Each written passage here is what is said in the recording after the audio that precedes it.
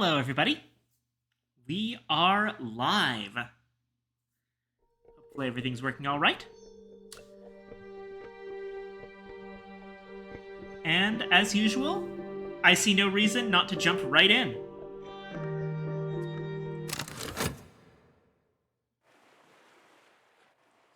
Put your journal somewhere safe. You can't destroy it by accident, but if you put it on the wrong shelf, you might be vexed. This is an accurate simulation.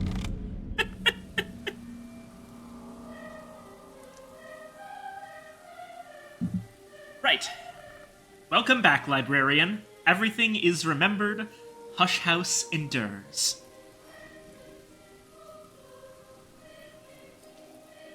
Let's see, where were we?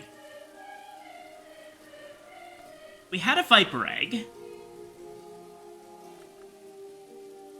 And that's about it for today. So, We've got an occult scrap, which we could use for something, probably.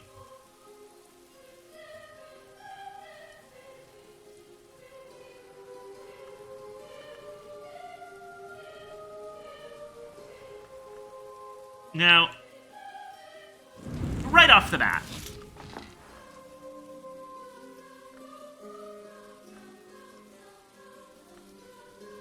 let's toss our third Faust into here to hatch the egg.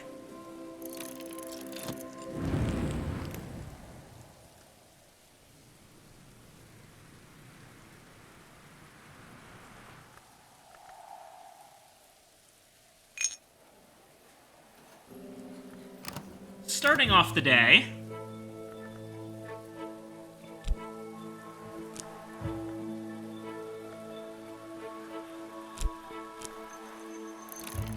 who's available at the Sweet Bones?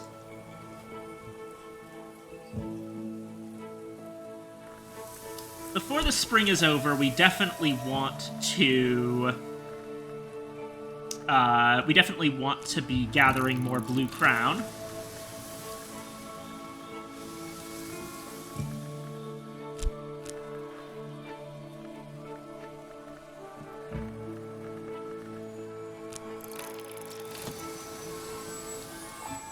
Anything else in that regard?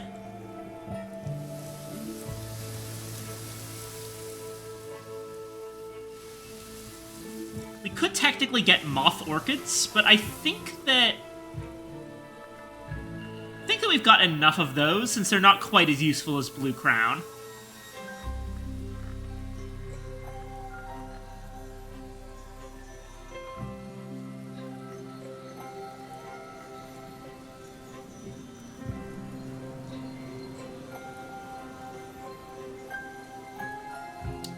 We've got a book to identify. Let's take care of that.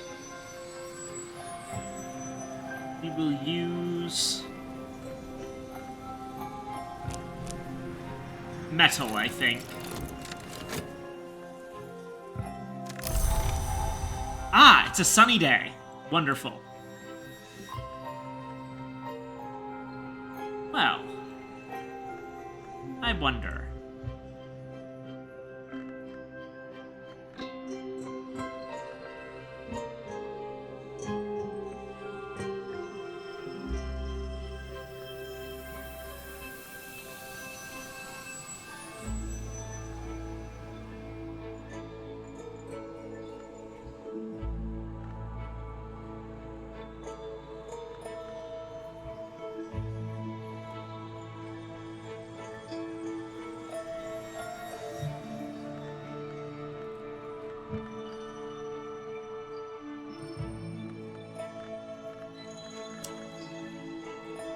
I think reading The Rose of Hypatia would be good.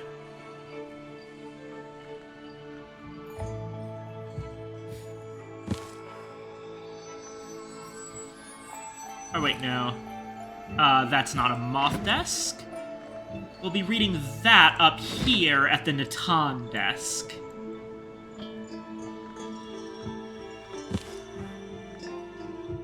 Now, moth primarily comes from our tryst. And we can add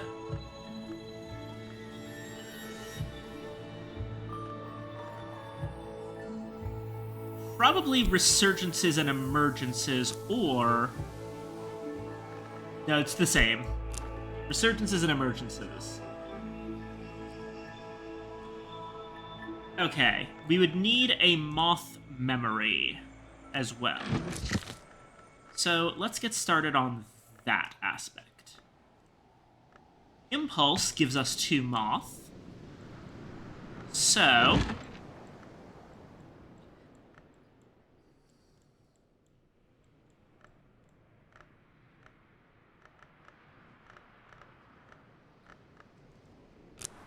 we'll use our Weston Guyard Arab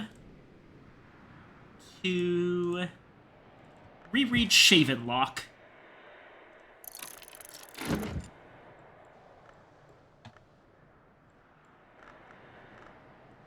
Now, meanwhile,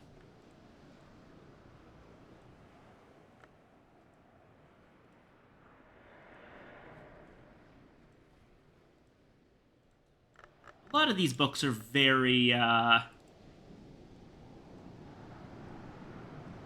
very complicated, but 2 plus 2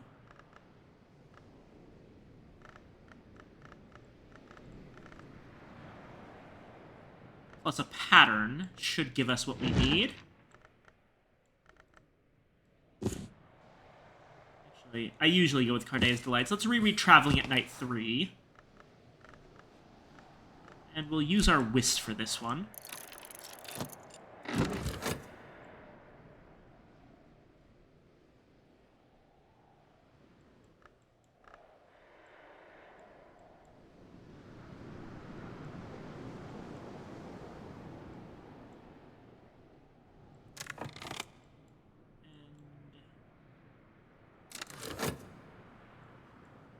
I want to plan some cooking too at some point.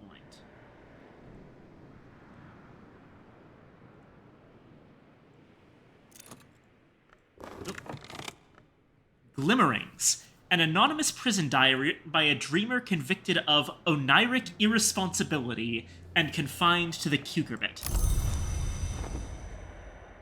Well, that goes with the rest of our cucurbit prison records over here for now.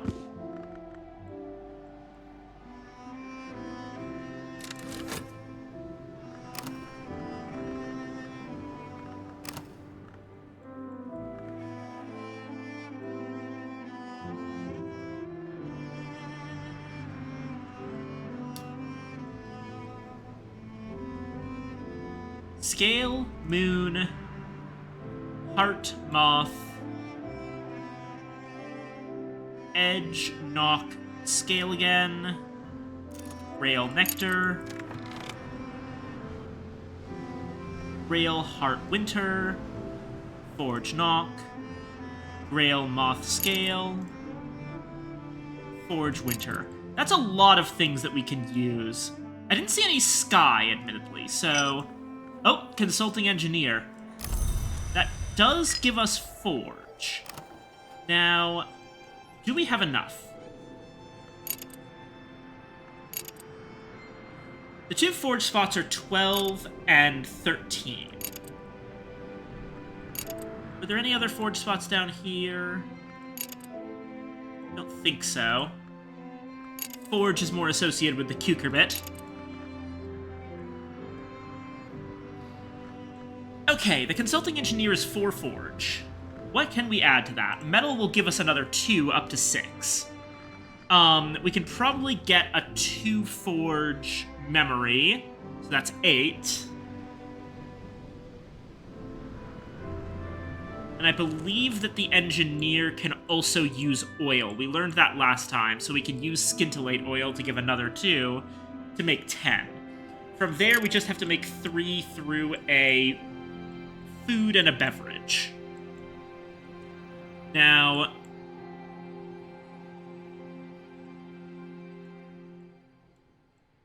the food, I'm pretty sure... Let me see.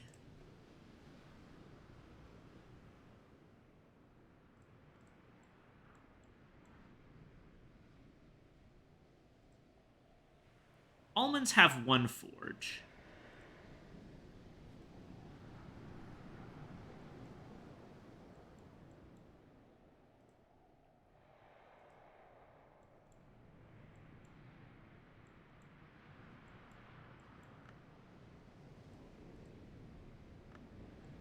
There's our second flush of Somme. I remember we had some Dawn Lion coffee somewhere lying around already.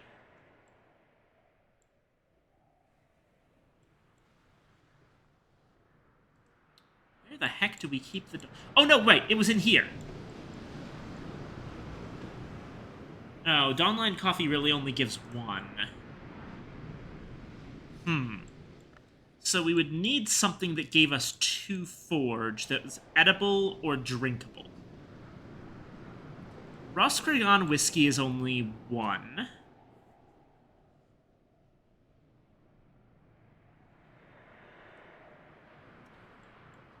We could probably roast that pheasant or this beef, but that would be a bit of a waste of a fairly expensive ingredient.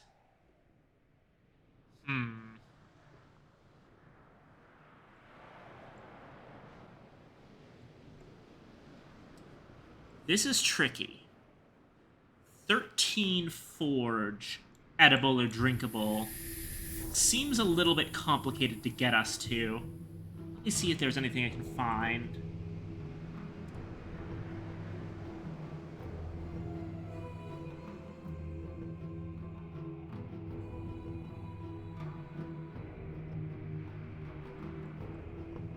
Wait, seriously? Oh, this might actually solve a lot of things. Let me see.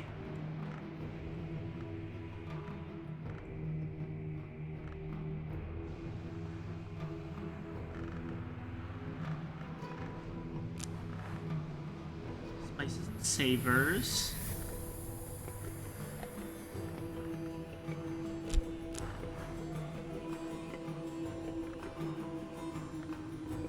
Add 2 from a memory.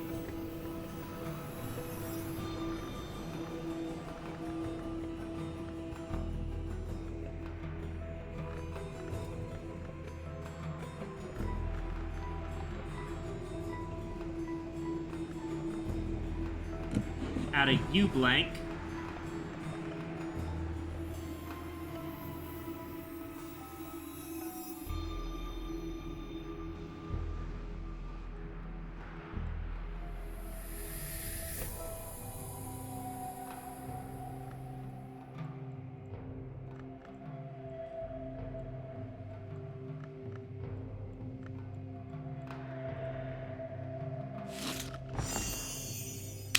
And we can turn Essential Periost into Pyrus Orichalcunus. You honestly don't even need to spend the time making a memory for this one. And the thing about Pyrus Orichalcunus is that apparently it has Forge 4.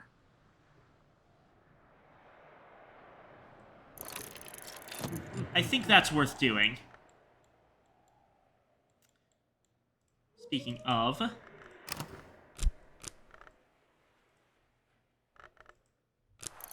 go ahead and explore with Crack Track.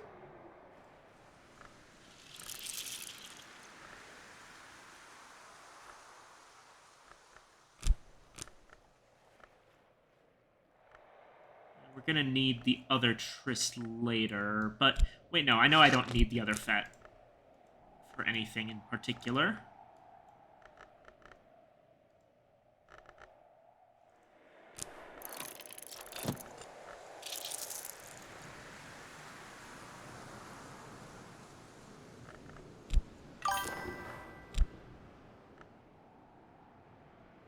We just started. It's going good. Thank you, Thank you, Azura. We're currently, juggling a couple things at once. We're trying to open up the stifling chamber up here. We're also going to be reading 2 books today, and we're doing our general harvesting and searching the local areas. Oh, and I almost forgot. making money off of the sweet bones.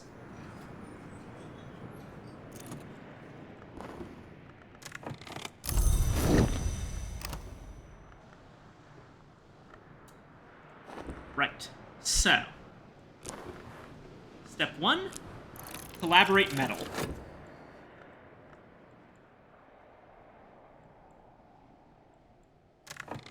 Oh yes, and it's a sunny day, so we should probably do something with that.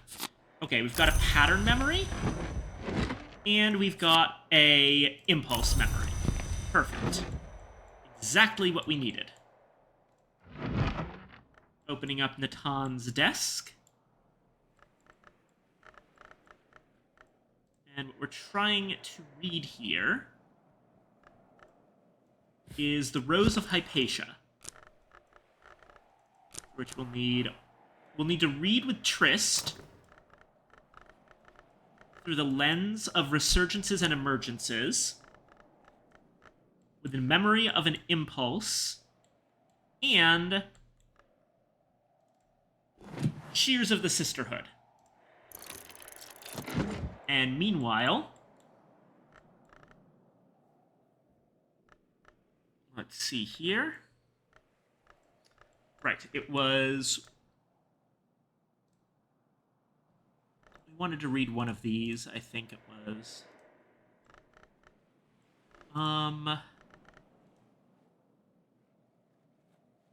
Was it By Their Marks Shall Ye Know Them? I now forget. Okay. 2, 4, and my highest knock. 7.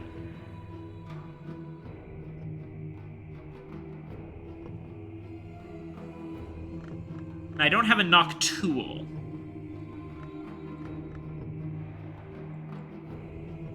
So it kind of comes down to if I want to risk it. I think that for the time being, I'm just going to do the simple thing. And read By Their Marks Shall You Know Them. A monster hunting initiative of the hour named the Colonel, who identifies herself as Little Sophia, provides advice on finding the weak spots of Long.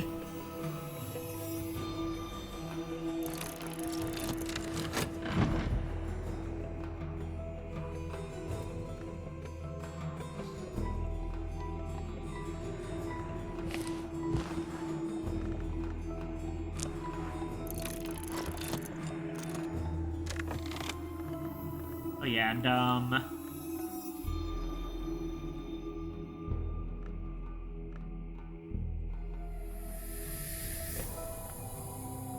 we do have Dear Day lenses, so it's possible.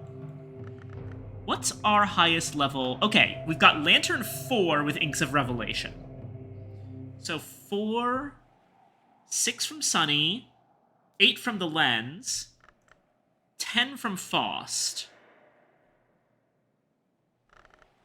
We can read books up to Lantern 10, but unfortunately our best... I think the only Lantern book here is 12.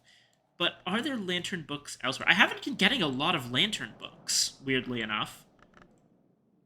Ah! But here we have Unhatched Hymns. Unfortunately, that requires Sabazine, which I don't believe we have. A Light in the Inkwell, though, that we can read. So let's do that with our sunny day.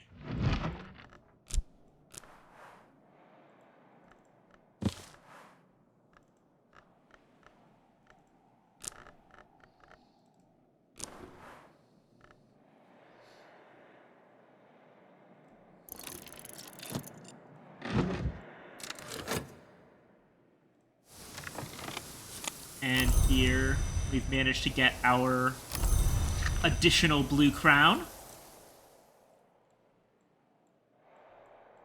One of which I will immediately brew into tea, because you can never have enough blue crown tea.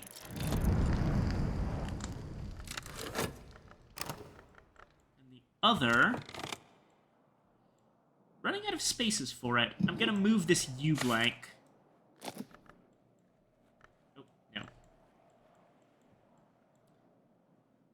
back down to the Nocturnary, because we've been using these U-blanks to make Pyrus Orichalcunus.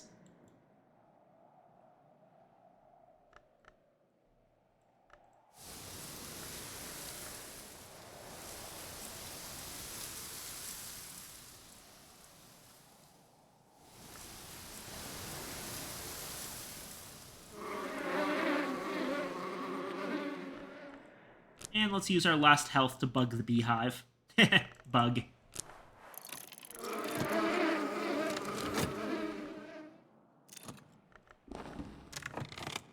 Alrighty. Consulting engineer is at 6.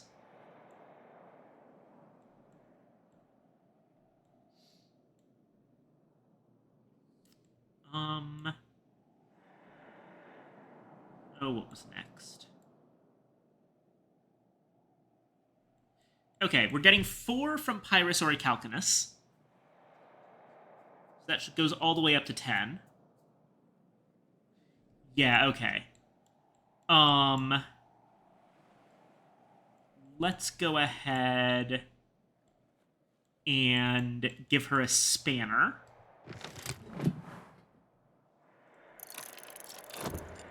And in the meantime,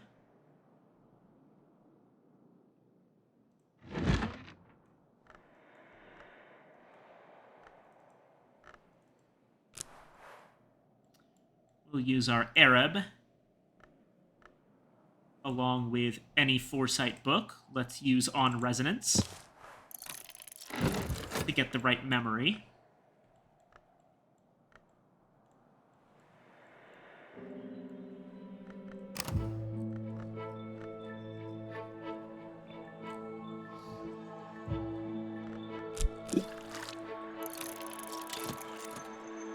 Drop some water from the well. Snare of the Tree, collected proverbs of Aunt Mopsy. Huh. Alright. That's gonna go over here.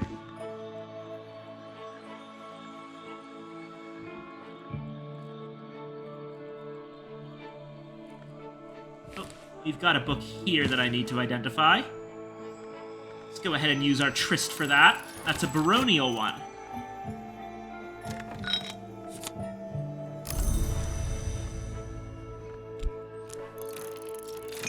Last Faust for help with letters.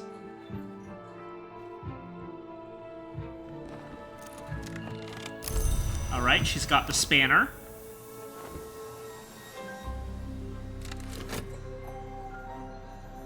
And we'll have to have her on downtime for about 20 seconds to wait for the Pyrus Orichalcunus to finish. But some of our books should be... Little Sophia observes dryly, should one desire to slay an immortal, it is most practical to do so before they become immortal entirely. She details the marks, the changes that long undergo as they abandon their mortal condition.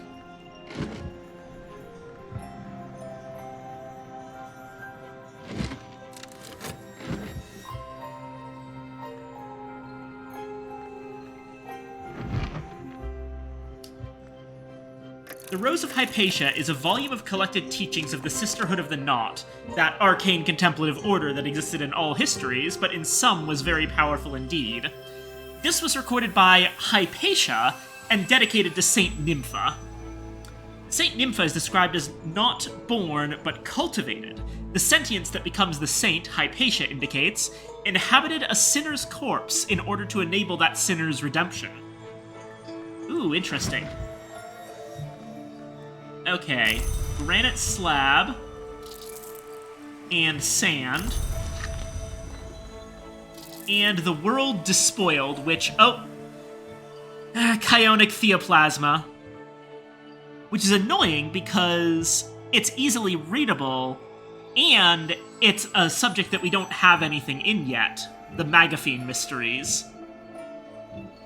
Also, it's Gideon DeWolf. Oh dear, and a chilly nimbus numbs my hands, a theoplasmic contamination. Your tryst and this item are contaminated. Oh, dearie me. Okay, our tryst is despairing. Melancholy is the mist on the soul's waters. Despair is the wolf that prowls the water's edge. That sucks. That sucks. What's our best source of sky? Strings and songs. It'll be that plus probably some simple stuff. Anyway, here's the Pyrosauric Calcanus done. Alright, I know we have a quarantine zone for Chionic Theoplasma. It's right here.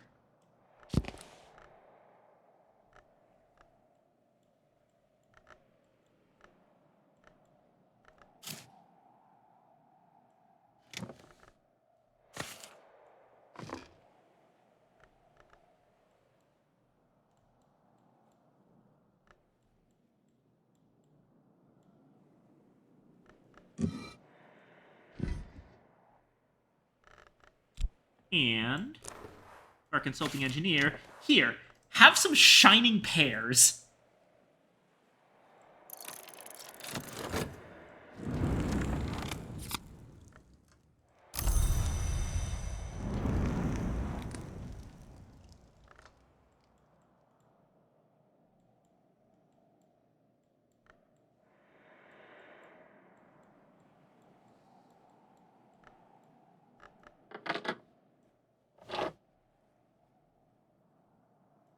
There we go. Blue Crown tea right there.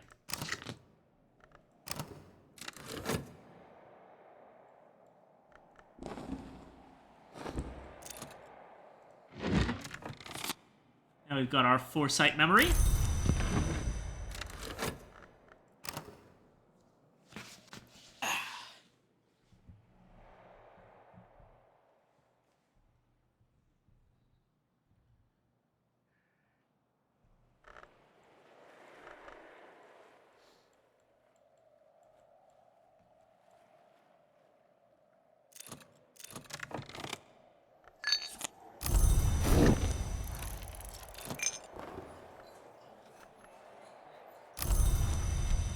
And finally, memory.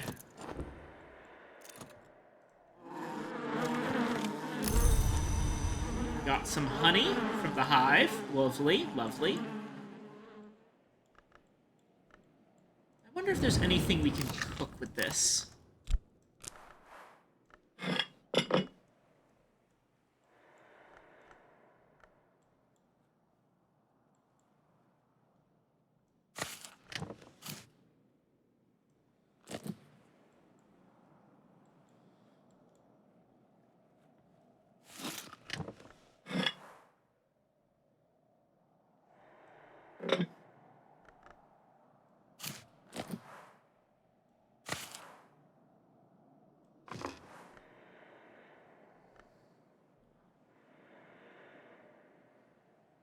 Let's try to jug a pheasant. I've never been convinced of that particular, like, recipe, but it's interesting. Not all the dead enter the Mansus by the winter door. Not all the dead enter the Mansus at all. Weaving and not working lessons, and it's a solace book.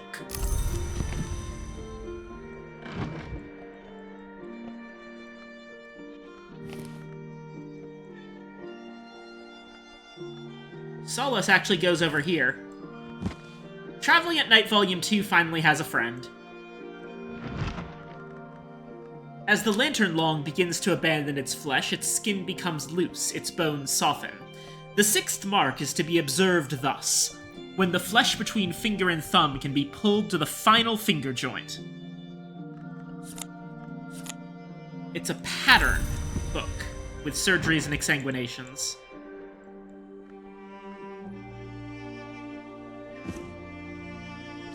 Pattern goes over here.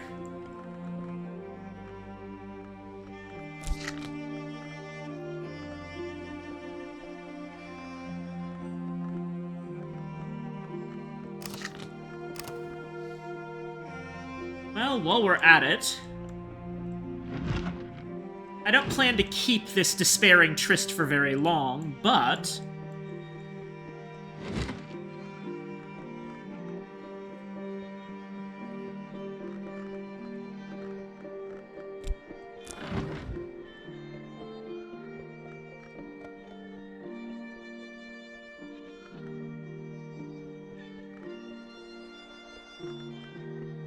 oh wait, no, I don't have a...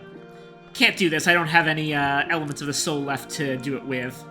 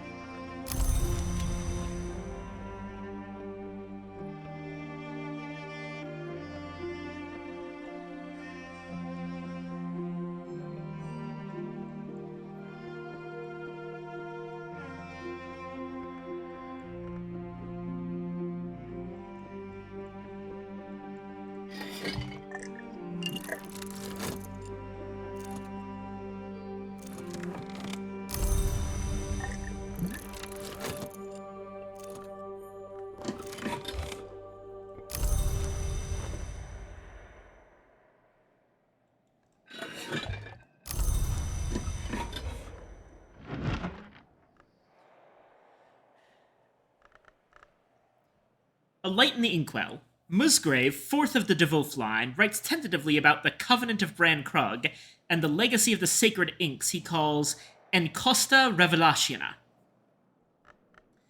Words are of the first importance, so the Book of Suns teaches, but do not words require ink, and is the inkwell not then the womb of words?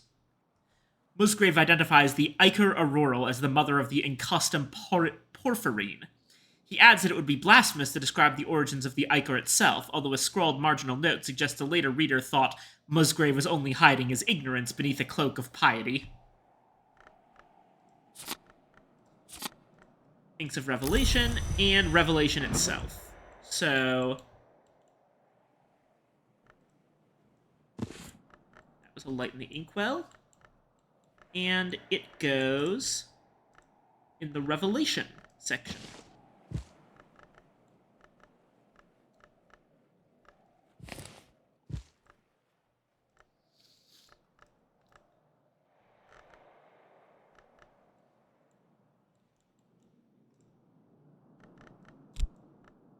No fires are visible, no scorch marks, no smoke, but this room pulses with sultry heat.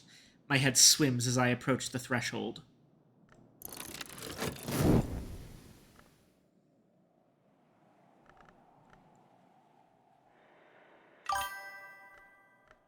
I'll show you sultry heat. Hi, base!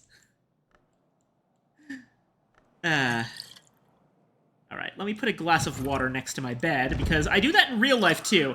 I tend to get very dehydrated when I'm sleeping.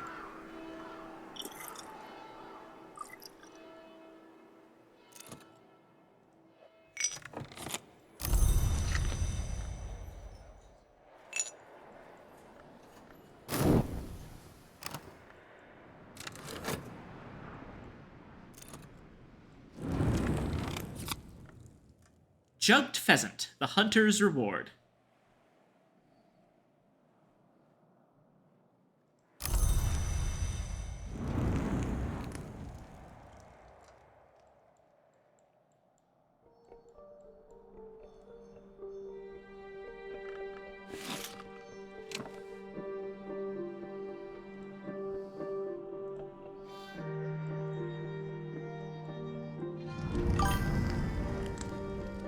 Jugged Pheasant does a lot. Are you planning a meal? Possibly. I'm mostly just making food in preparation for a potential future meal. I tend to want to make a bunch of different kinds of food first and then decide what to actually put together into a meal later.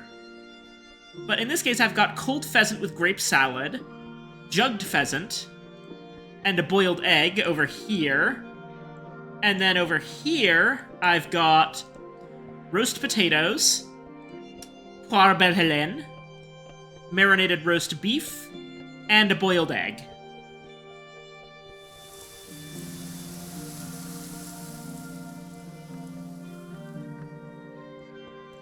That said, it is getting towards the end of spring, so it's possible that by... I should have like 2 more days. So tomorrow I think I'm gonna start writing invitations. I do want there to be a, let me see. Poire Belle Helene is called something else with the special pairs. Ooh, I didn't think of making Poire Belle Helene with the, with Pyrus Orichalcunus. Yeah, spring or summer is the only times that a picnic is appropriate. So I want to take advantage of the weather.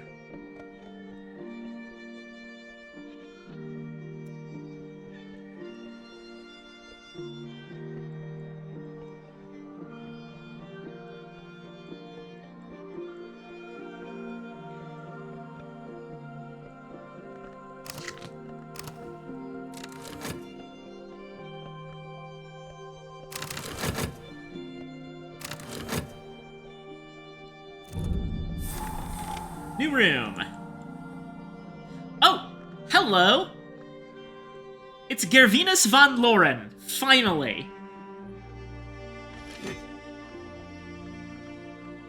As well as Towards a Fundamental Aesthetic, one of the Newman books.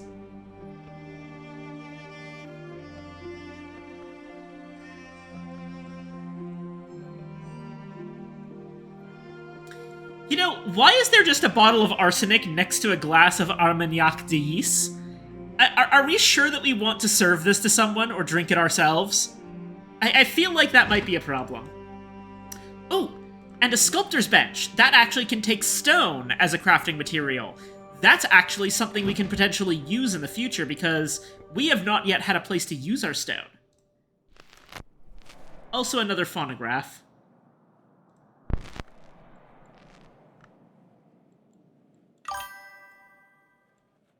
Governor Cullors might have just had an arsenic preference. Wouldn't surprise me, the man is weird. Anyway. Van Loren goes here. Oh, hello. Wait, do I have everyone? Hendrik de Wolf, Thomas, Walter, Musgrave, Gideon, Valentine, Ava, Ambrose Westcott, Kitty Mazarine, Solomon Husher, Fraser Strathcoyne, Natalia Briot, William Harries, Thirza Blake, Sir David Green, Brian Levinson, Serena Blackwood, Gervinus von Loren, Snake and Snake. I am the 12th librarian of Hush House.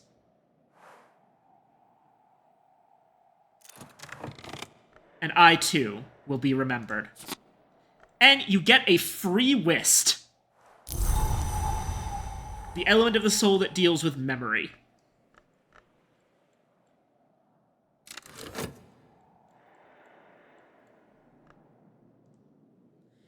In this room, the governor was Cullors the artist, Cullors the dreamer. It was a side of him that almost no one saw, especially when after the death of his wife, he grew so much more solitary. That said, there is a connection to be drawn between his enthusiasm for sculpture and his ambitions for his human subjects. And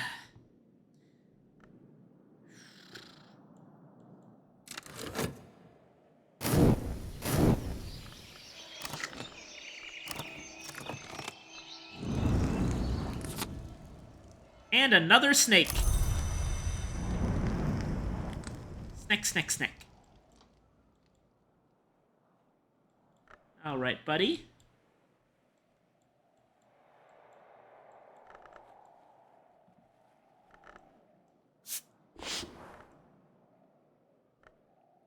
Or no, wait. I want to talk. Effort requires a soul card. Door snake? Perhaps. Let's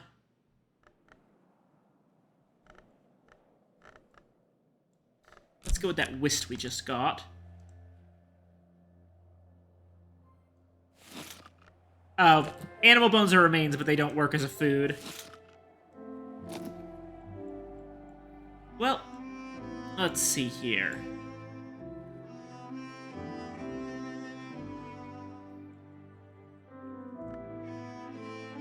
Must be either an egg or some kind of remains. I think an egg is probably... Oh, wait, no. Pilchards. Pilchards, pilchards, pilchards. Here, have some fish. Another lovely sunny day. Now, a couple of things to do today. First and foremost, deal with our despairing tryst. That's, not something that we want to deal with. We'll use strings and songs.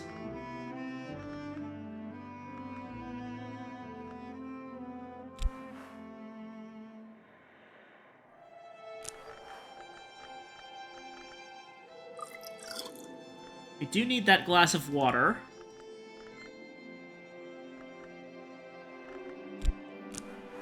And let's use the sunny day here.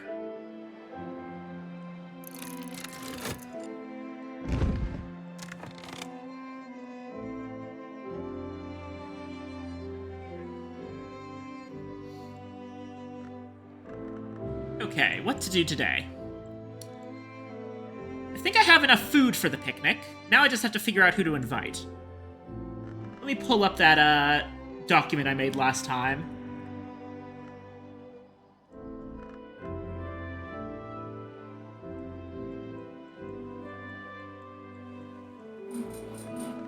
I think this time, oh.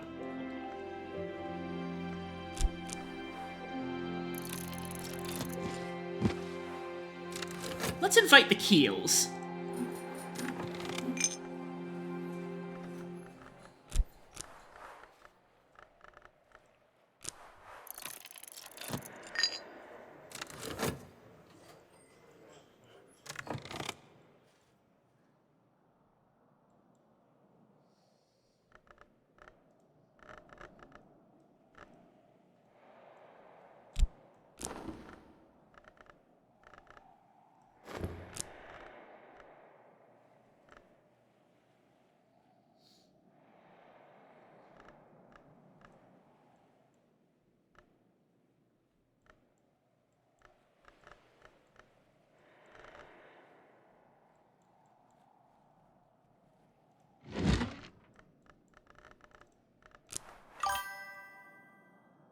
Regression paralysis?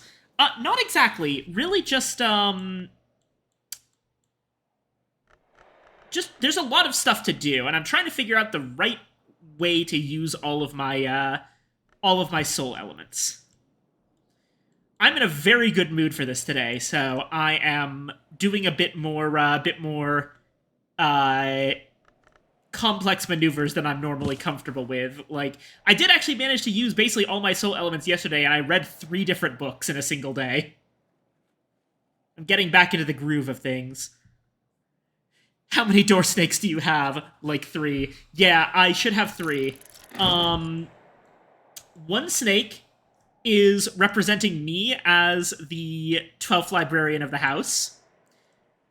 This is to note that I am leaving the house in the care of the snakes, and they shall be the 13th librarian. And once this snake is tamed, they shall keep watch over the keeper's lodge, or no, the front door, I might have to move this vase of gorse or the rushes. That's unfortunate. It's nowhere near enough snakes. What are you even doing with your life? I'm aware. I'm fully aware, but I can only get snakes when I find the viper eggs out in the moors. I'm doing my best. Speaking of which... There we go. I'm not gonna go beachcombing today because I want to save my fat, I think. Or at least I'm not gonna go beachcombing with fat. I probably don't need any more blue crown right now, so I might do it with health, but that seems so wasteful. Health is so much more important for, like, everything else. I'll consider it later on in the day.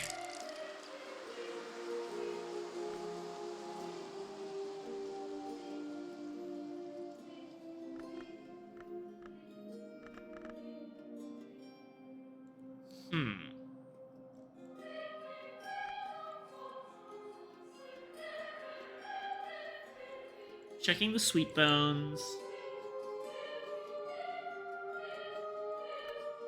And right. Invitations. Let's see. Oh, right, the goals, yes. I forgot about this one. We can actually use Faust for this one, so let's do that. And we'll use Applebright Euphonies here.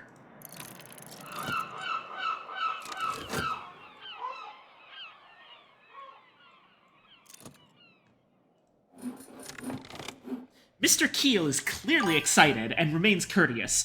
Mrs. Keel is courteous and may be excited. As ever, it's difficult to tell.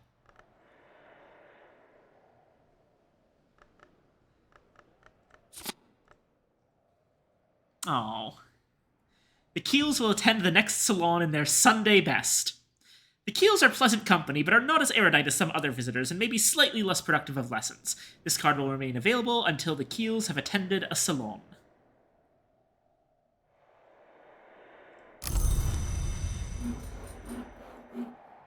And yes, they did in fact send a gift ahead of dandelion wine. I may in fact serve this. All right. Who else are we bringing along to this little picnic that we've got going? Also, apparently we can now. Oh, let me actually use the governor's desk, because apparently we can just use the typewriter.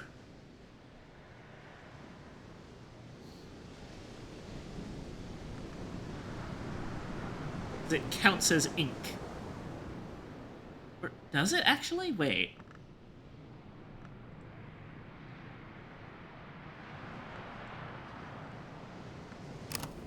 Okay. What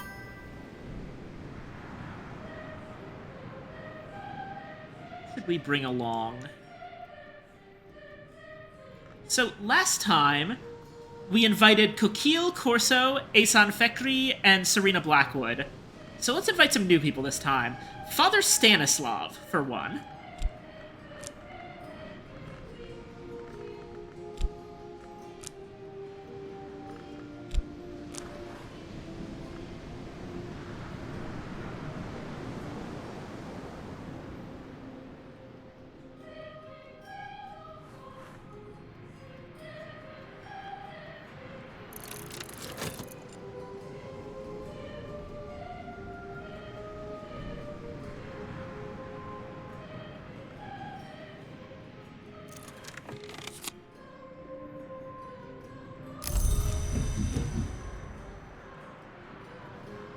And Madame Olympe Bechet.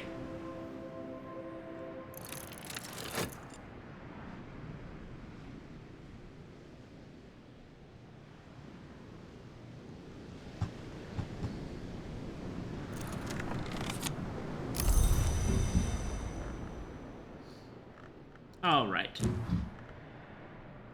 Who else?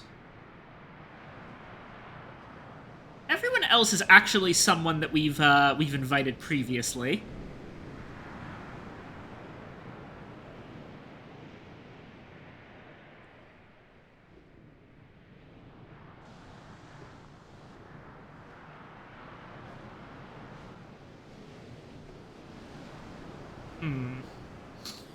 So we can pick from between Coquille, Corso, Asan, and Serena.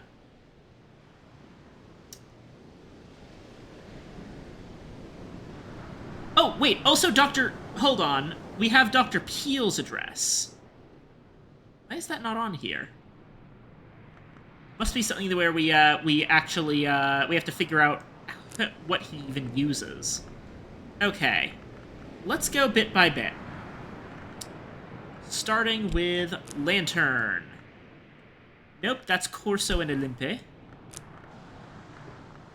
What about Heart? Can't do Heart. At least not that way.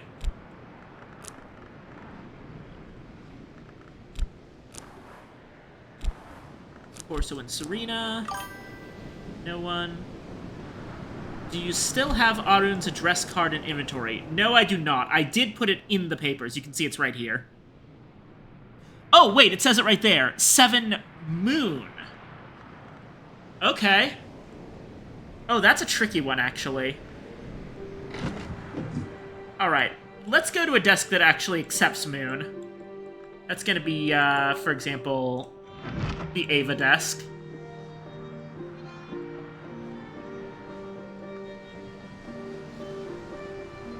And actually, if we want Moon, instead of using the typewriter, it's actually better to use our massive amount of Catwink here. I knew I was collecting it for a reason. Okay. Moon pretty much only comes from Trist here, so...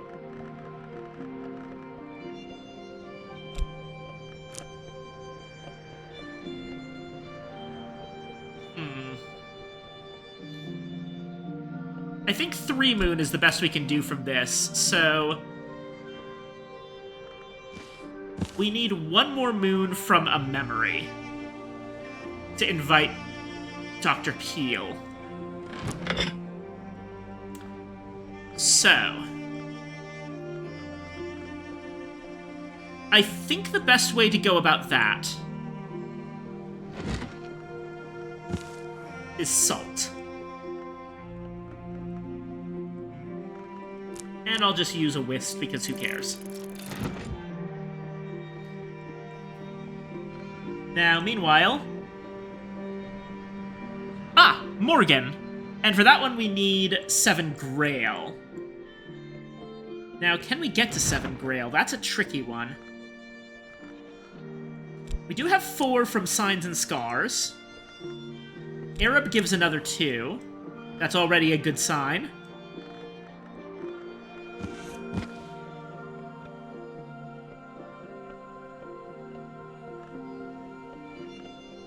So we need a memory with at least 1 Grail. That's also doable.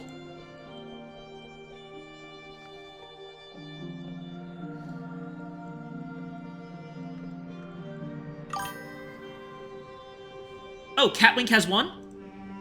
Oh, heck yeah! I never checked that. I didn't think Catwink had a Grail.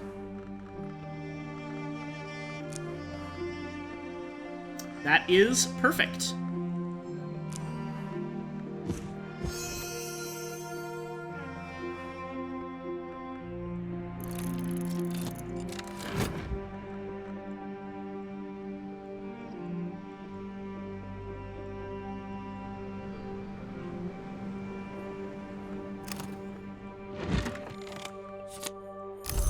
There's Morgan's invitation.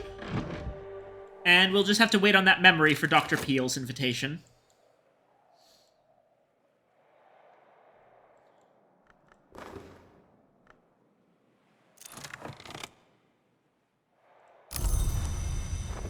And we have a tame serpent. Now, where can I put this little guy? He will be in here. He'll like it in here. There's all the nice flowers and the good places to slither. He won't be explicitly at the door itself, but visitors will have to come in past him.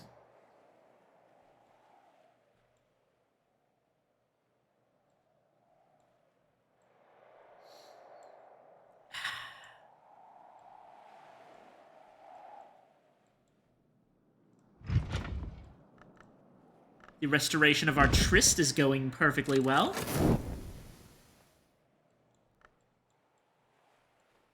We're about to see who's available for the day.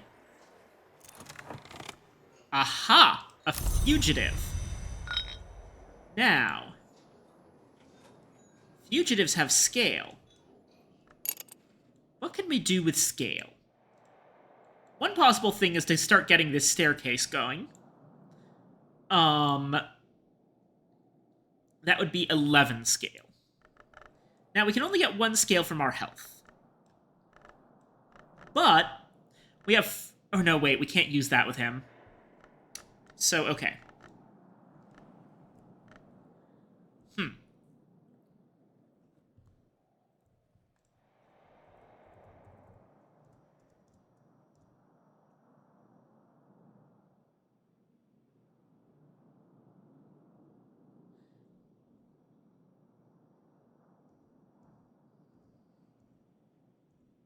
Let's see.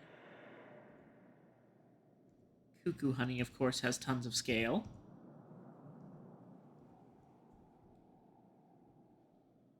Scale foods are tricky.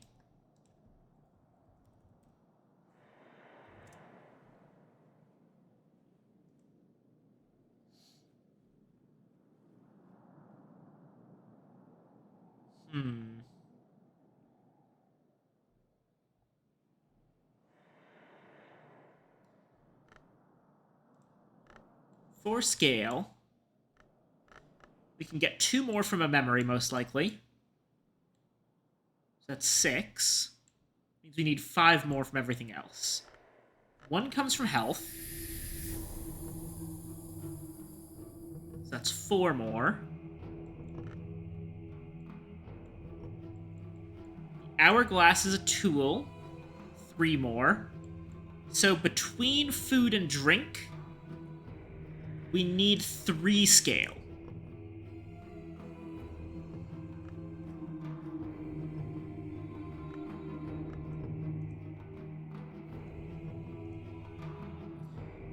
There's a number of foods that we can get with 1 scale.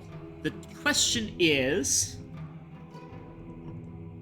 are there beverages that have more than 1 scale?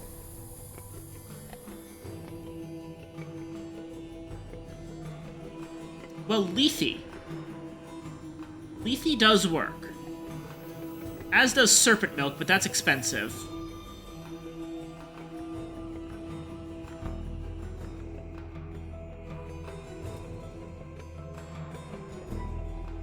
Oh, wait. Strathcoin whiskey. I keep forgetting that that exists. Thank you, Fraser. We have some somewhere around here. Yes, we have some right here. And luckily, this can be ordered from TRN Limited, so I am completely fine using it. Let's go ahead and prepare by pouring out a lovely little glass of Strathcoin whiskey. And getting ourselves a 2-scale memory, which is going to be a savage hymn.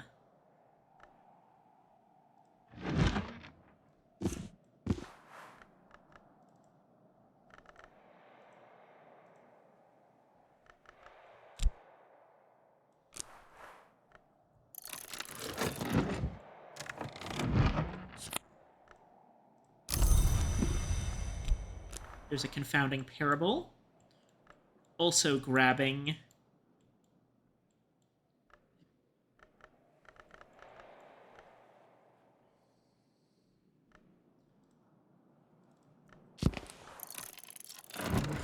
from the Damascene traditions of the House of Lethe, an impulse.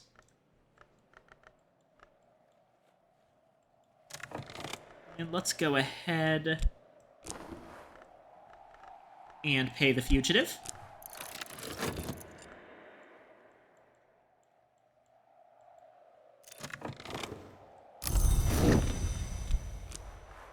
Here, have a drop of the good stuff.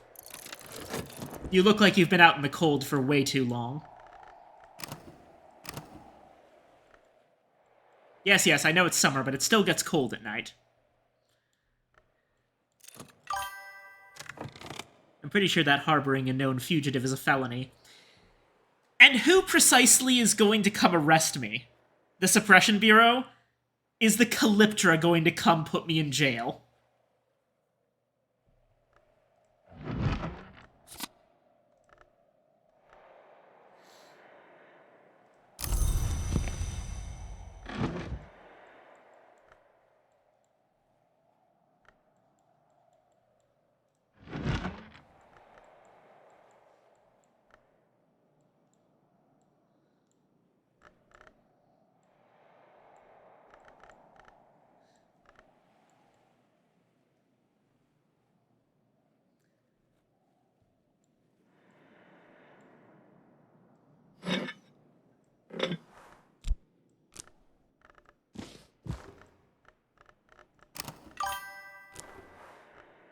That lady at the post office seems kind of mean. I wouldn't want to be on her bad side. I mean, honestly, she doesn't care. Her job is to post the mail for Brandkrug, and she does her job well, and she doesn't care about anything else.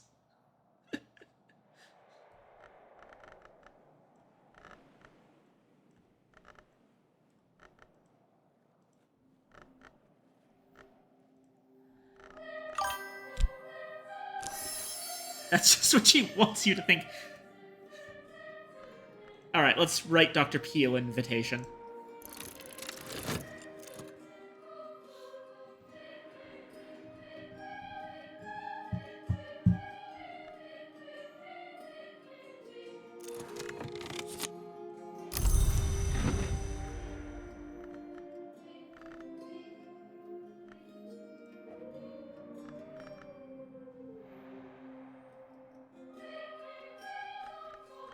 Oh hey, mushrooms!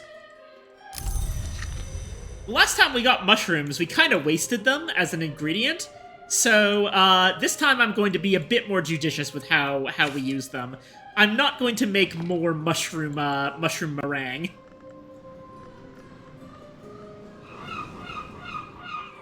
And a seagull's egg.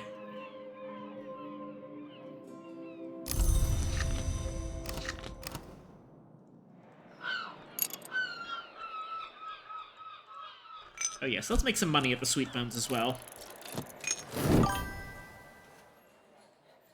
No, mushroom ring. We still have the one we made before. It's on the table in Solomon's room. I hope he likes it.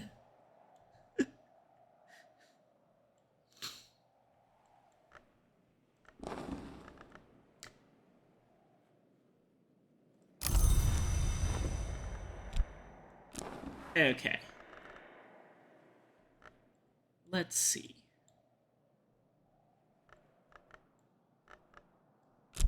Collaborate health.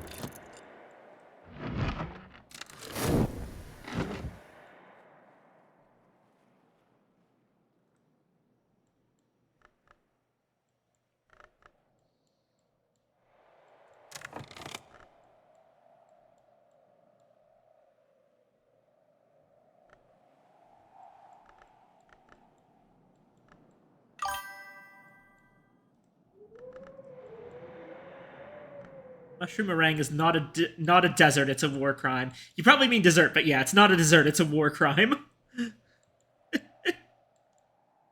It may be a desert. Jury's still out on that one.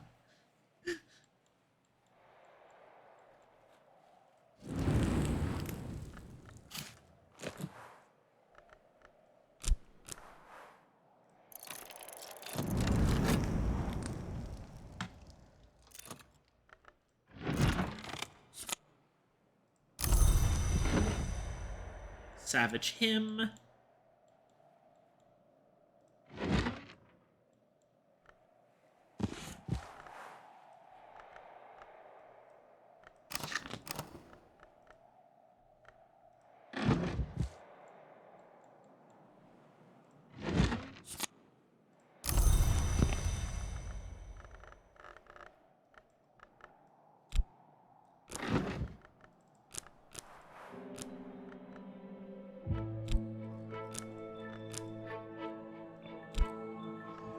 Oh, it was moon, not moth. I'm an idiot. Okay. That's fine. That's fine. We can handle it. What else has moth?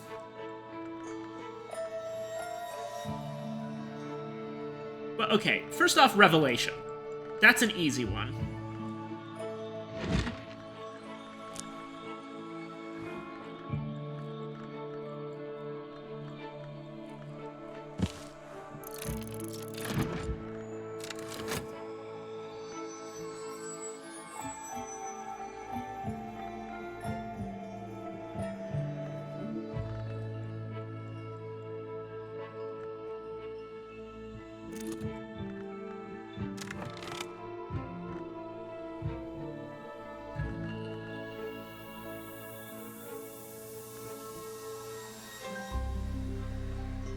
Do I need to... Hold on a second, let me check something.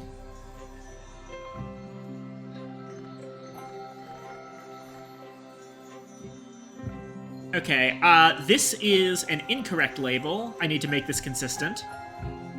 I've been using MO to mean moon. And M to mean moth, so that's actually 2 moon in 2 rows. That's the same mistake I made with the other one, and I don't want to make it again.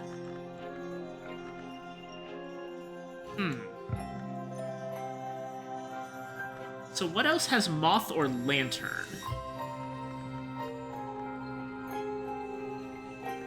Foresight has lantern. That's something.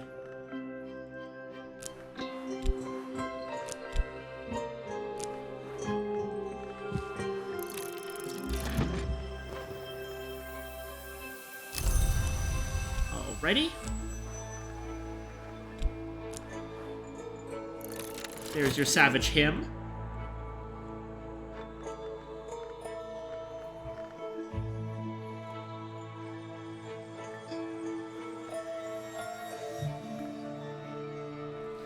Oh yeah, it's late enough in the day.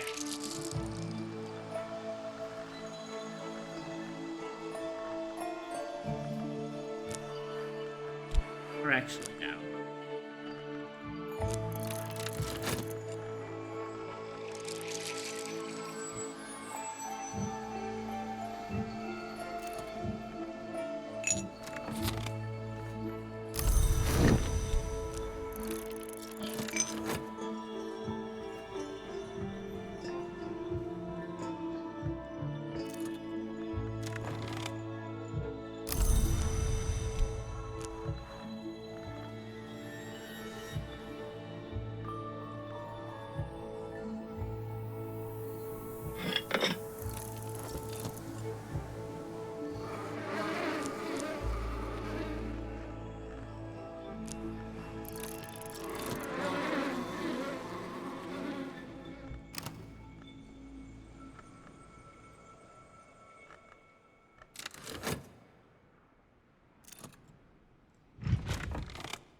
Hey, my tryst is back to normal.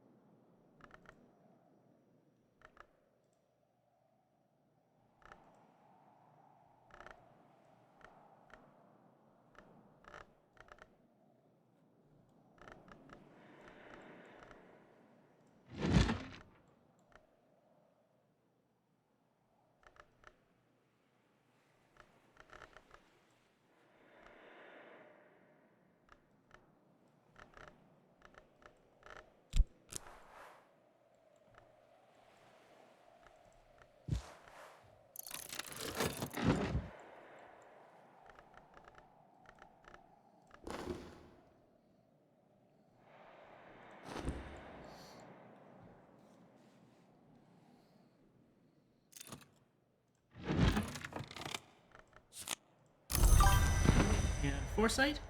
I am cultisimming and cultistimming, and I just invited the detective out for lunch. No poison. This will definitely clear my name after leaving his bludgeoned corpse in a diner. Oh no.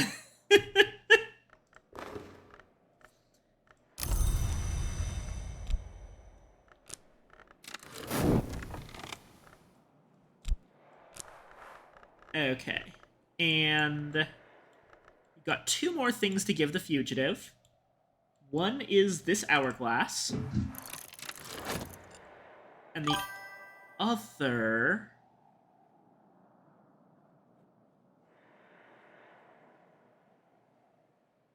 Wait, what was the other one?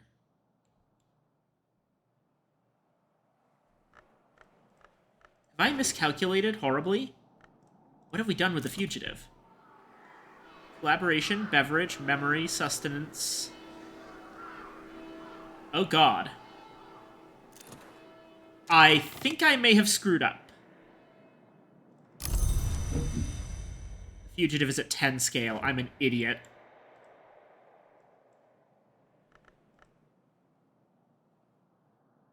fuck this up? 2 plus 4 is 6. Plus honey is... Did honey not have scale? Did the honey not fucking have... The honey didn't have scale. I am the biggest idiot in the entire world. I have just wasted the entire day and a lot of resources on this fugitive who now can't actually do anything.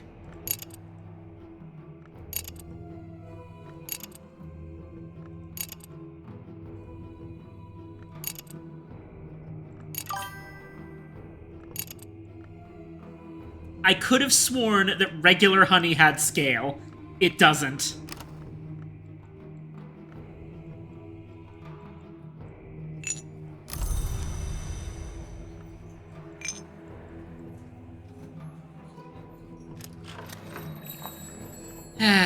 Okay.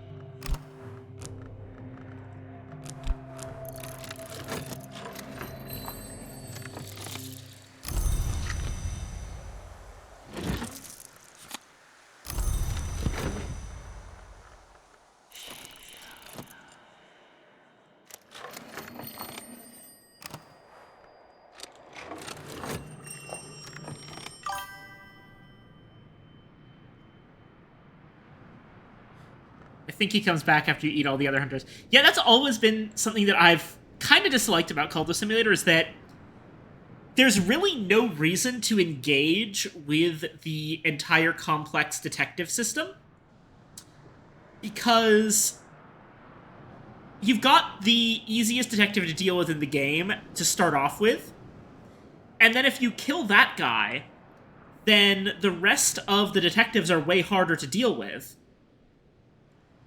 And then if you kill all of them somehow, you just get the first tutorial detective again forever. So, they can be friends though. Yeah, but you never really need them exactly. It just feels weird. I'm less driven to roleplay in a game like Cultist Simulator, just because everything's so tight. And I usually find it easiest to just stick with the starter detective the entire time, rather than engage with the system, and I think that's unfortunate.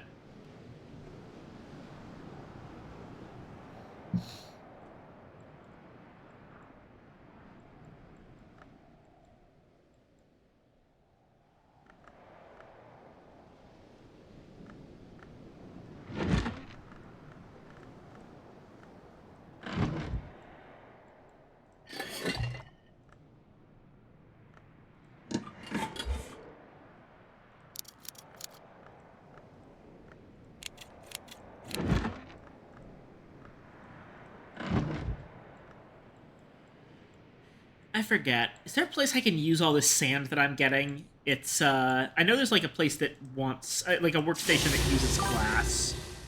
Ah, there is one down here. When he has damning evidence that you can't get rid of before the season of investigation is coming up, killing him might be the least bad option. That's true, but the way I play, I'm never in that situation, because I always wait for notoriety to go away before I do anything else that causes notoriety. I suppose that if you're going fast, you're trying to go fast, then you can't really do what I do, but still.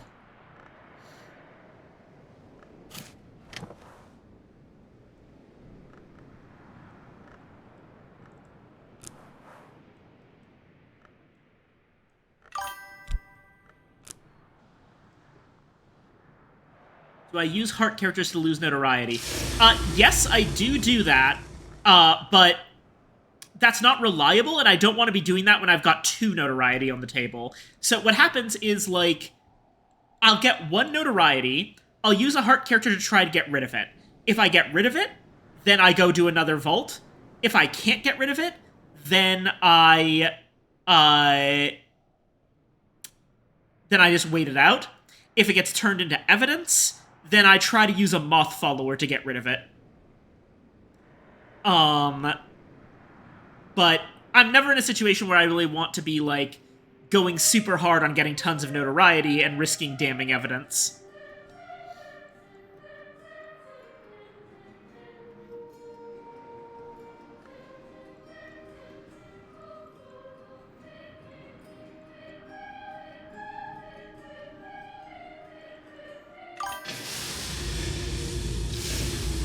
Oh, Blippy says sip, sip, sip. Thank you, Bippy.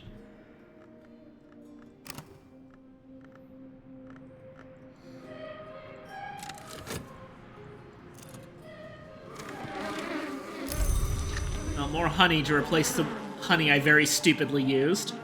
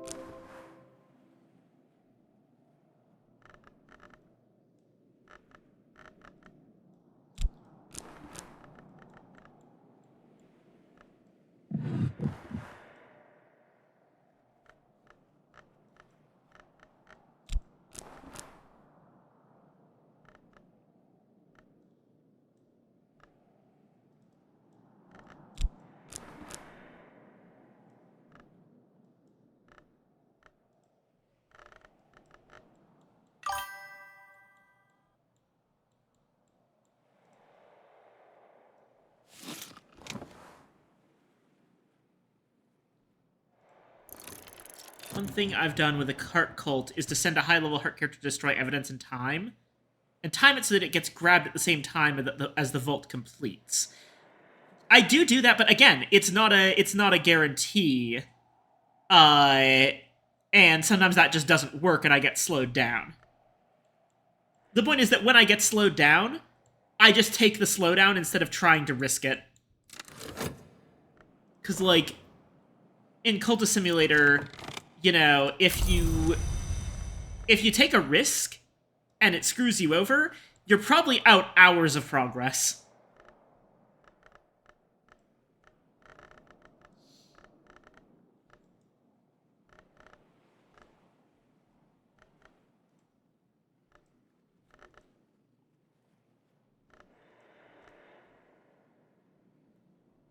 Let's see, what skills do I want to go up? Ever tried to flood the zone with Mystique? I have done that. Unfortunately,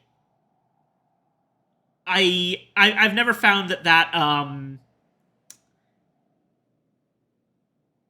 actually helps me with any of the stuff you're talking about here, right?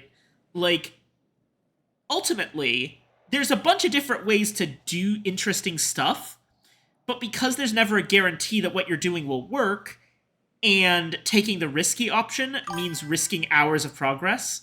Oh, ad. I see.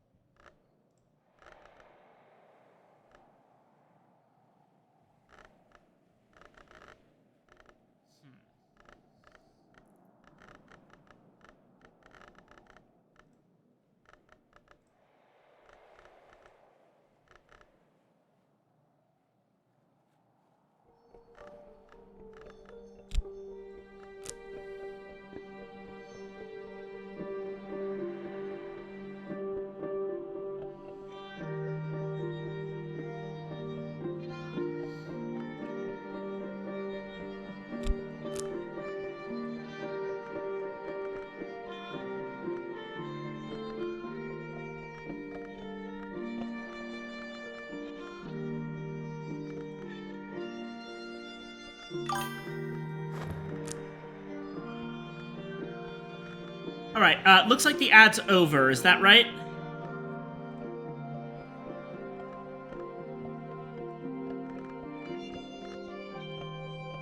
Okay, so again, it's kind of the same deal. There's a lot of interesting things you can do to fuck around with the system in Cultist Simulator. But whenever you take some kind of risk in Cultist Simulator that involves notoriety, it comes with the inherent downside that if things go wrong, you're all the way back to the beginning.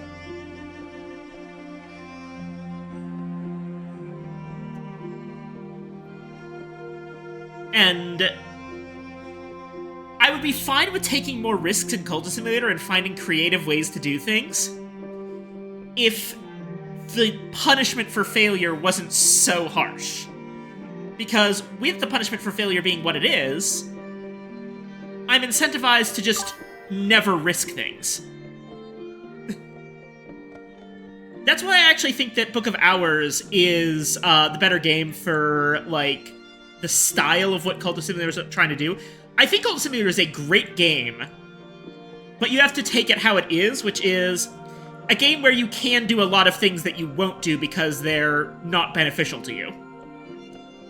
Another example is the entire concept of one of your followers going and, like, forming a rival cult. Like, that idea is really cool. But it only happens if you manage to piss your follower off. And it's actually kind of hard to do that by accident. And even if you do it by accident, it's the kind of thing where it's only a downside. So you do it once, and then you're like, well, I'm never doing that again. And that's fundamentally the problem.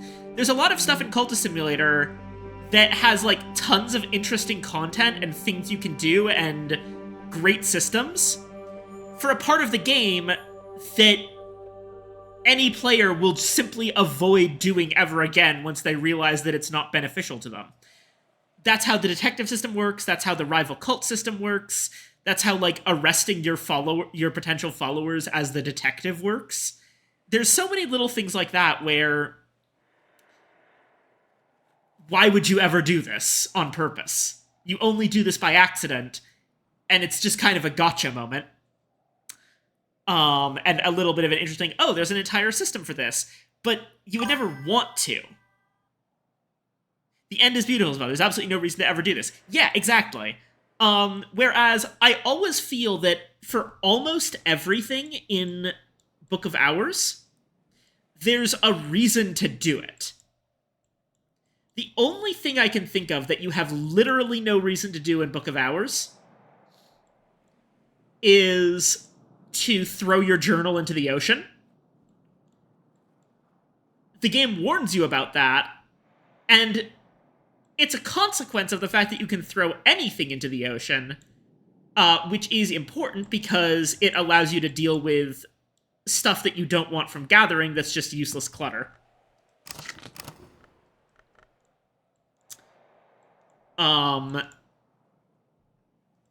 Oh, hey, I didn't notice this one here. I need to get, like, one more memory that is heart. So, let me go ahead and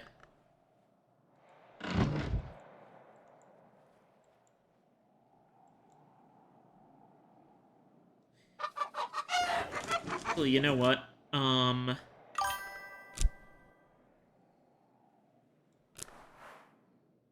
If they removed your ability to destroy your journal, it would not negatively affect the game in any way. That's true, yeah. Like, they probably could make the journal exempt from that feature. But, admittedly, that one's thematic. And it's the single instance of that, as opposed to it happening basically all the time in Cultist Simulator.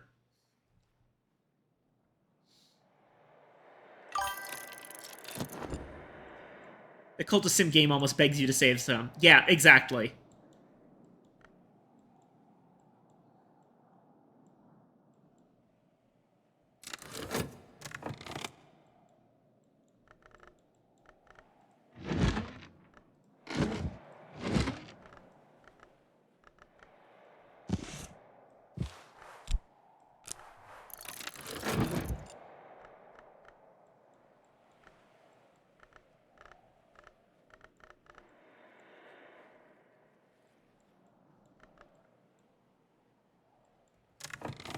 That said, hold on a moment. I really do not need this much damn sand.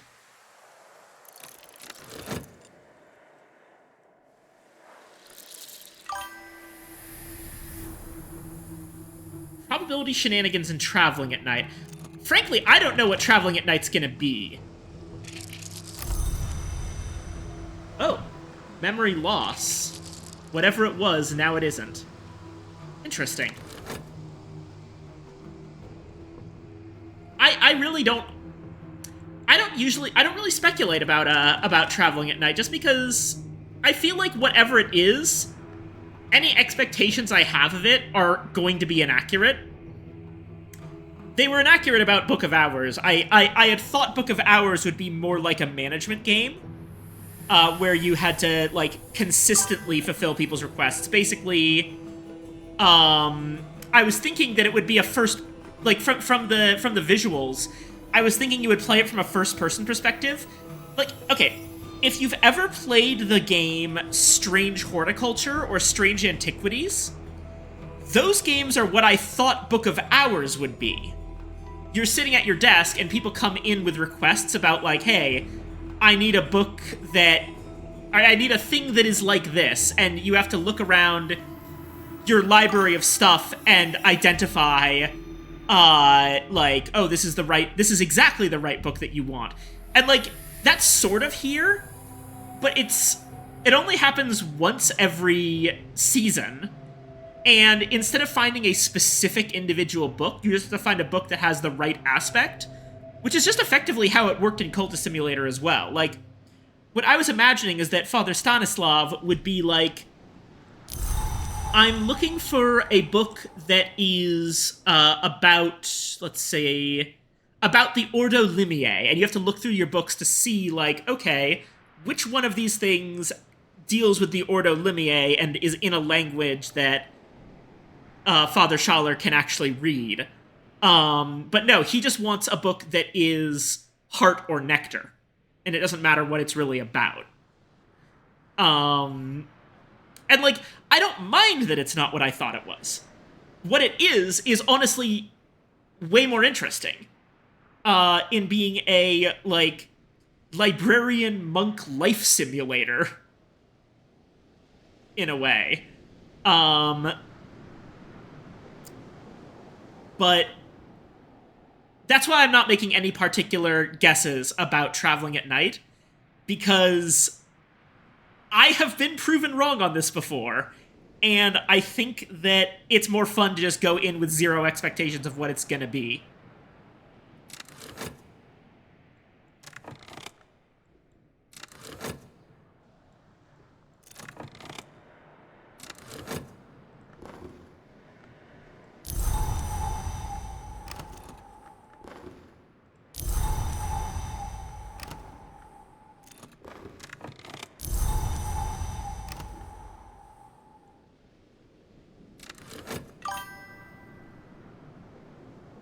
I think Traveling at Night's gonna be pretty cool. That's about it. That's the one thing I am certain of, because Weather Factory so far are 2 for 2 on great games.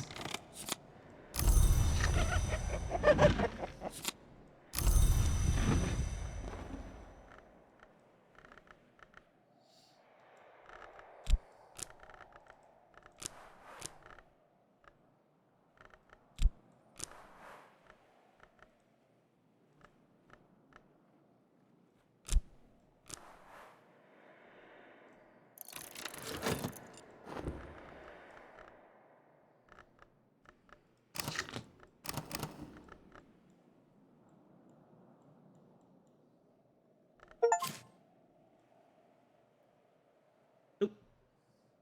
Sorry about that. Actually got something running in the background here. It popped up an achievement.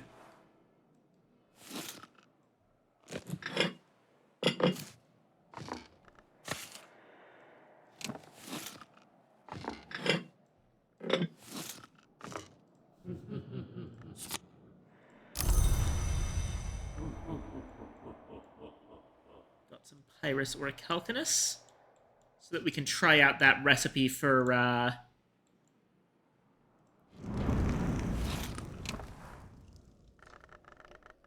Poire Belle Helene with Pyrus or Calcanus.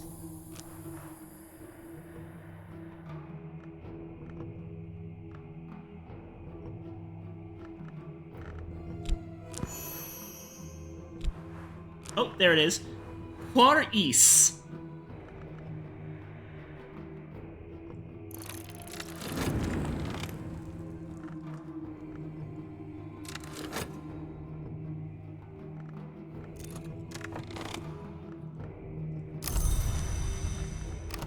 Alrighty.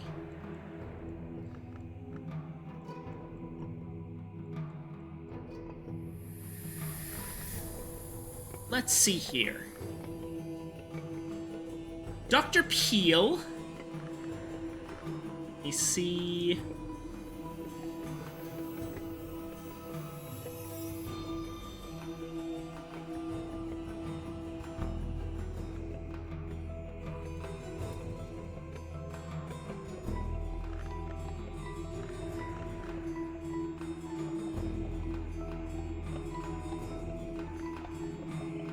Prefers moon food and drink.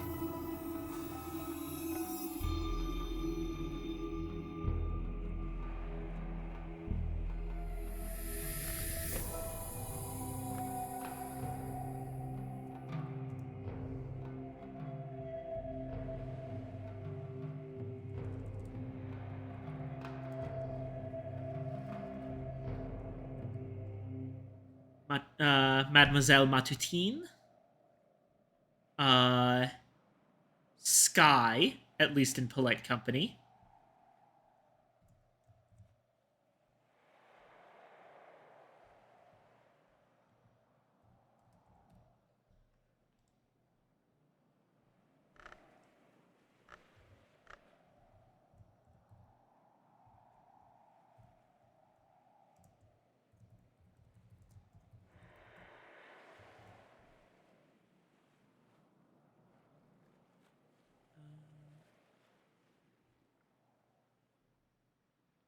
Forge.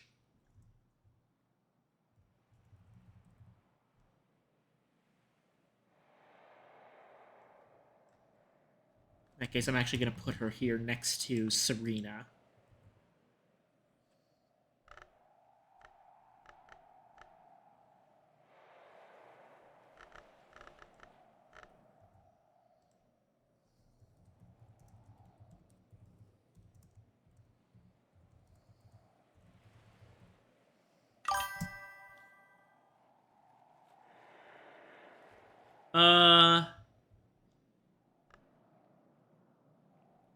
I don't know what that means. Oh, it looks like it was an accident. Prefers heart food and drink.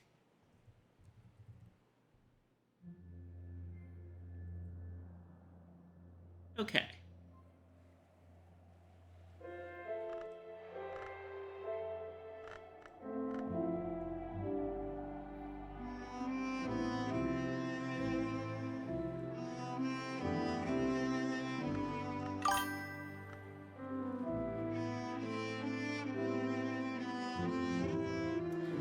Sadly, the lovely gift of homemade dandelion wine that that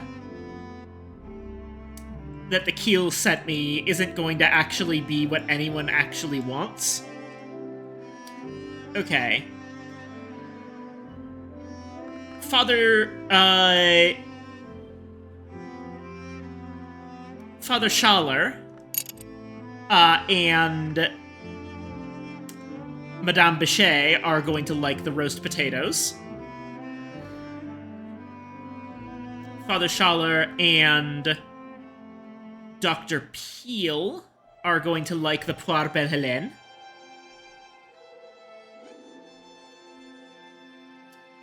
The roast beef is appropriate for... That's going to be Bichet again.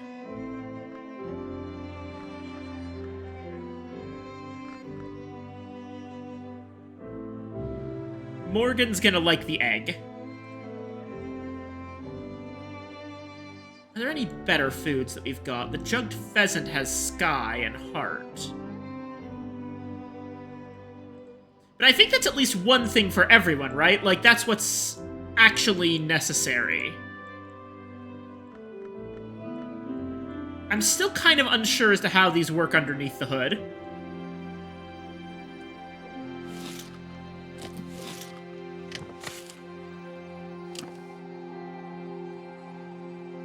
And I am going to need one extra side dish for the keels. We've got a side dish. The first course is an egg.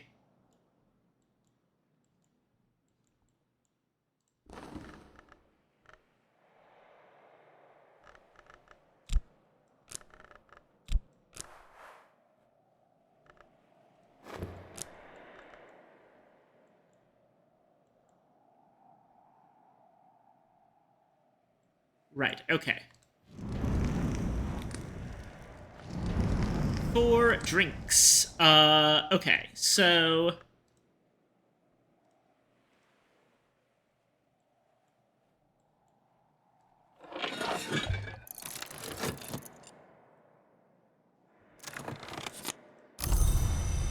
Blue Crown Tea. That's gonna be for Morgan.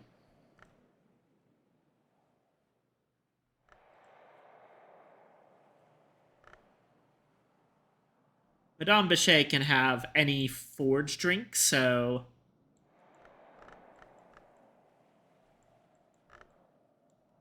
we can finally empty out this bottle of Rose Cregan.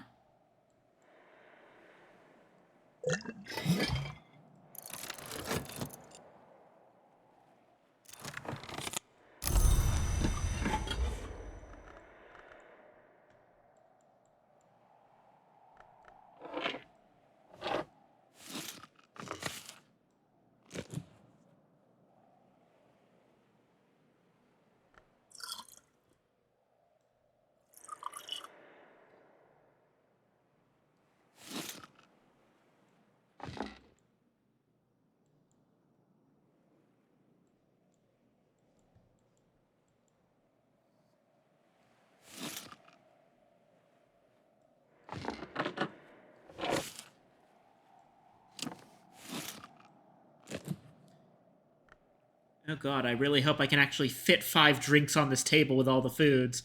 I might have to put the drinks on people's chairs. That seems so bad. But I physically do not have room on this table, and there aren't any other tables in the room.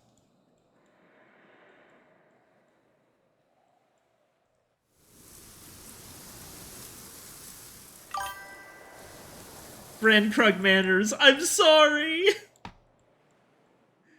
Okay, we've got drinks for Morgan and Olympe.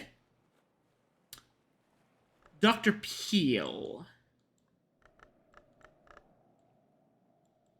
Dr. Peel likes moon beverages.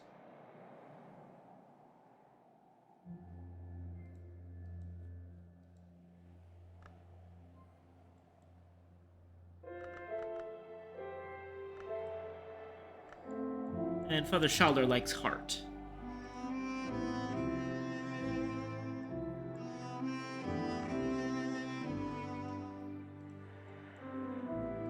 Well, I can use this TRN Limited for Father Schaller.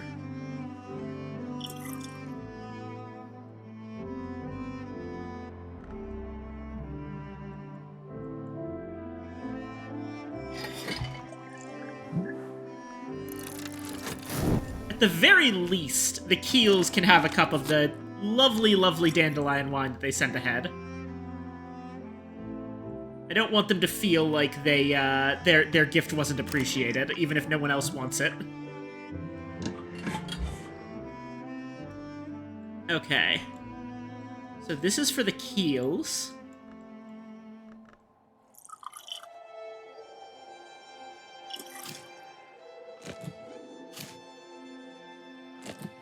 And... okay, who are we missing?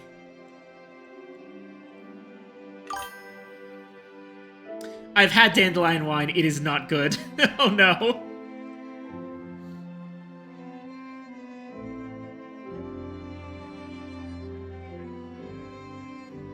First course, check. Main course, check. Pudding, check. Side dish, check. But there needs to be one food for everyone, right? So I need another food of some sort. And at this point, the perching everything is getting ludicrous.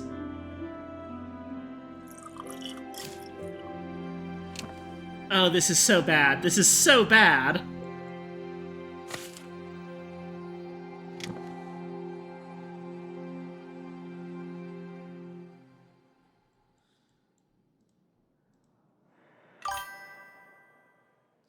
What did I do for a moon beverage? Working on that. Moon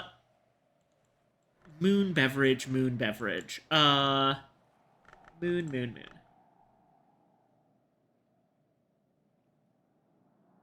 Well, I mean, the simple answer is aisle water. Like, we can just serve Dr. Peel a glass of water. But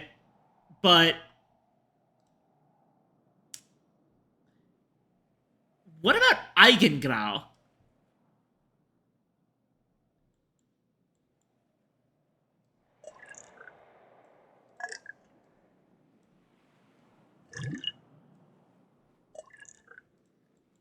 The problem is it's huge. Do you think that, you think that Dr. Peel, it can't be poured out. Do you think Dr. Peel would be okay with just drinking this entire bottle of Eigengrau?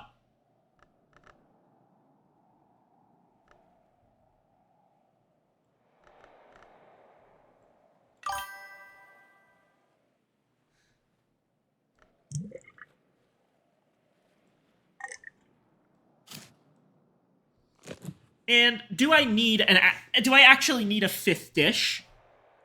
Because I've got 5 people.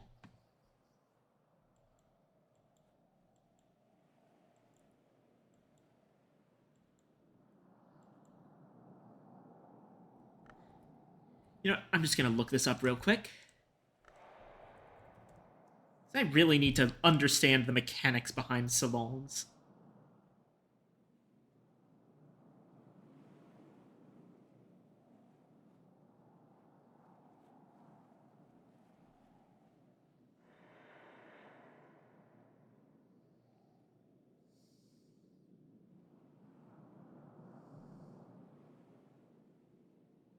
One food and one beverage per guest. Yeah. Okay, I do in fact need...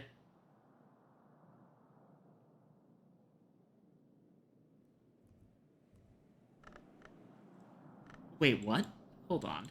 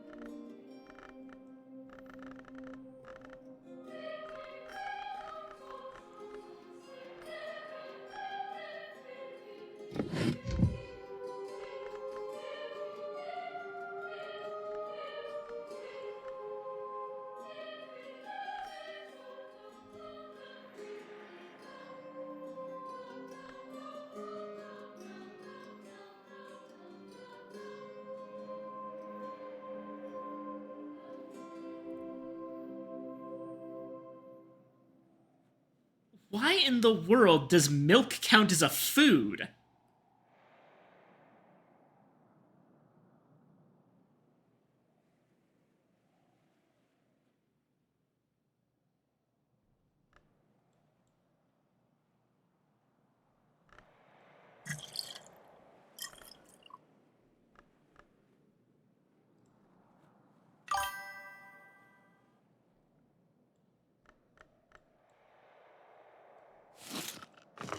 Awful.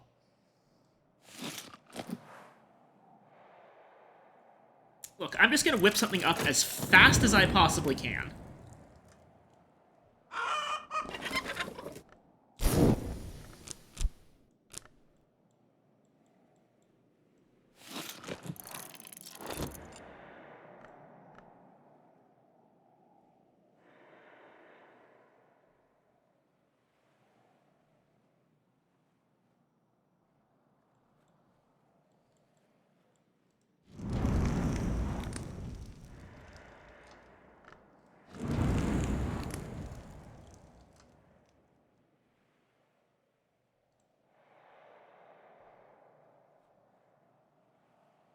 Actually, you know what? Very, very simple solution here.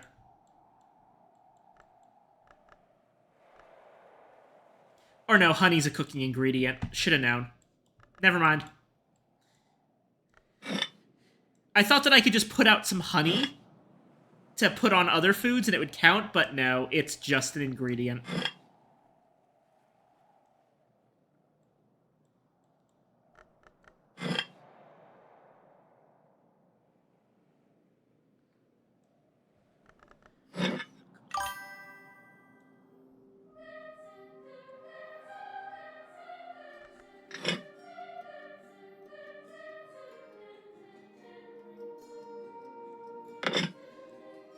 You're right, and I hate it.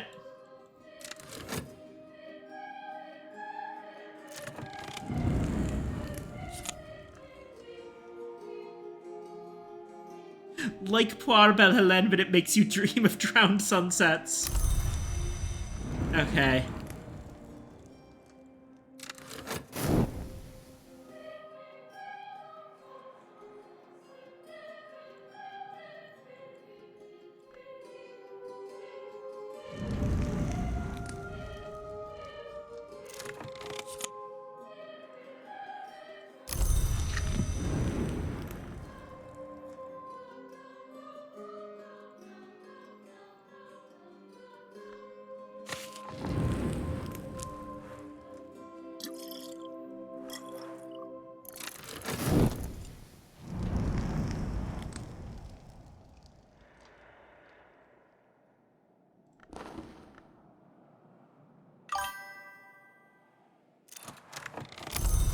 Feign Abyssal.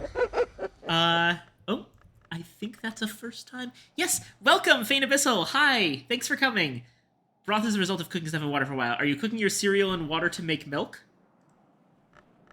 That is a good point. Broth is something rather specific.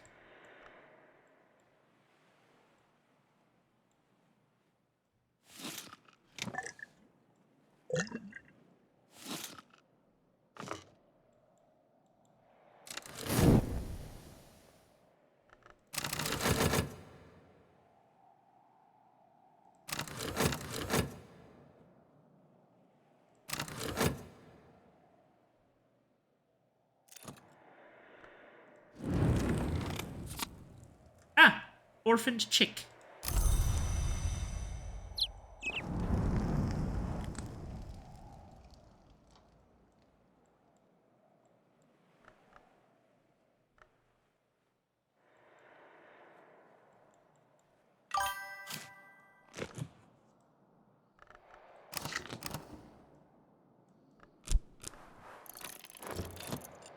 Never got the hang of the animals in this game.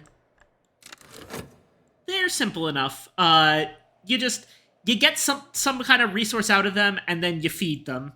The chickens are the most useful because they give you eggs. Vanilla, custard, and meringue, landscaped in caramel, the Claridge's specialty.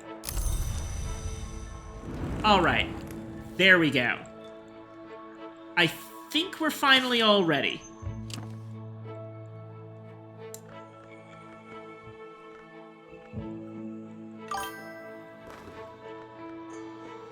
This is the DLC as well. Just the one DLC, House of Light. Okay. We'll call up the Keels.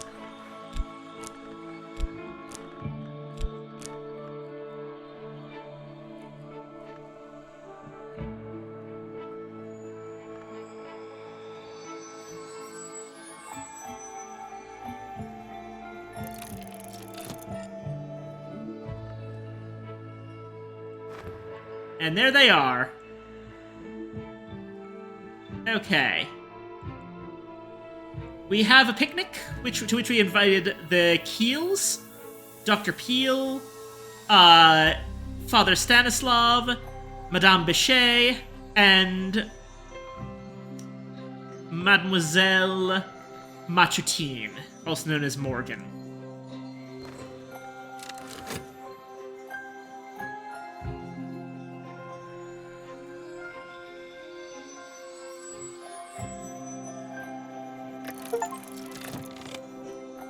Hot ice creams for cold days. I hosted guests for a picnic. Alright. Fost card.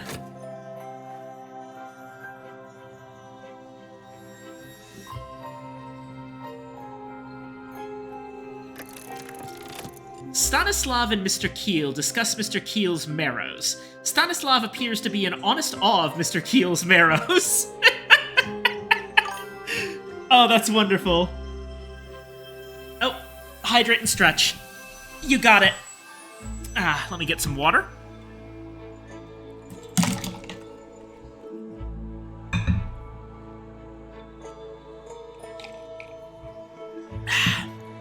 And stretch.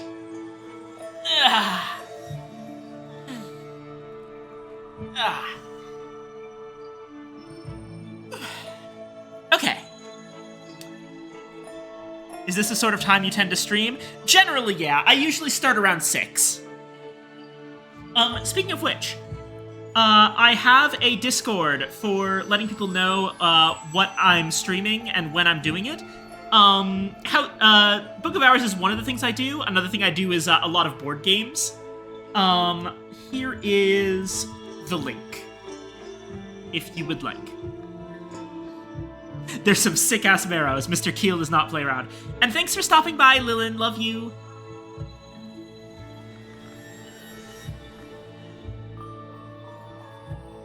I am, in fact, on the East Coast.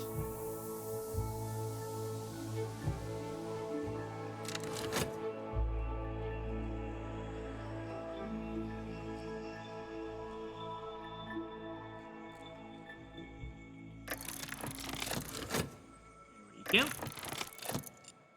Oh, Fost again. Hopefully not too many more of those, because I'm out.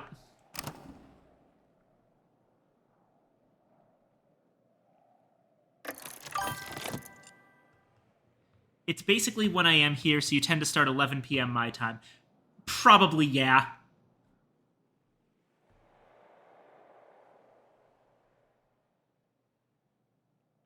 Oh, hello, how goes the Hush House? Oh, another first-timer. Hello, is Shadow98565. Welcome. Hush House is doing well. I am currently having a picnic. Olympe asks Stanislav about the Pontine Yew of legend, and then about the honey— Whoa! Hold on. Thank you for the follow, Fane Abyssal. Welcome, welcome.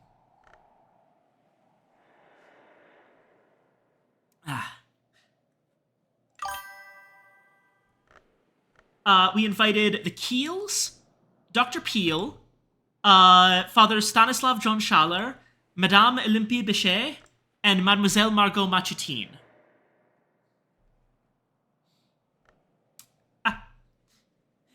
Have a nice rest, Fane. Thank you for coming along. Olympe asks Stanislav about the Pontine Yew of legend, and then about the honey of its flowers, which opens a door to another place. He has tasted the honey, but he will say of that place only that it is not the Mansus. Ooh. Fun. It is, yeah. It was basically all the people whose addresses I have that weren't at the last party that we had. The last one was a dinner salon, and we brought along Denzel the blacksmith, as well as Serena Blackwood, Coquille, Signor Corso Revete, and Asan Fekvi.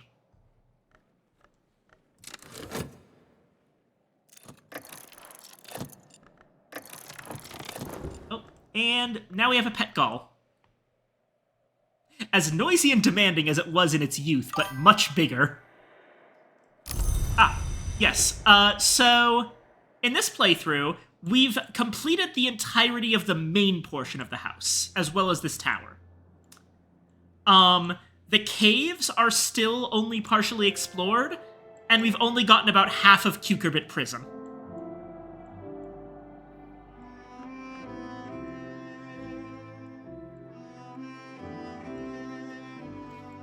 With the caves, we immediately banked to the east to open up the Rowanarium.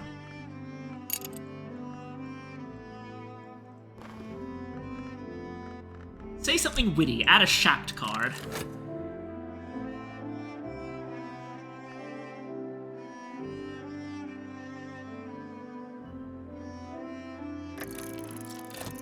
Morgan asks Stanislav, gaily and lightly, about Three Faces, the guardian of the Grove of Green Immortals, where Stanislav is reputed to have spent time. Stanislav replies respectfully, urbanely, and elliptically. May I ask what you've gotten from the Cucurbit? There is a certain book that I'm thinking of. Why are they having boring conversations about mysterious realms? I need to hear more about these marrows.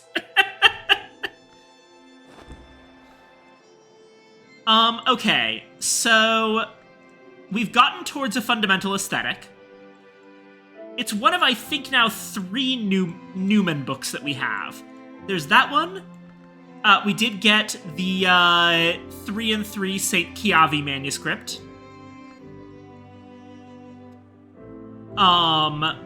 We have... Oh, no, 4. We have Towards a Fundamental Aesthetic 2nd edition. And we've got, over here, The Sun Disfigured. I also have found, with Base for Beans' help, the Black Dove wine over here.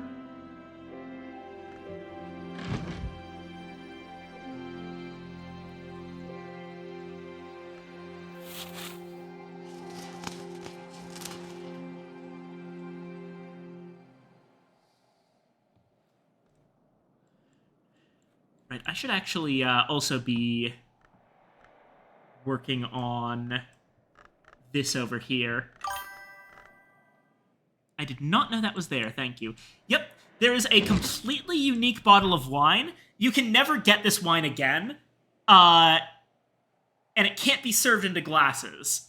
Drink it, gift it, or keep it. There's a couple little things like that Base has shown me. Another one is... There's this spot right here in the Watchman's Tower that hides a Gervanite.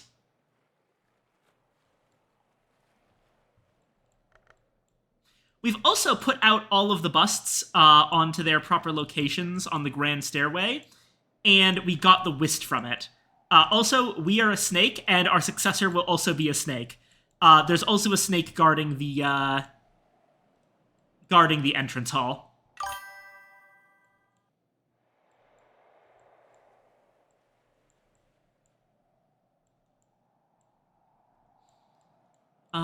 Right, what was I doing?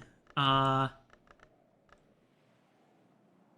yeah, for a while I had wanted a better sky. We have strings and songs for Sky 3. So, okay, heart and sky. This one's heart, so that'll work. I just need to grab things that are sky. While we're doing all this, somehow simultaneously we're gonna read a book.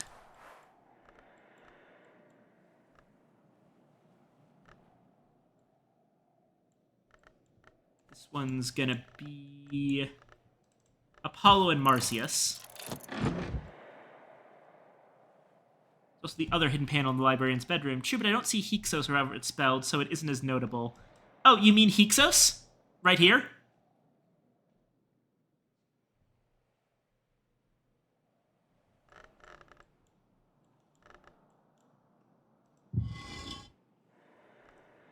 And this particular hidden panel?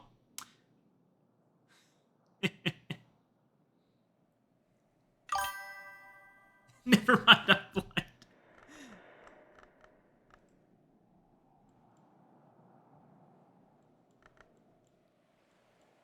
Right.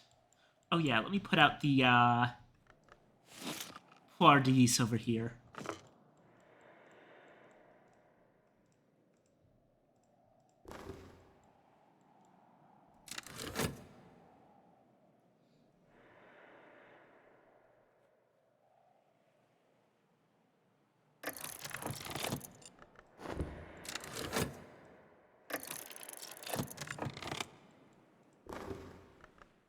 Arab card.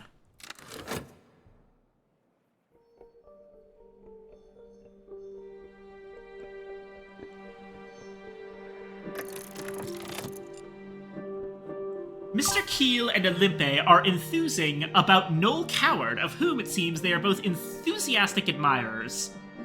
Oh, Noel Coward. We have not actually read any of the Newman books yet, but, that Noel Coward is actually a name that I recognize from real life. He's a well-known playwright. One of the things I went to college for was, I had a theater scholarship, and I got a minor in it. So I do recognize the name Noel Coward quite a bit. I read a number of his works. Which ones, actually? Blythe. I definitely read Blithe Spirit. I think that's the main one.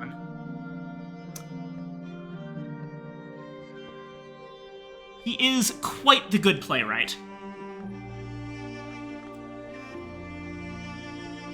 Olympia mentions that she has, packed carefully away inside her luggage, a 78 disc with Coward's most recent work, Don't Put Your Daughter on the Stage, Mrs. Worthington, and offers to lend it to Mr. Keel, who is so excited that he almost kicks over his chair. Hey, strings and songs!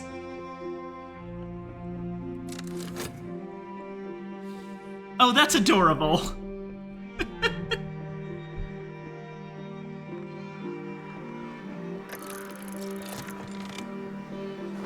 Okay, I think at this point it's actually safe for me to, So if I wanted to beef up my strings and songs, I would need a lesson in 2 memories, and one of them would have to be heart. So I think that what I can do is use the Vagabond desk along with my Fete in order to read this, because I'm not going to be able to, even if they give me Fete twice, it's not going to be 3 times. Oh, what do I need? Core.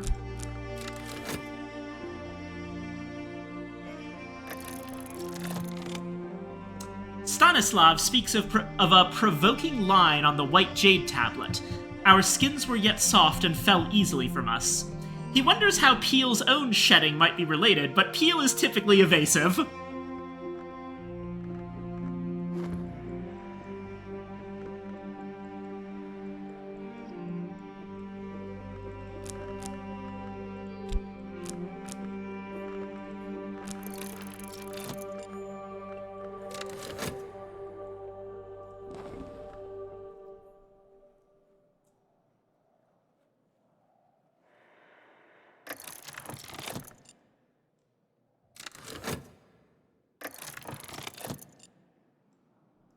We're done. Okay. Let me see. What else can I do? I've got so many soul cards that I didn't end up using.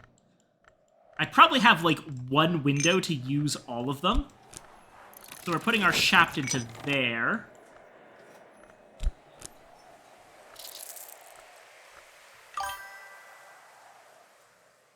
This is a second playthrough. I've never actually finished the game, but that's only because I've never actually, like... I got to the point where I could get an ending on my main save, but I kind of wanted to collect all of the books, so I just haven't ended the game yet. I've done everything up to an ending on that save, so this is a second playthrough.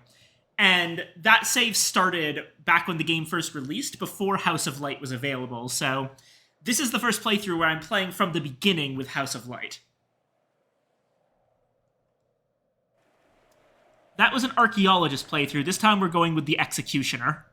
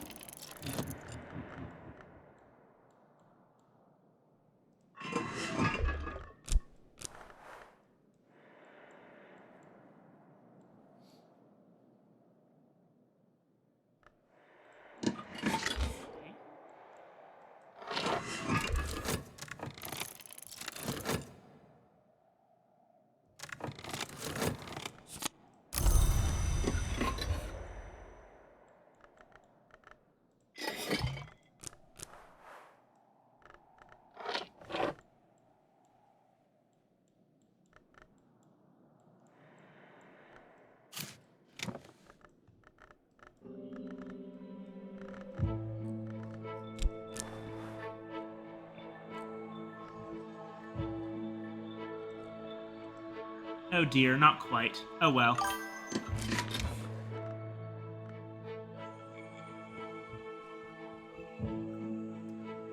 Wait till near the end of the season, made a save, pulled the trigger and followed through, and got ready to reload an old save if need be. Makes sense.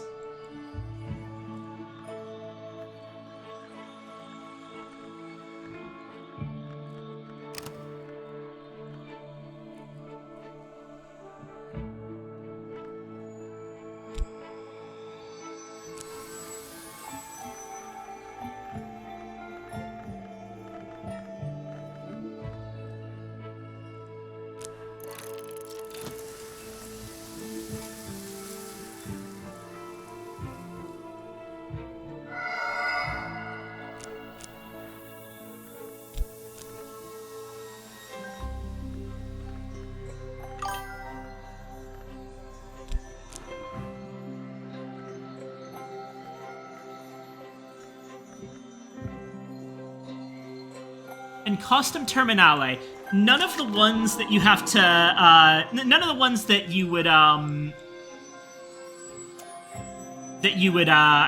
to make. If there are any lying around the house, then I probably have some of those, because I haven't used any of them yet.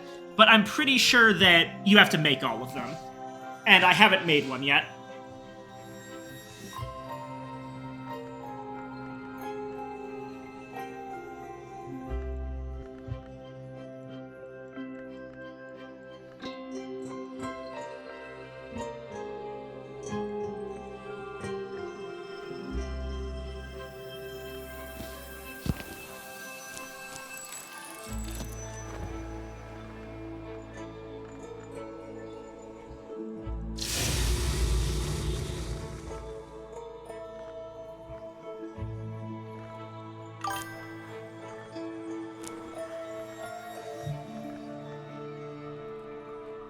Make any in the previous playthrough? Yes, several. I'm pretty sure I made one of every single one. Just out of curiosity and getting information down. But it's been a while since then.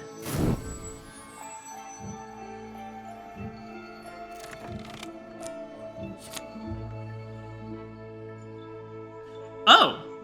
Oh, interesting! Mr. Keel and Olympe have discovered a shared interest in the works of Noel Coward. These two might have more to say to each other if you invite them both back for another salon. Oh, that's so cool! I didn't know that could happen!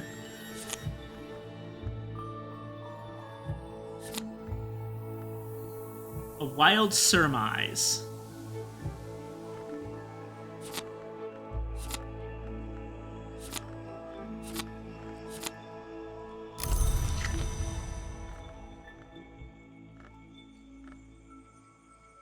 Sadly, this is not a persistent memory, so I'm gonna have to, I think... Yeah, I'll use my Whisk to Dream on that one.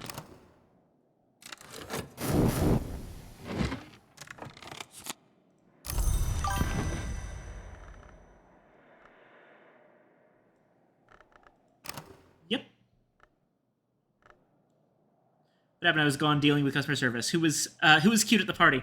So I got a little notification that said that apparently, the Keels and Madame Bichet have discovered that they share an interest in Noel Coward's plays, and that in the future, if I invite them to the same party again, they'll have more to say to each other. It is a nice bounty of lessons. The one thing I'm worried about is if we immediately get Numa, it's going to be challenging.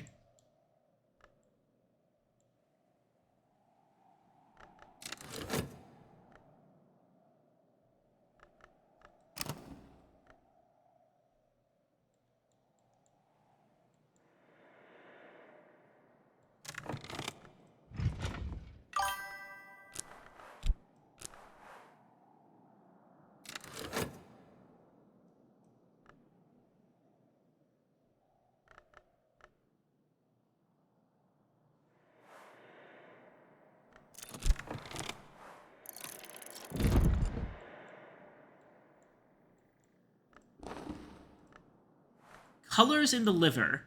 Ilse Bischof's most controversial film, blamed for outbreaks of cannibalistic killings in Tiflis and Leipzig.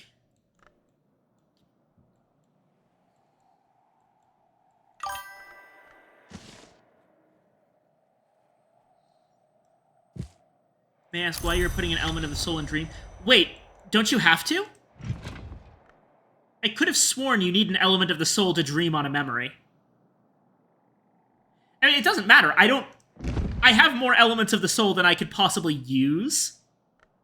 This time? Like, let me... I can't demonstrate it again, but... I could swear that you actually need to do that. I might be wrong, though. You've never needed to? Huh. I see. Okay. Strings and songs.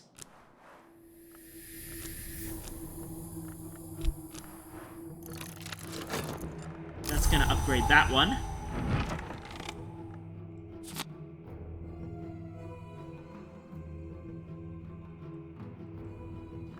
What did I just put it there? Oh, the memory satisfaction. That came from... I made this solace memory specifically for strings and songs, but I forgot that you get a satisfaction memory from the salon itself, which I used.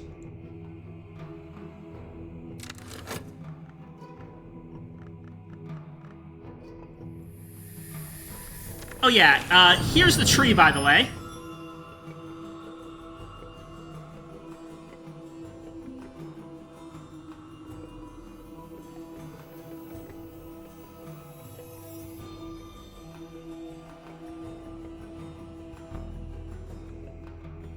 Oh, I see how this works.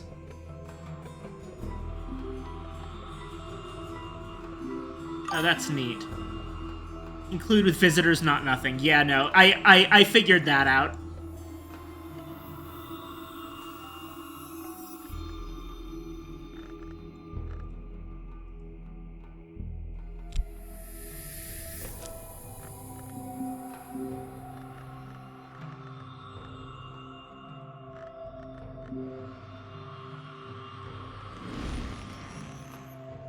Don't really focus on the tree up that much. I instead focus on getting high-tier skills. That's true.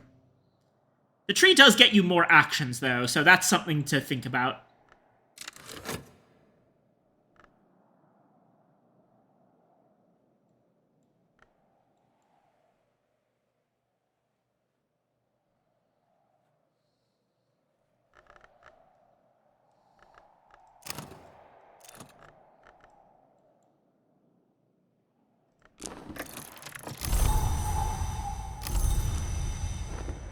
Alright, Strings and Songs 3.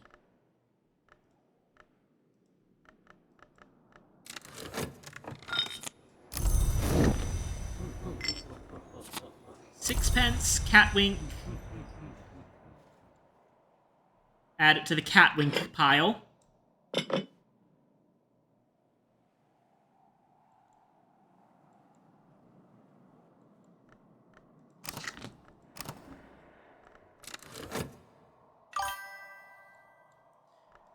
Searchers and Exsanguinations is at level 2 at the moment.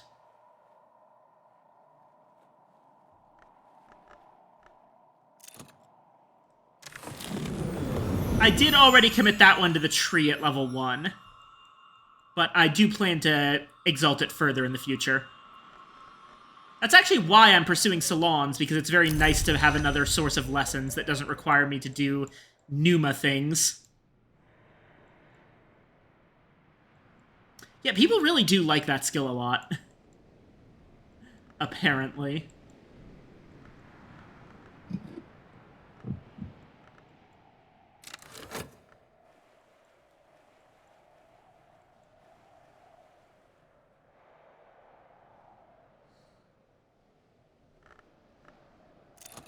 Well, Edict's Marshal is my highest edict. Hey, mackerel.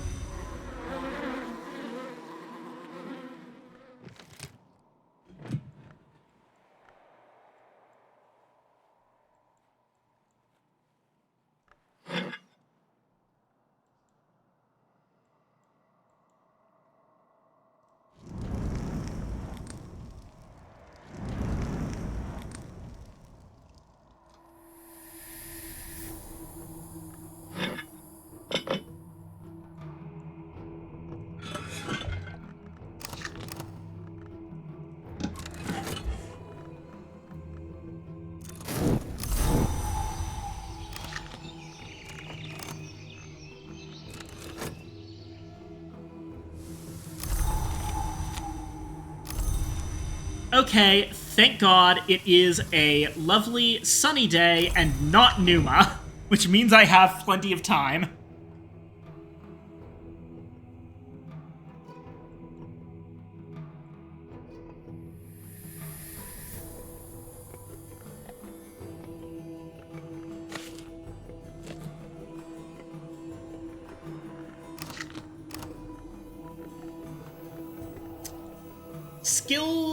Skills will be the focus for today, but I am still going to check out the sweet bones.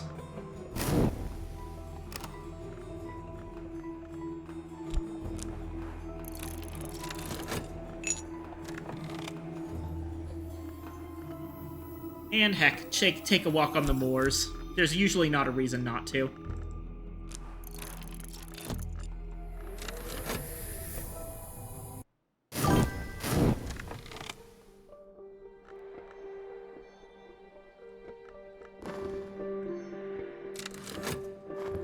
Ah, right, current affairs.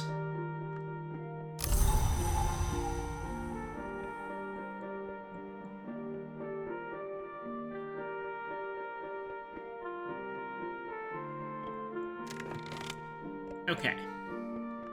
It's a sunny day, which is a free memory for a lantern thing. Our Inks of Revelation is at 4, so we can probably take a break on that. Let's see what other lantern things we can bring up. I think that Auroral Contemplations is worth using, because we can do that basically right away.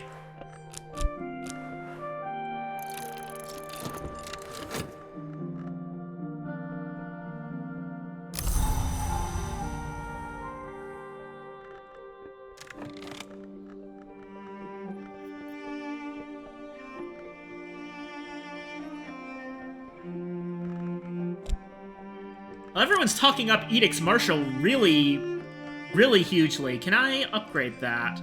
It doesn't look like I have a way to upgrade Edict's Marshal right this second, but I'll keep that in mind for the future. It's already at level 3.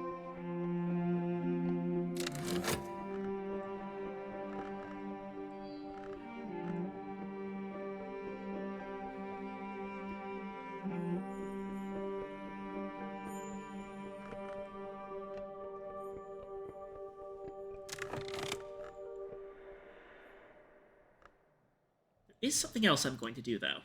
So, okay. Use our Maladied Arab along with the Rose of Hypatia again.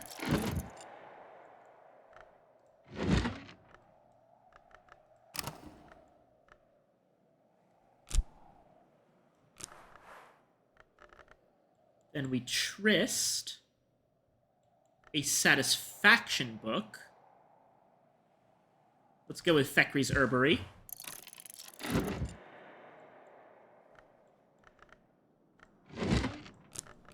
And then we'll metal a Storm book.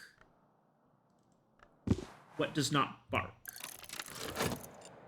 It's a good source of knock, which is probably the easiest to climb to higher levels. Since you can go ampules to Gervanite to Consequence. I do remember doing that in my other one. I don't remember what... Is this all still Edict's Marshal?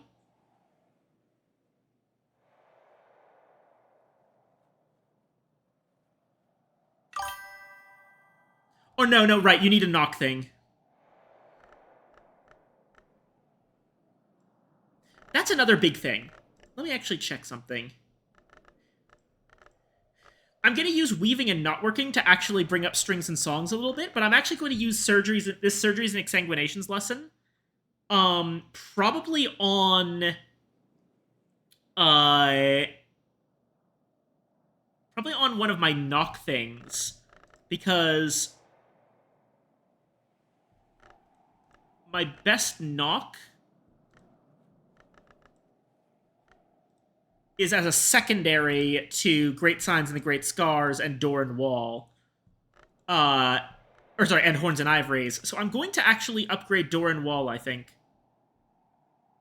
It is already attuned to my Fet, but that's fine.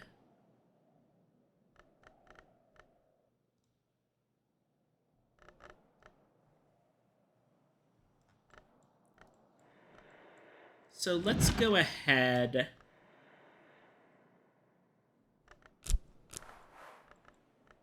and grab a pattern.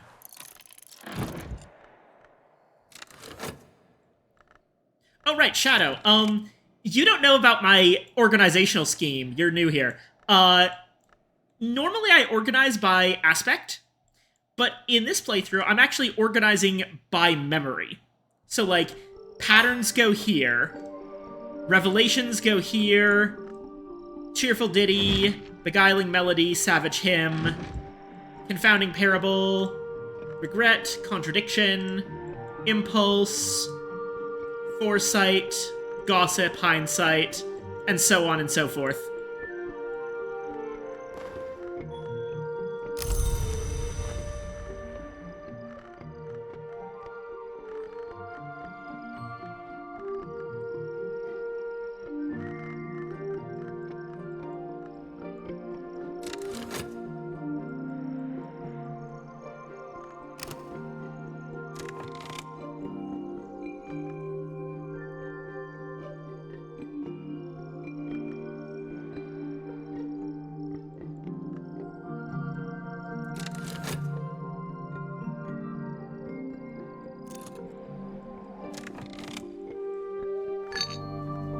Today's... we got a musician. I'm not certain I need a musician for anything. I could use it... could use him for here, but...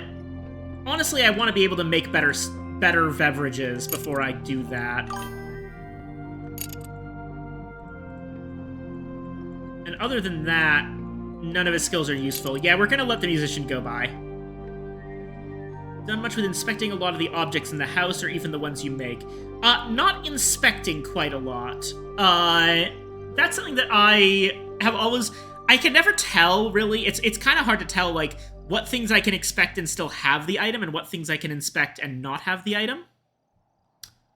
So I don't use that all that often, but I definitely should learn how to do that.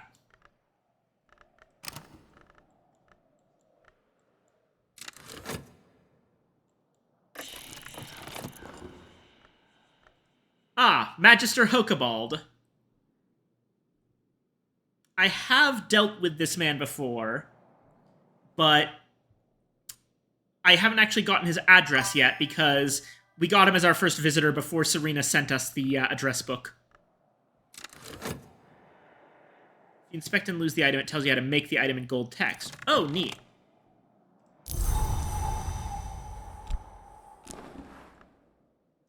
And this is what you call summer? Pathetic. Don't make me stand around out here. Right, let's talk about the Invisible Opera. Some cretin is attempting to stage the Invisible Opera in Venice. Well, I suppose if anything catches fire, Venice is less inclined than most cities to burn.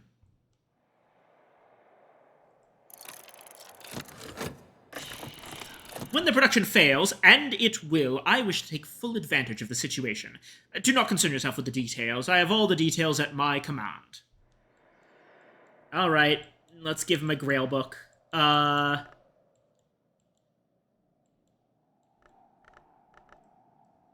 Skeleton songs. Adequate. I hope this will not be your last adequacy. We wouldn't want a librarian to go unpaid now, would we? You are such an asshole.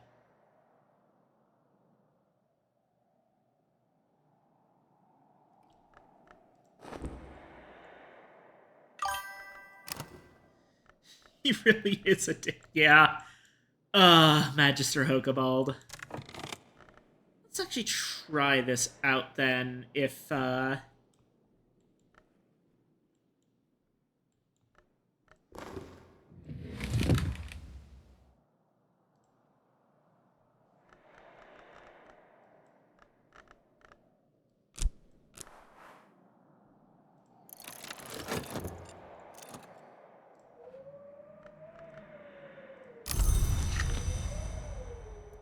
yet more granite.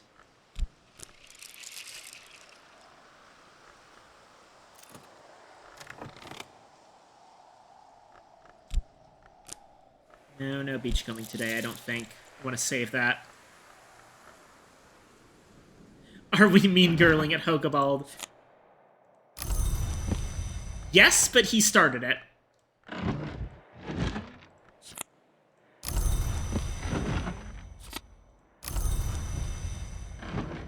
Okay.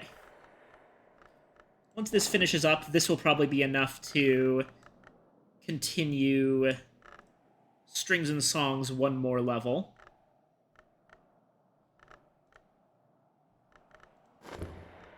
So we probably want to prepare for Door and Wall.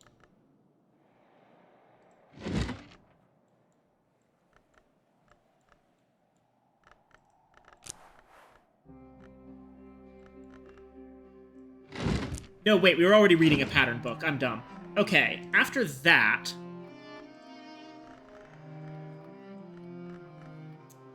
Let's see.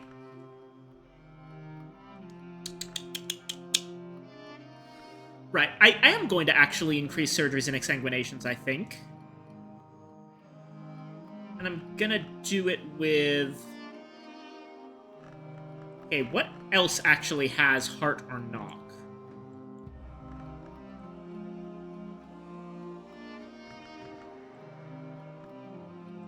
Edge, Forge, Winter, Scale, Winter.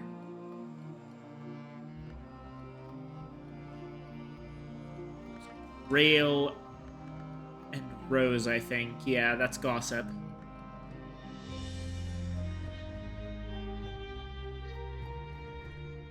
Forge and Lantern.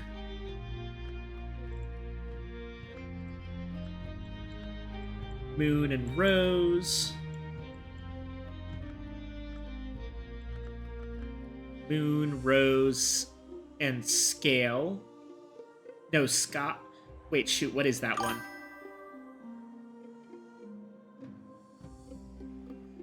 Well, the thing is... Oh, actually, wait. No, hold on. This is doable. I was just thinking, well, if I can't have two of the same memory, but I just realized that I'm not gonna, because they're overlapping. Also, let me actually see something. If I go up over here to the governor's office, we actually have a way to deal with this stone at this point. It gives Forge and Scale.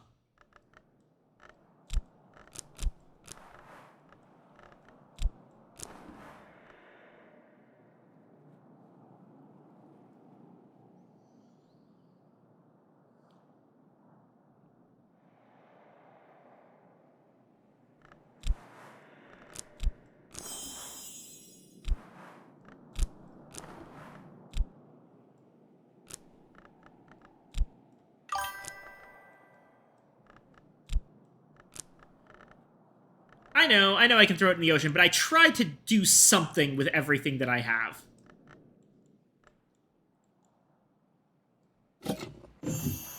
Alright, basically every Scale recipe is making Bisclaret's knots.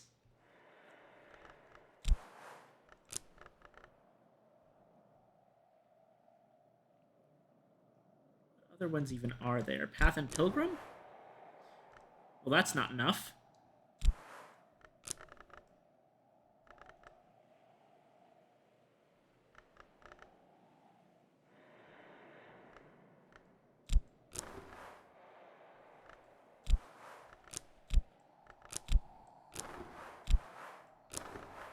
I need the soul. What about Forge?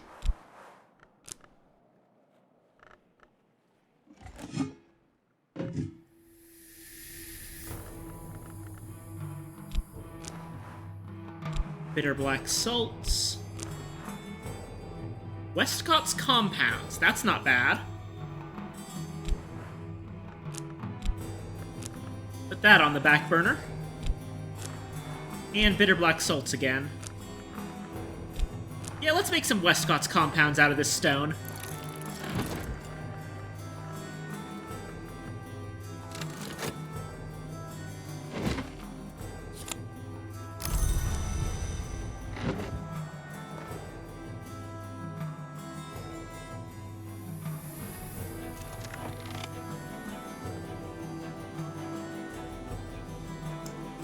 A handwritten card tucked into the frame reads, "Sequester on site, Governor Collars."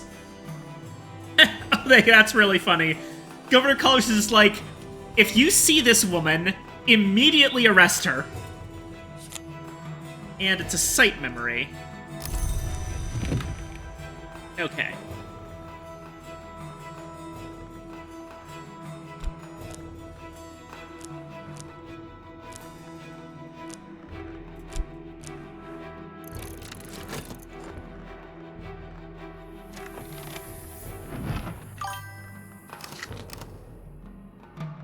I did play Cultist Simulator, yes. I'm not against playing Cultist Simulator on stream, but it would be a very different vibe. This is my chill game. This is my Stardew Valley, as I've said it. Cultist Simulator, I would be incredibly focused and would not have time to, like, do a lot of chatting, do a lot of just, like, doing silly things for the bit. Cultist Simulator is very, I am locked in and doing my best type of game, whereas this is a let's chill out and see what happens kind of game.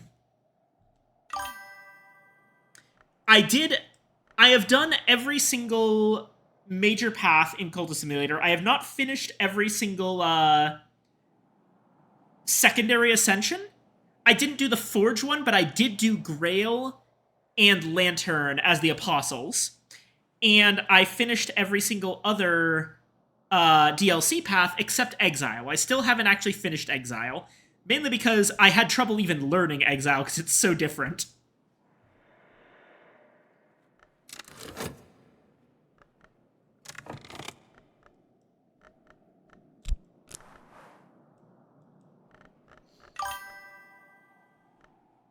Really enjoy Exile.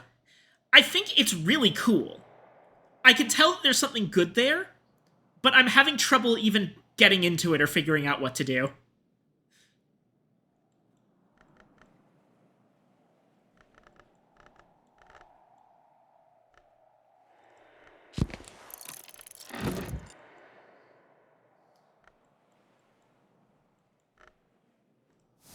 Oh, right, it's summer!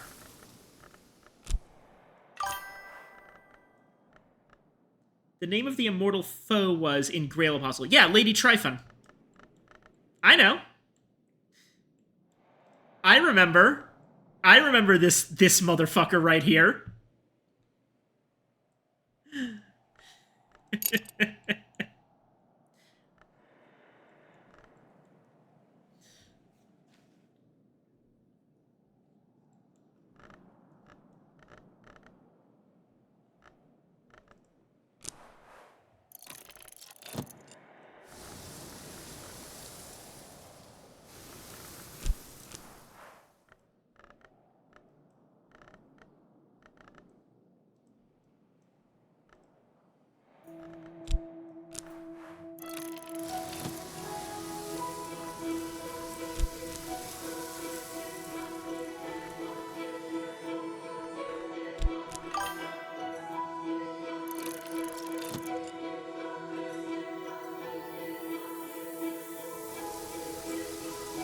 We actually had this conversation earlier, interestingly enough.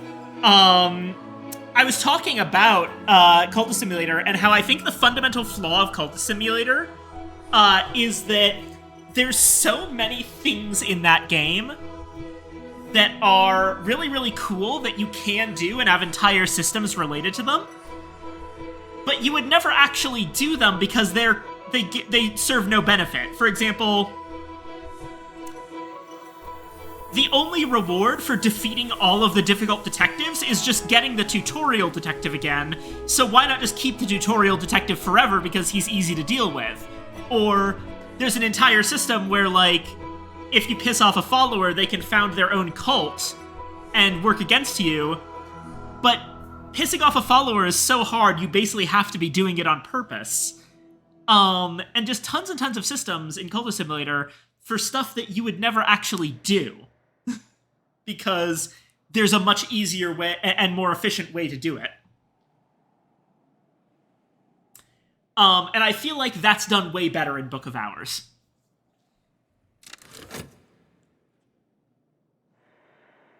I should probably determine what I'm actually doing with this Wild Surmise. I saved it for today.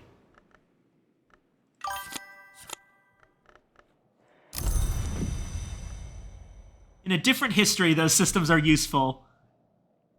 255. Another new we are getting a lot of new people today. Welcome, welcome. Thank you for coming. Also, that is very funny what you said. Answer detectives is you can make them a vagabond so you can later recruit them to get many types of tier 10 subordinates. I suppose I've never felt the need to do that, is the thing. Like, maybe I'm making things harder on myself, but I don't know. I've just never felt like I was missing anything by not dealing with the detectives.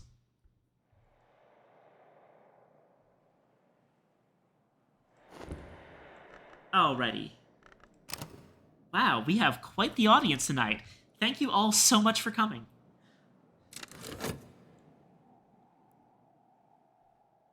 I'm really starting to get what Base was saying a couple streams back, that, like, apparently it's really, really hard to find a streamer who consistently plays Book of Hours. And that means that as soon as someone does, it's like sharks circling in the water. Well, I'm happy to have all of you here. This is a lot of fun. I love having people around. Is Shadow, thank you so much for the follow. I posted it earlier, but I do have a Discord server. That's just for, I mostly actually do board game streaming, but Book of Hours, like I said, is my Stardew Valley. So, if you want to join just to be notified about the Book of Hours streams, or to join in on all the board game stuff, here's the link to Lamia Village. I've never had to send that link a second time in a stream before.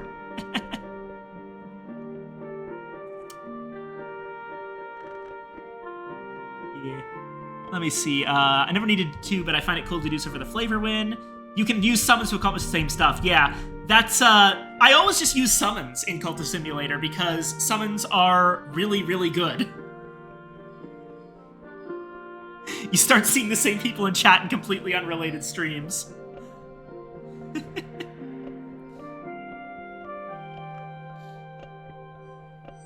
Right. Where was I? We're just past noon. And we were setting up for something.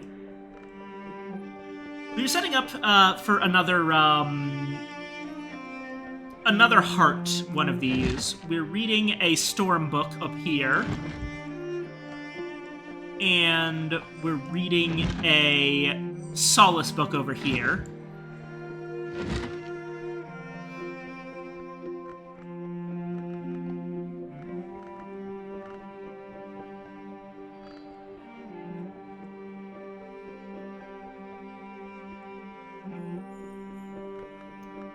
Let's see. Oh, I just realized I have yet again forgot to make money at the Sweet Bones.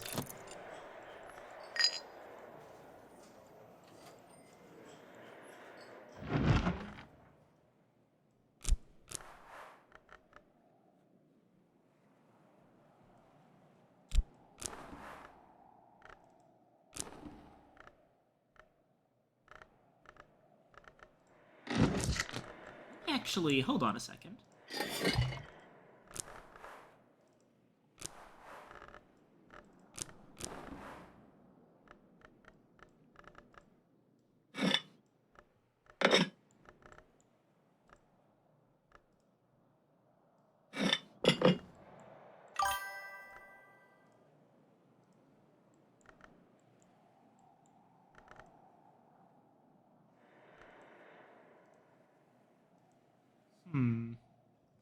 Mention the knowledge path for the immortal enemy because it's my opinion the path I want to occur the most, but it never happens because it gets mired due to having no way to progress it until it's halfway over getting there.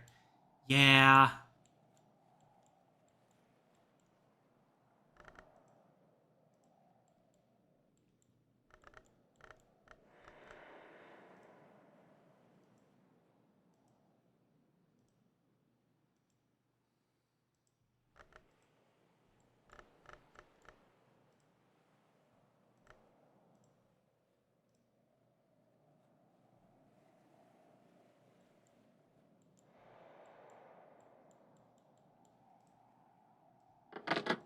can't use Refulgan.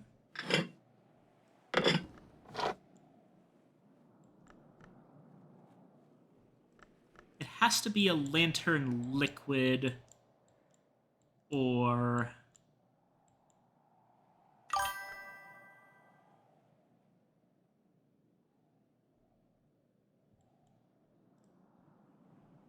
Wait.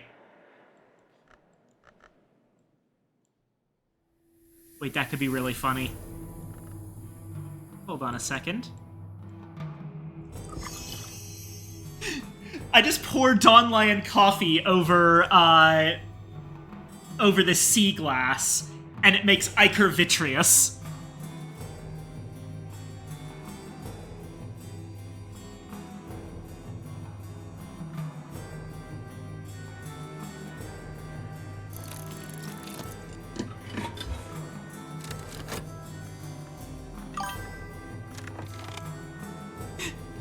Peak crafting. Maybe Xantho Essence, though.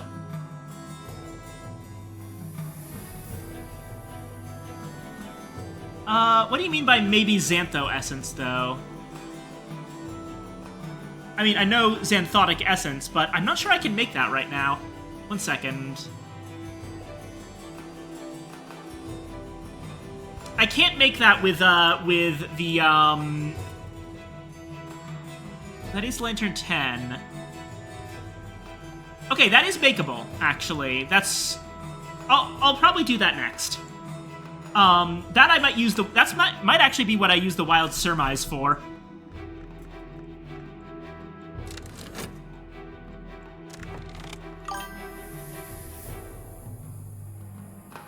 Xanthotic Essence, the Forge one. No, it says here it's Lantern.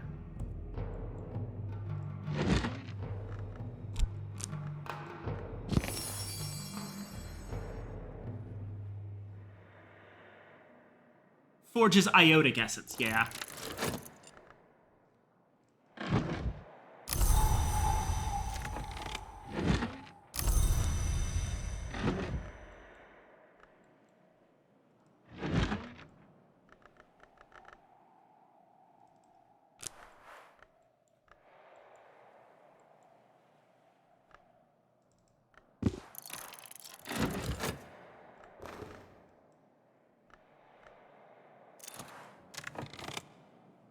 The moment Anna realizes how bad Hokebald is.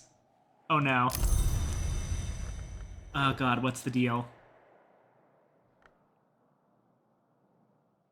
A reluctantly disclosed P.O. box in Dover. Hokebald of Poxend flatly refuses to respond to an invitation from the librarian unless it's written... Hold on a second. I need to turn off my chat bar for a second to read this. Unless it's written in the great ink known as Orpiment Exultant.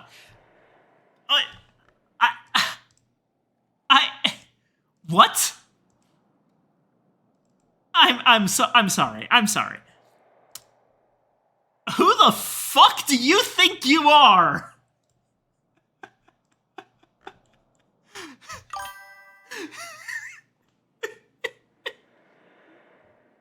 Okay, Magister Hokebald is never getting invited to my parties. I already was reluctant to invite him, but I figured, you know, he might have some interesting things to say at least. But I have to make fucking Orpiment Exultant just to get you at a party? Fuck off!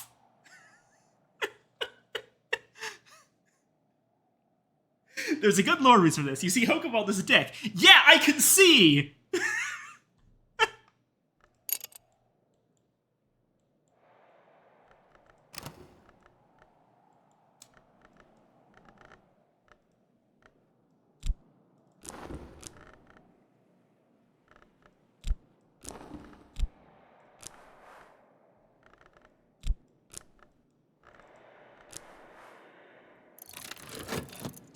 Alright, improving door and wall.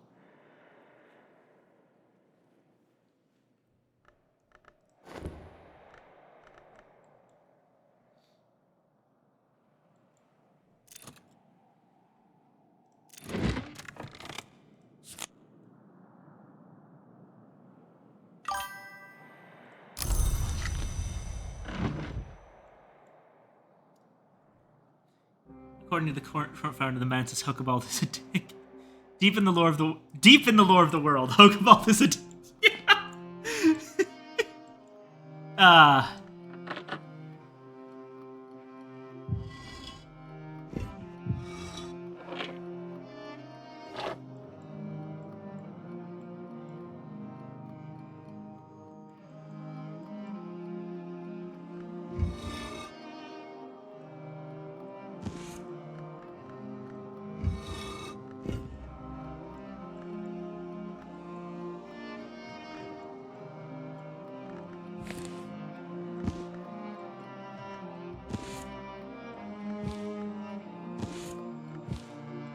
Yeah.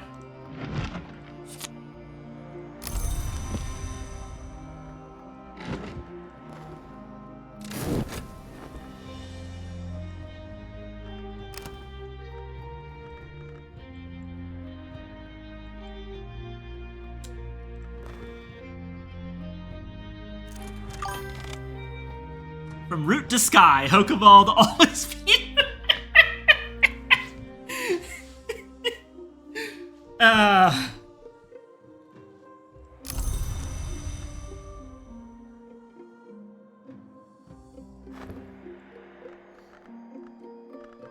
Okay. So now we want 2 memories, which we have cooking for that one, and we'll be using herbs and infusions for the heart to once again upgrade surgeries and exsanguinations, because our actual herbs and infusions is actually pretty high. Orchids and narcotics, on the other hand, that one we can do pretty much right away. And we'll just use our Weston Griard Arab to grab a...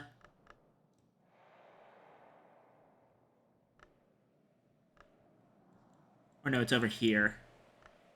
These guys make an earth sign.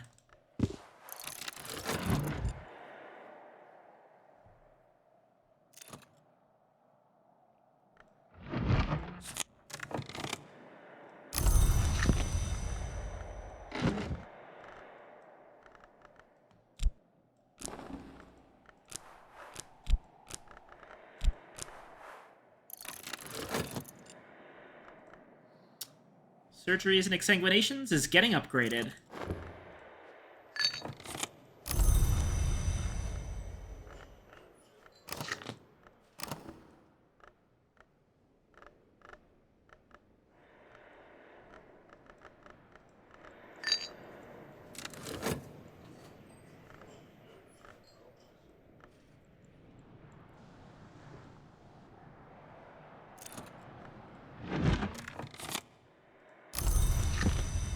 We didn't end up needing this, it looks like, but oh well.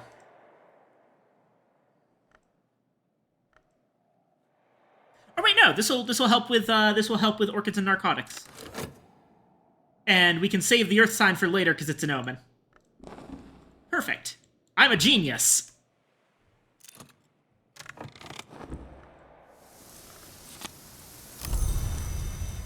Vegetables. And vegetables. There we go. And... Oh yeah, hold on. Speaking of...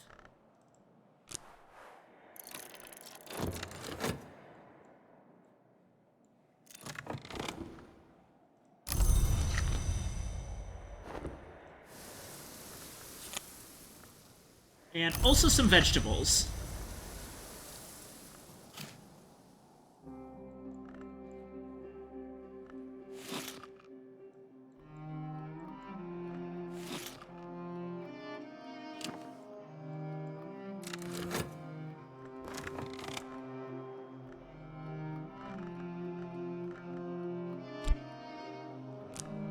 No, it was orchids and narcotics.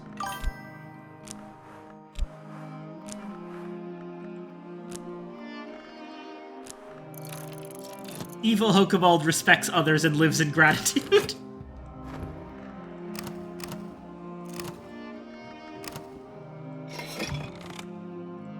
And now we have Ichor Vitreous.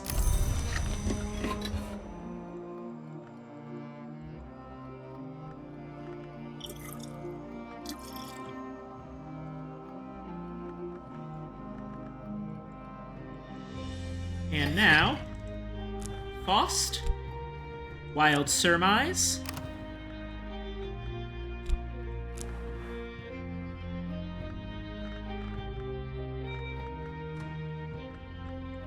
Hieroglyphics,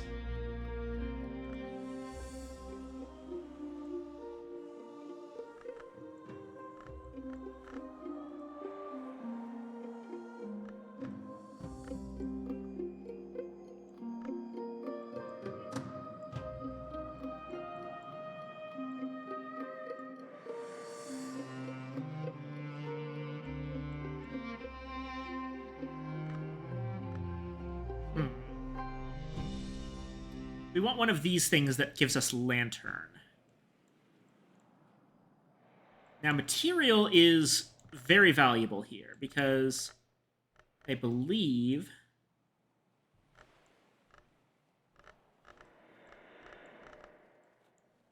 we could probably use Tanglebrag if we could get a 1-lantern liquid. Now, it'd be great to use Glassfinger Toxin as our liquid here, but probably...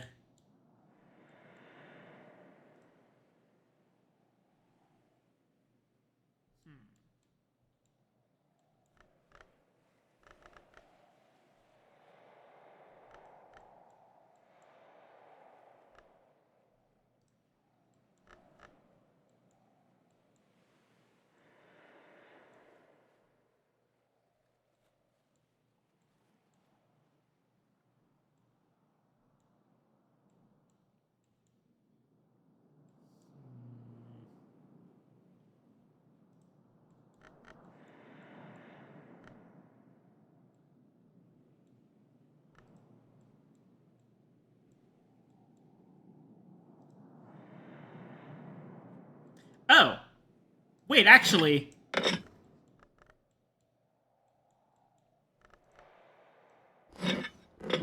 Oh wait, arsenic's a material, not a liquid, so we're still back where we started.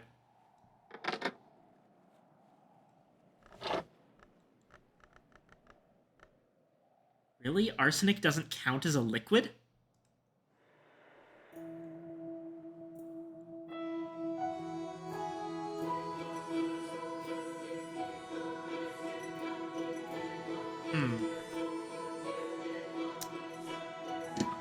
Okay.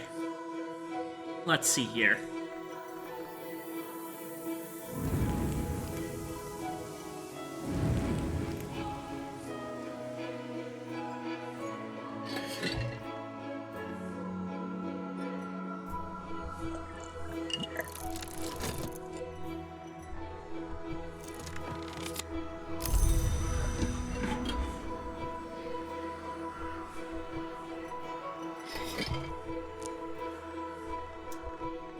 We got hieroglyphics. Or oral contemplations. That also kind of works. Wild surmise.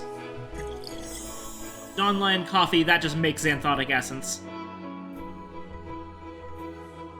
Wait. Oh, I see, because it's 2.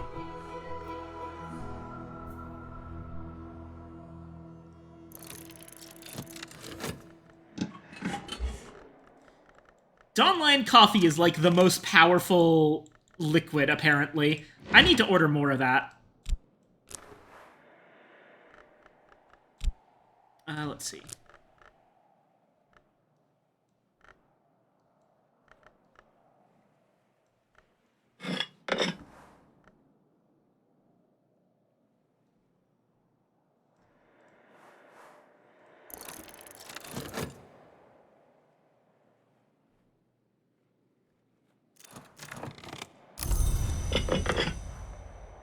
And...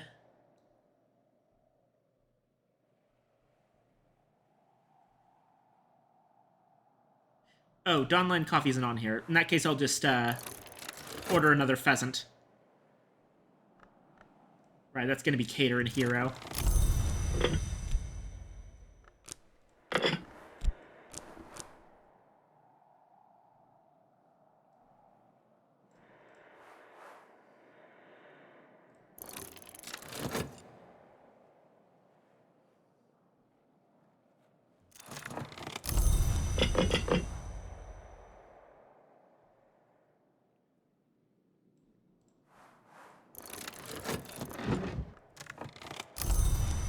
There's orchids and nectars. Got our earth sign. That's for the future. This Arab will be used to feed Tuppence, the other chicken.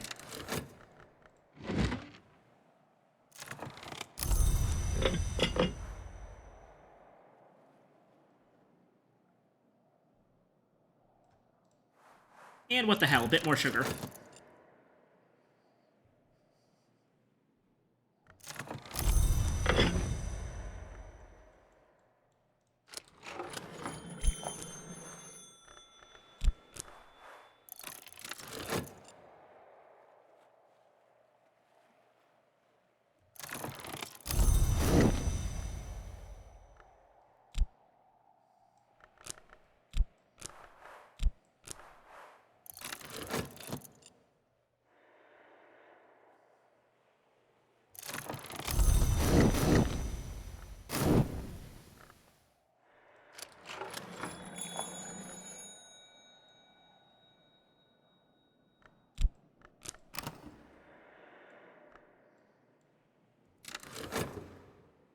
And we're about to finish up with Tuppence there.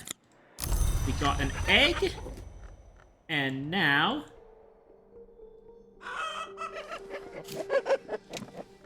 we feed Tuppence vegetables.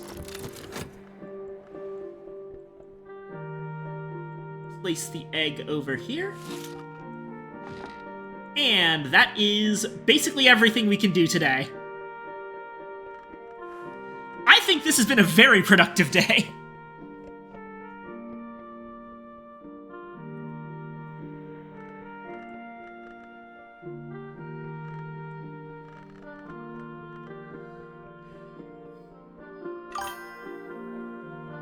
Yeah. Alrighty.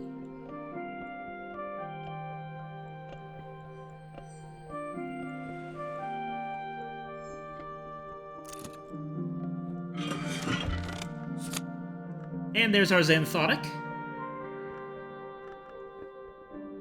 The rich gold of a summer afternoon. If sunlight precedes moonlight, St. Anselm observed, the Menescate must precede the Madrigal, and the light that was lost will remain.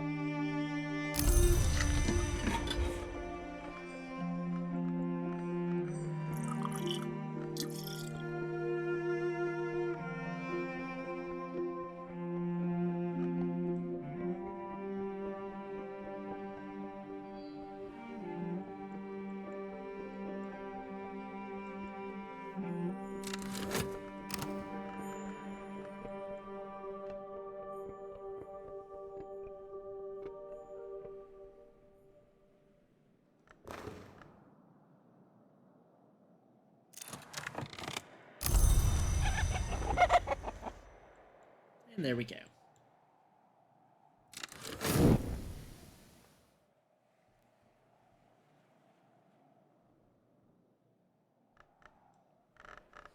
Now, what to do with these lessons for rights of the roots? Where do I even want to put rights of the roots? Possibly preservation.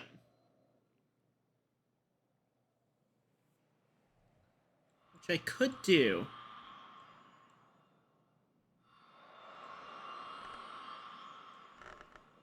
Oh yeah, I still have to decide where I'm putting Rhyme and Remembrance.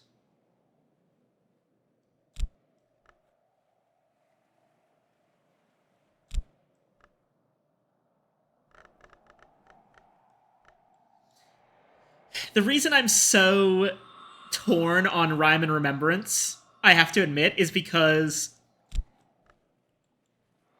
I really want it to go over here and give me more Arab.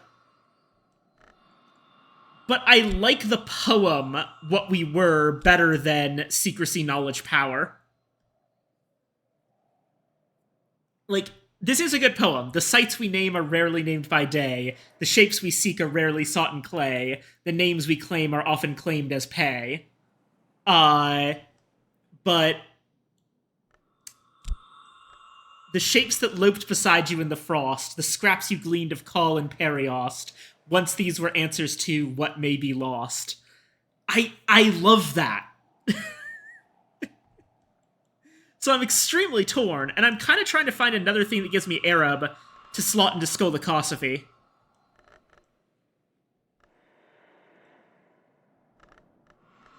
Actually, what can I put into Skolakosophy?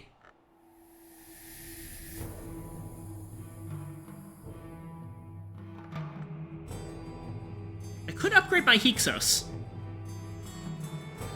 That could be a future thing.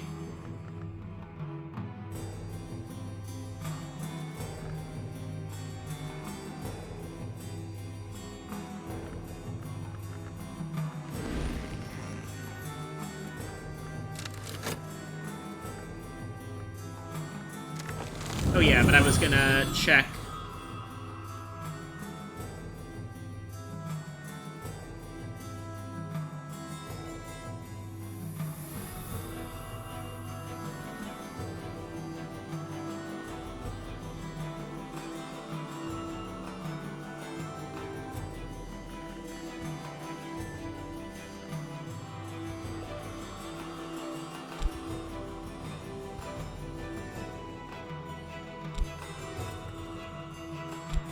Foster Whist for this.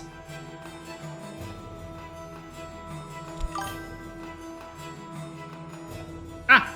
Welcome back, Shadow. Let's see.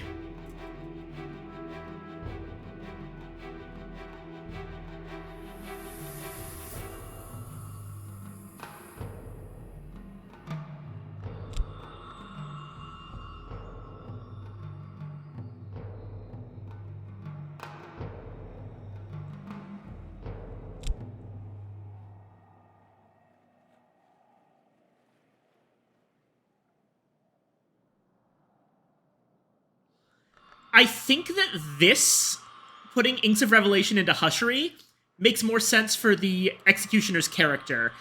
This is a matter of, like, bringing back that which was lost. That's something that the Executioner desperately wants.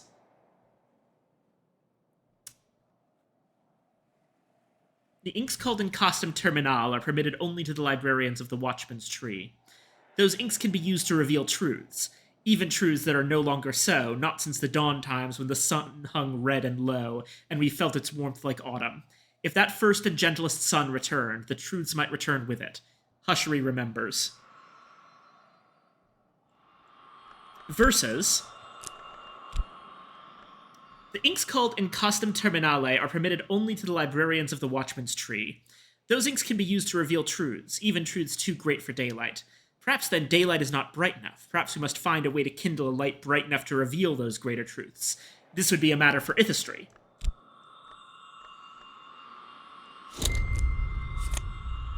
And we have an extra whist.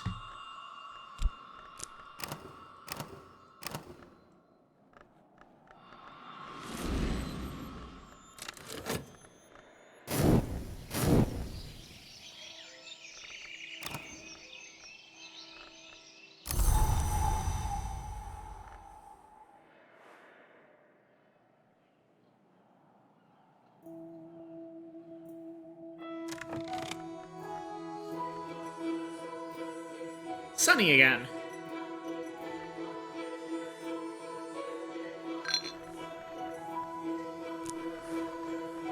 Alrighty, who is today's helpful individual?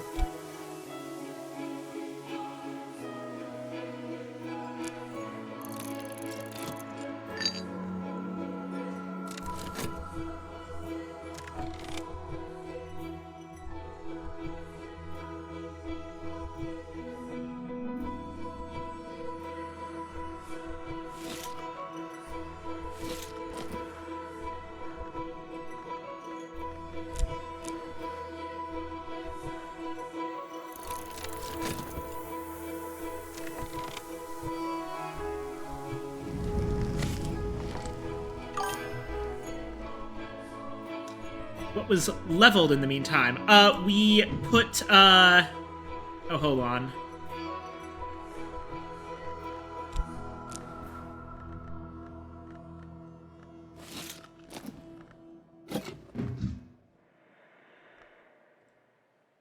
Oh no, in order to make onion rings, I need to make batter first. I remember now. What was leveled was, we got whist from putting Inks of Revelation into Hushery. Which I commented was, Oh no, you mean, okay. No, you mean, the skills that got leveled up. Well, we leveled up Strings and Songs to level 4. Surgeries and Exsanguinations to 3. We had already leveled up Inks of Revelation to 4. We hit Orchids and Narcotics up to 2.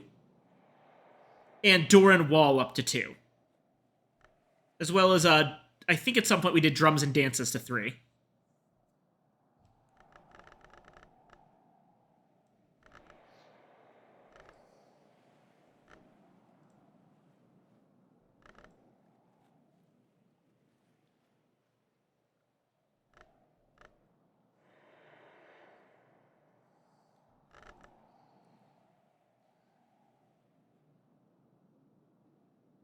I think that Resurgences and Emergences is something to level up next.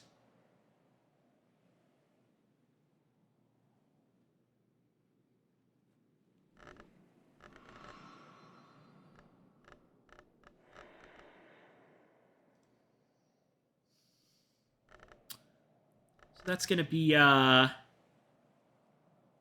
split between Moth and Grail. I personally find getting surgeries up to 5 is very impactful in the way that you can just have it and any malady to just churn out an excessive amount of amethyst ampules. That's true, that's true.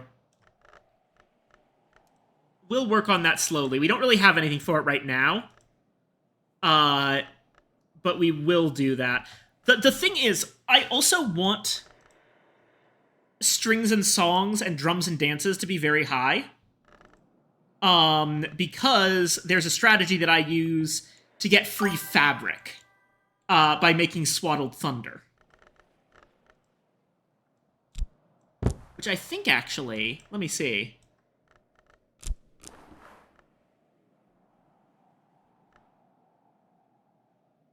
At this point, 1, 2, 3, 4, 5, 6. At this point, we can get up to 12. So we need 3 more. Actually, possibly even just 1 more. Yeah, we've got a lot of heart to toss around.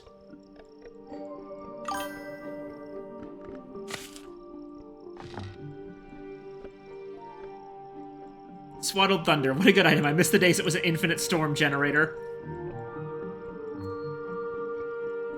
It still is basically your best source of fabric in the entire game.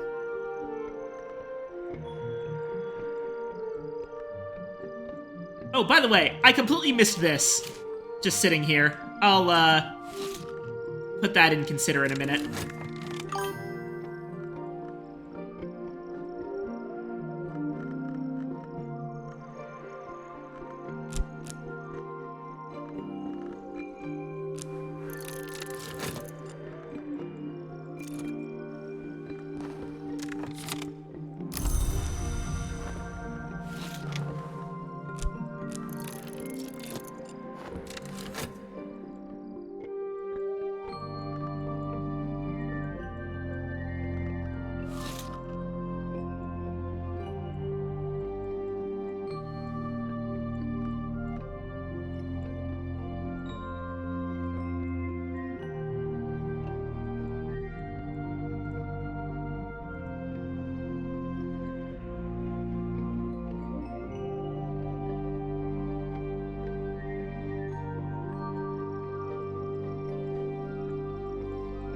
You know, I have to wonder. Let me check something.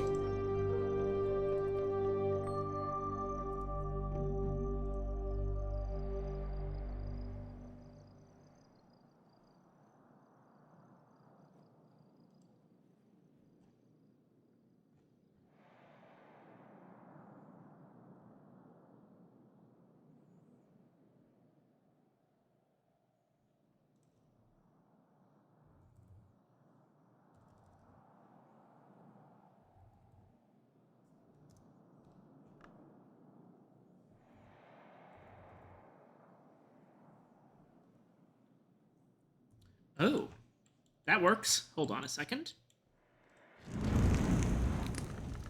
Okay, I need to make dough.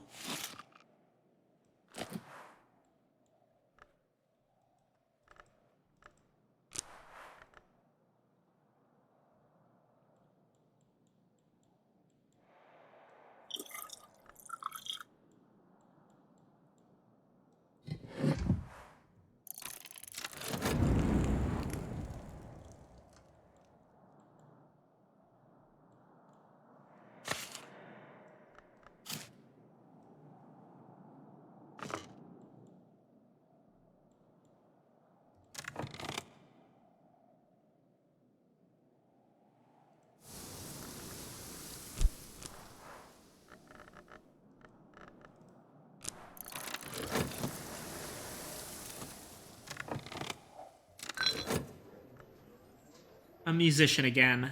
Once again, we don't really have need of a musician. Best thing he could possibly do at the moment is, Oh, well, actually, hold on. Can we get to 10 nectar with other things that we have? That's actually kind of doable. Now, unfortunately, collaboration's the weak point here, since we only get one, so we have to get 9 from 4 other things. You have 2 from the Earth sign. That's 3. But nectar is one of those things that's actually fairly easy to get from food and drink. In fact, Thyrsa's Cordials has 2 nectar.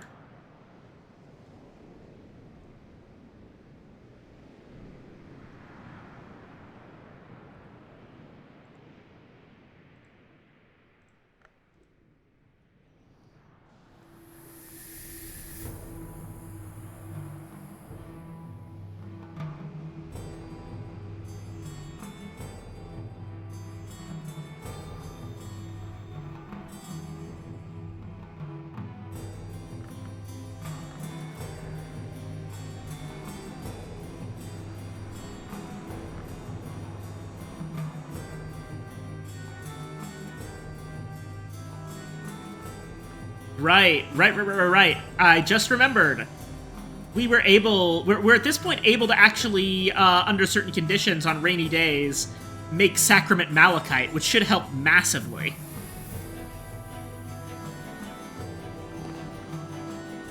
Hey, Schloss Jannings. Yeah, I'm willing to risk it. Alrighty.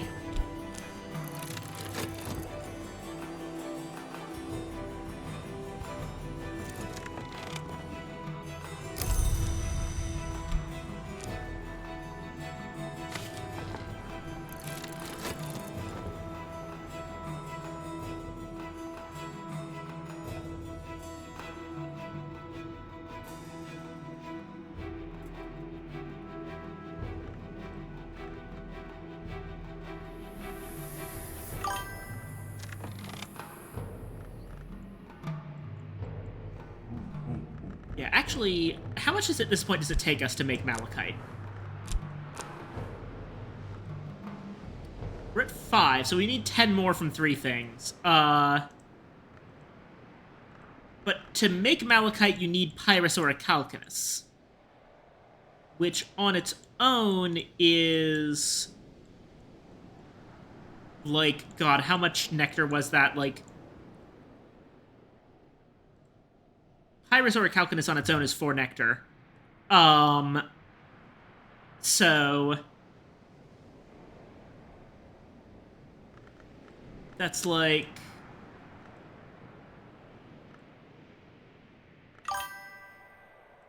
Oh yeah, kitchen has more crafting slots.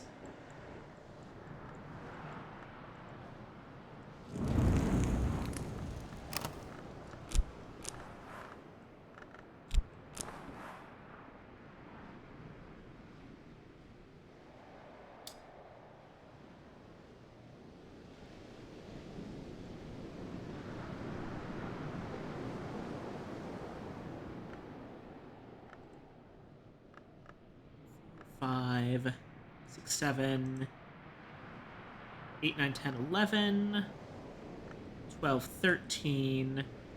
And then we just need, like, one of these things to have 2 nectar. Or even just 1 nectar if we get... I know what to do. I know exactly what I'm doing. Okay. Put away the Schloss Jannings. We need moth and nectar. Sadly, 2 of those are in one thing, which is going to hamstring us a little bit.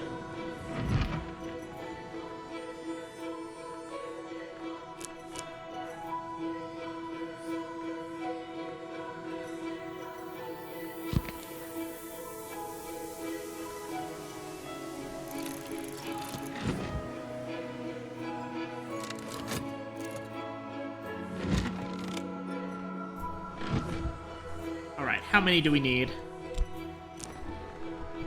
3 memories.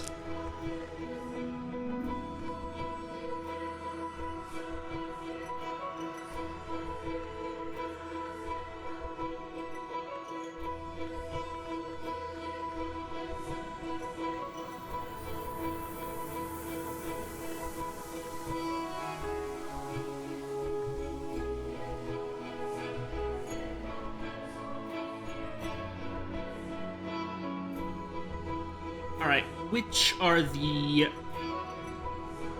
nectar and moth memories?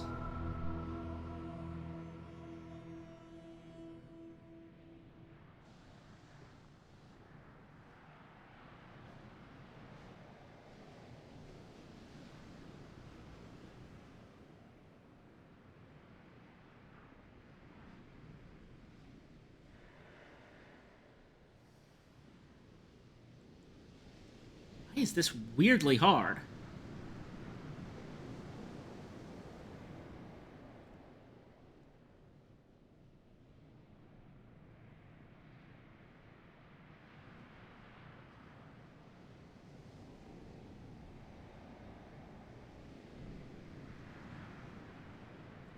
Oh, wait a second.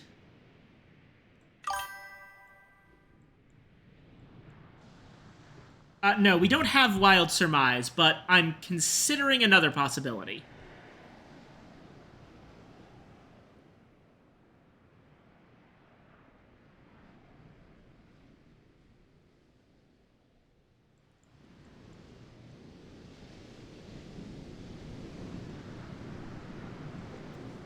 Because we do, in fact, have the boy. Now, the problem is that we're also simultaneously trying to do a thing there. I have the Shrine of the Chancel, right? I'm pretty sure, yeah. Should be right here.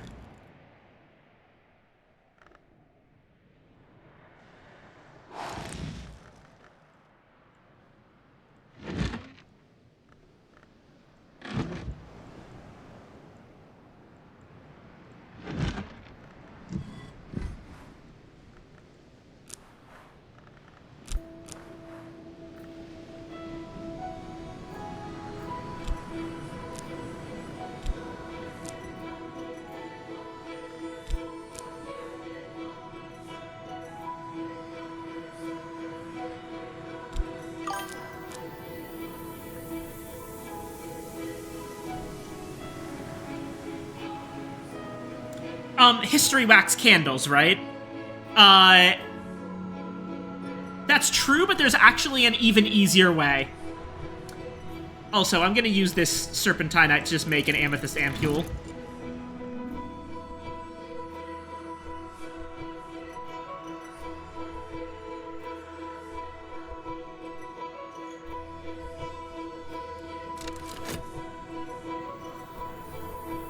I'm gonna do this fairly late, so until then, I'm also going to go ahead and there should be somewhere a...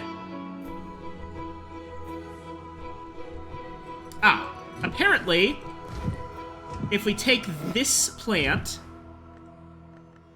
and consider it,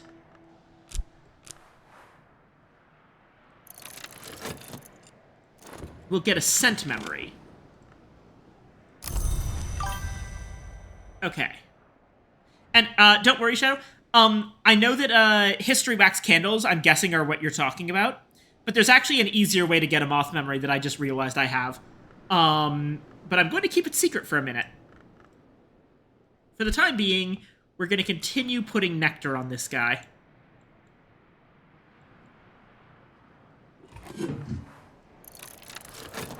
By giving him a knife. Alright, now we've got dough.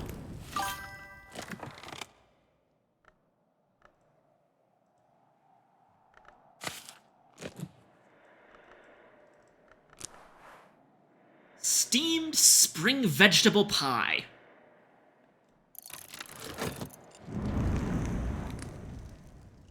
If I've considered Gervanite. Not yet. I have not actually considered it.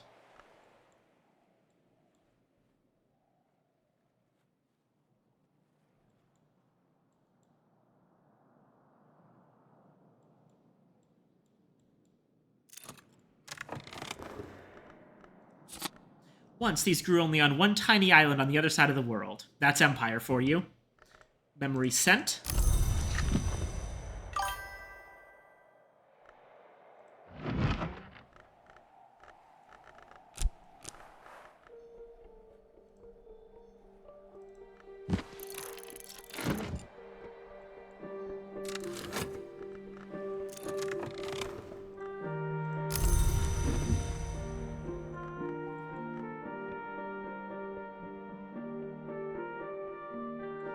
Alrighty.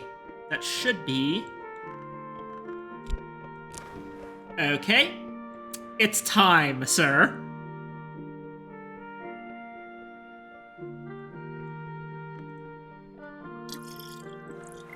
Drink this.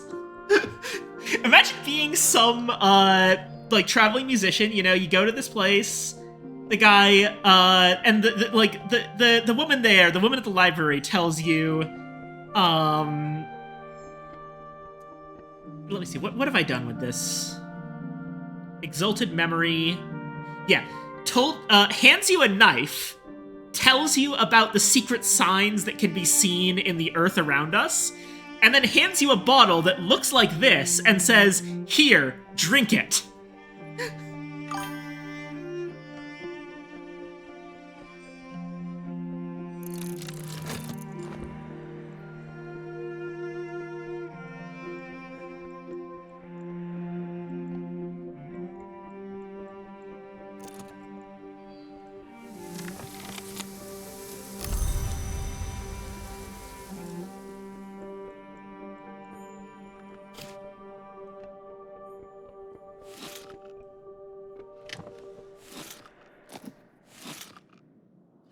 No, that always snaps back to the middle.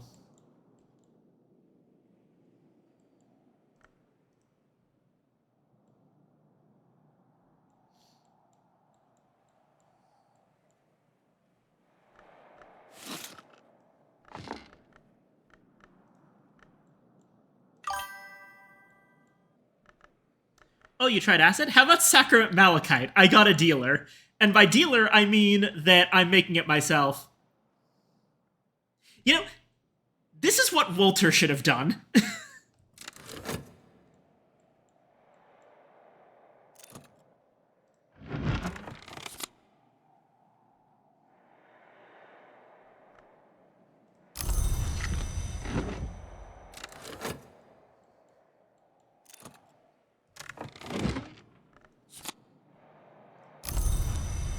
And amethyst ampule.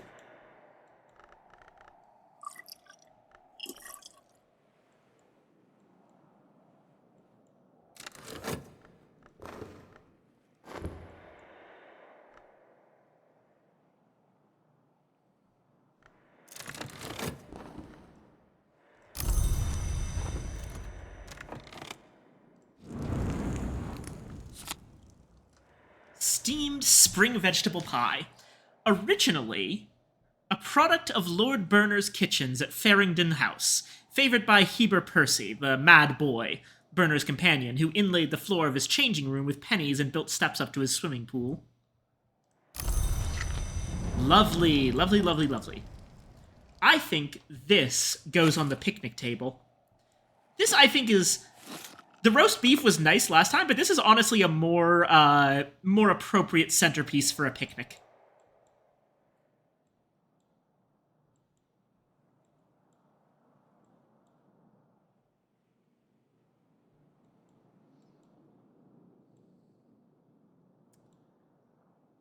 And... Oh yes, I promised to tell you my strategy. Check this out. We got this living relic a little while back. And if we just use a soul card on it, we should get a moth memory.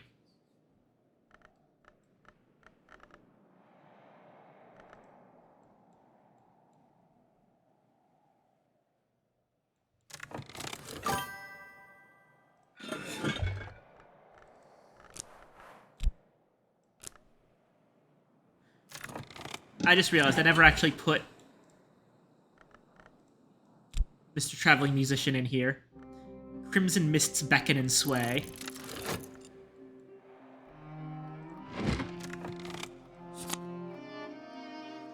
So, I want to mention this, by the way. Going back to the idea of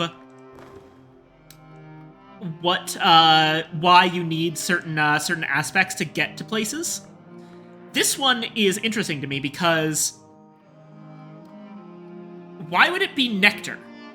Grail is obvious. Crimson Mists beckon and sway. This is very much a Grail location. Why nectar? Well, because the old name for nectar was blood, and blood was associated with the old hour from stone called tide, which was swallowed by the Grail in the Lithomachy. So ultimately, Grail and nectar now come from the same place, so things that want Grail specifically might also take nectar if the tide aspect is strong enough, if, like, the blood of the Grail is what's at stake here.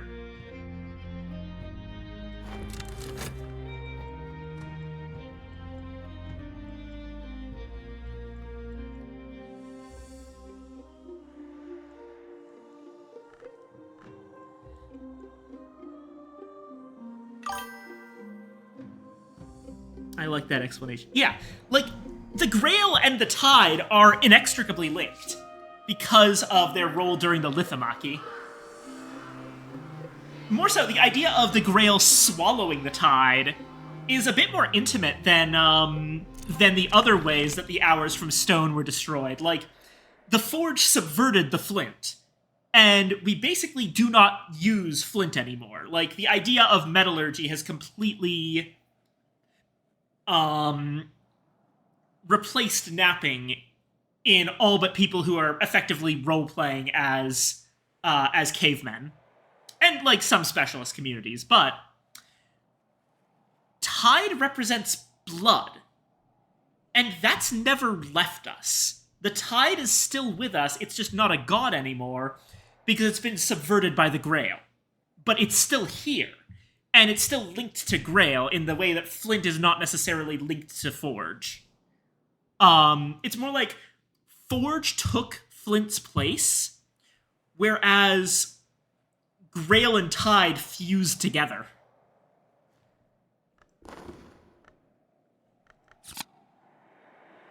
And we get our old moment.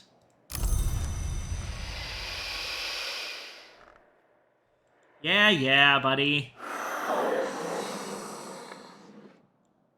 Yeah, you want an egg?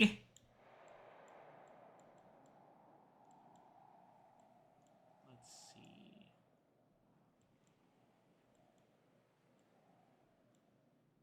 Here, have an egg.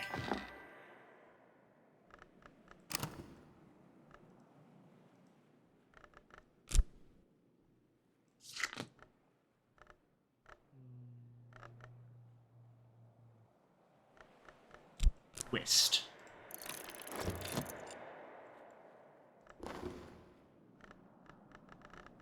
Alright, now we should have enough.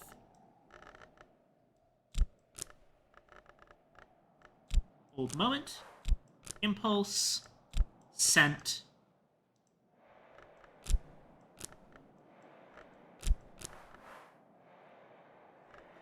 Actually, can I? Yes, I can!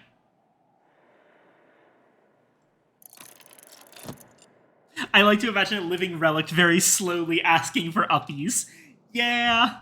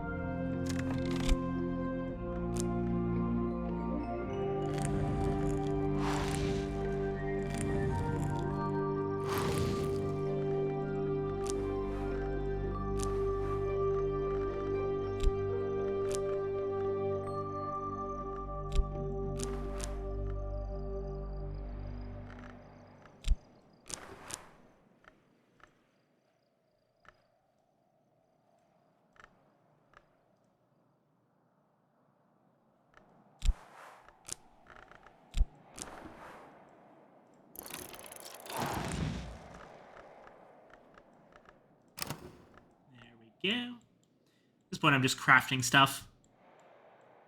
Just trying to get stuff done before the day rolls over.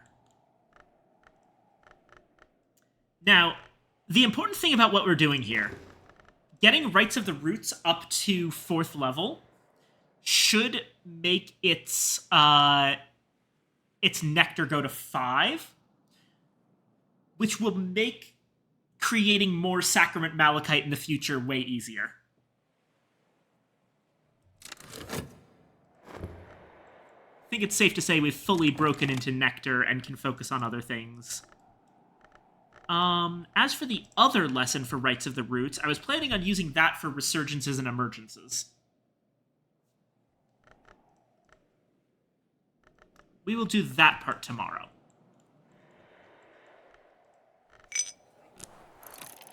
A little bit of fixing and mending there. And see what else I can make.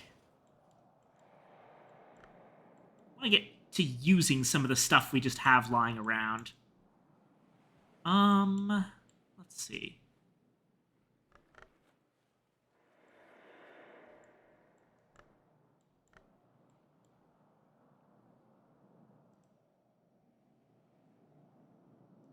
Well, we've got more serpentinite. We can make, with our shaft, another ampule. Using not door and wall, but surgeries and exsanguinations. That's one. I remember doing something with this cage in another history, but I don't remember what it was or what I used for it, unfortunately.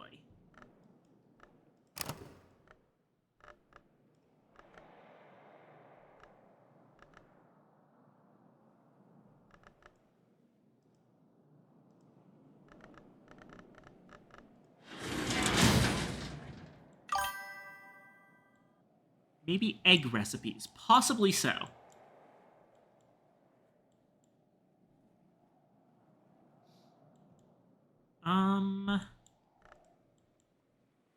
Heart.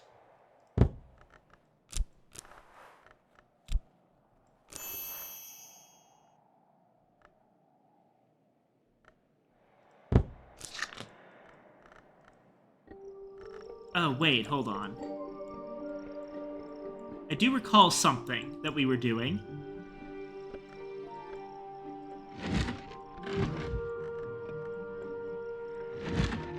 The Goal Scry workbench.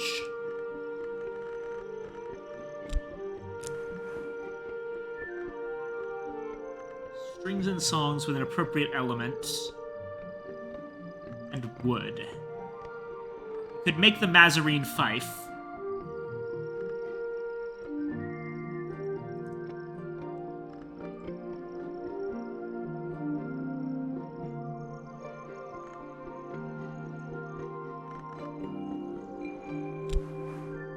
That doesn't use strings and songs, though. It uses, Oronoscopy or Sacrolineae.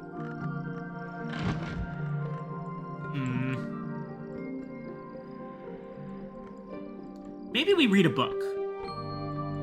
Let's try doing that. Sunset Passages seems easy enough. That's written in Latin and it's only 4 forge. I can probably crank that out in no time.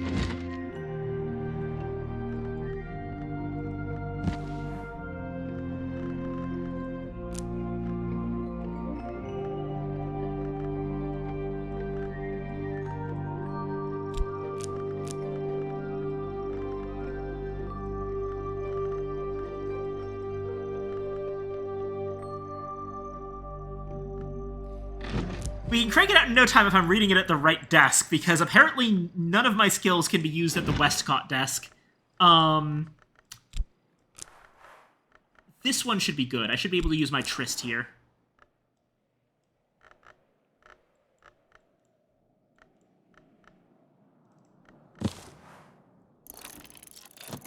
There we go.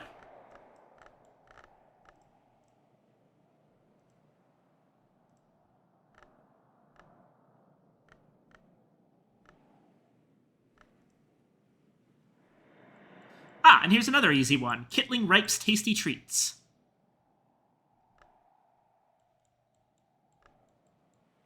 That'll be at the Nona desk. We'll use Core.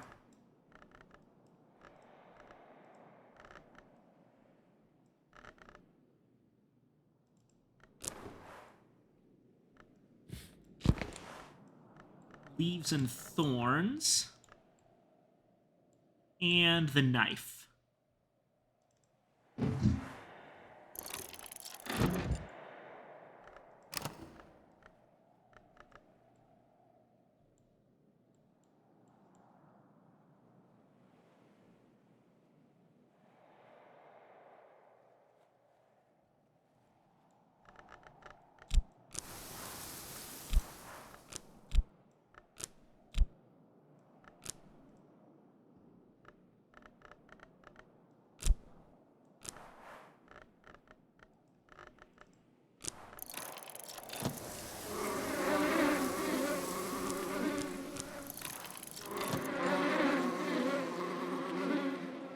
There and there.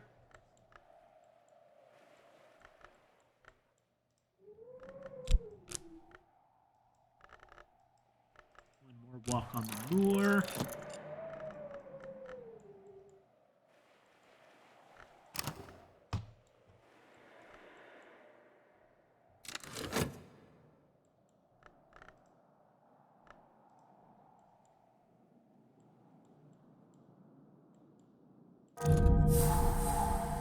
Oh, new room.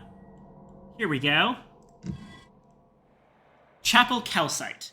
The Red Grail says, "Never speak of this mystery. I was always the first, and I must always be greatest. When we spilt the blood of the Thunderskin, I feasted and I grew strong, stronger again than the twins. There is always a feast, and nothing is truly wasted."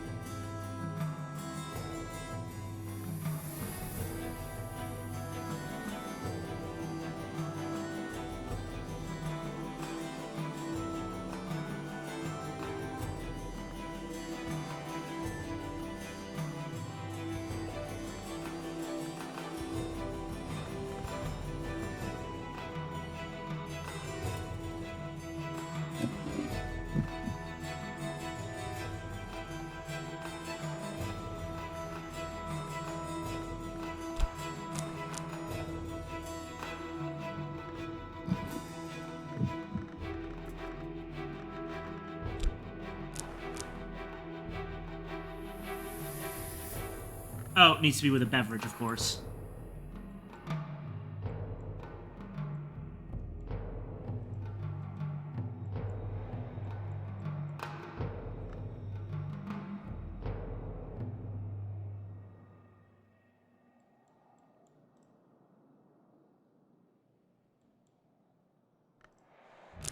Oh, heck, actually. Super easy, now that I think about it.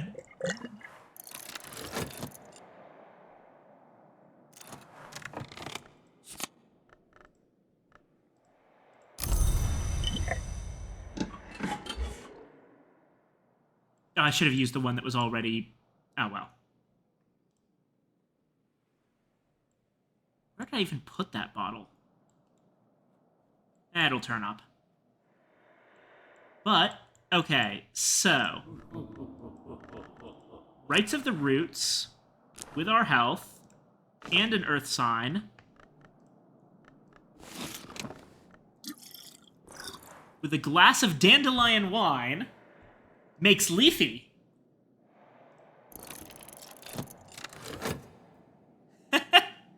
Okay, way easier Leafy.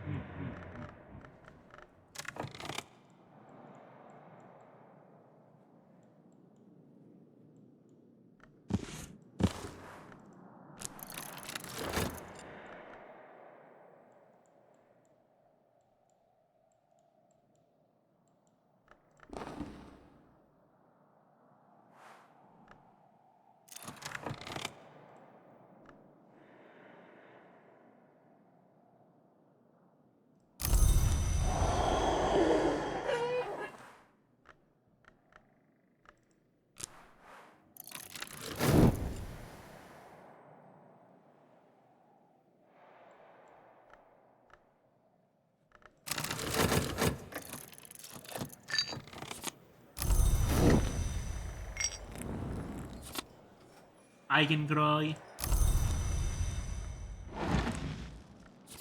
An amethyst ampule.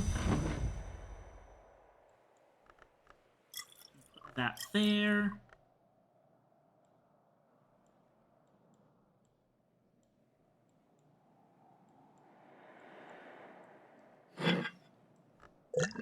Eigengroi goes here.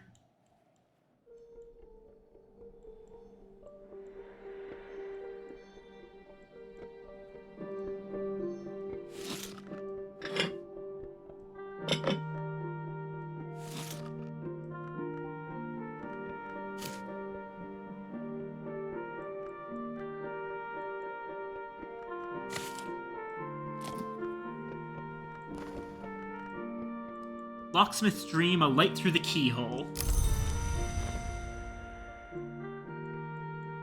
That should be a pretty easy one. Yeah, 4 lantern.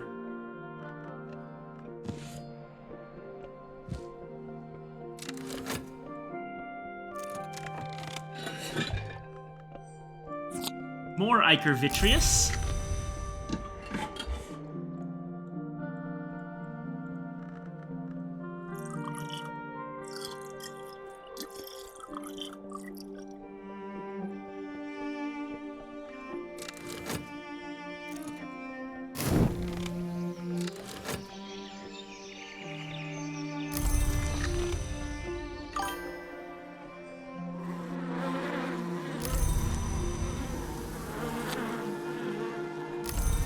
Oh, something that you're disappointed by?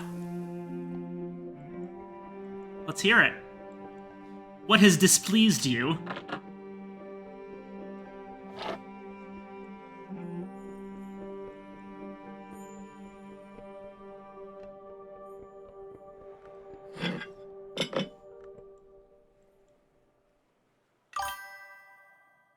You know you have Julian Cosley's masterpiece, right? Namely the House of Glass. In this game? I don't think I've seen that anywhere unless I've missed it somehow.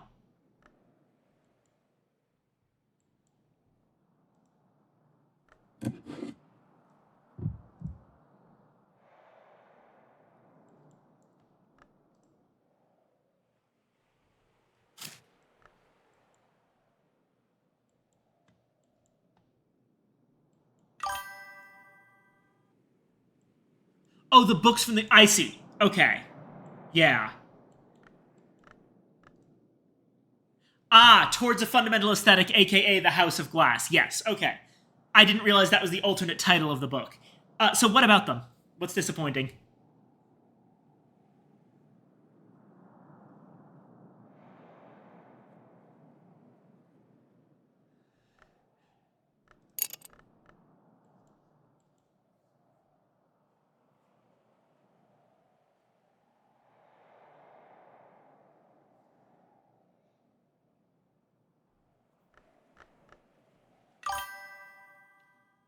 Julian Cosley is one of the new man counters.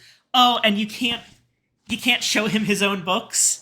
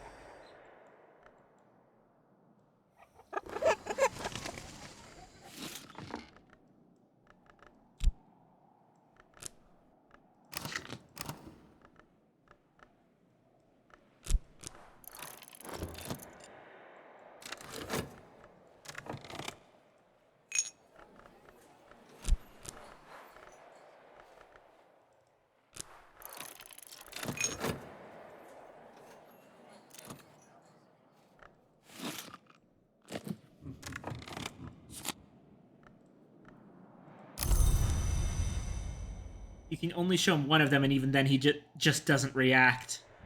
No. Oh, that sucks.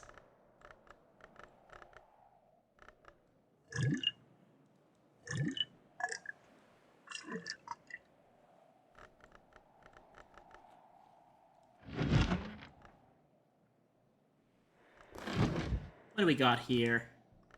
Hey, Orchid Transfiguration Feast. I'll buy that.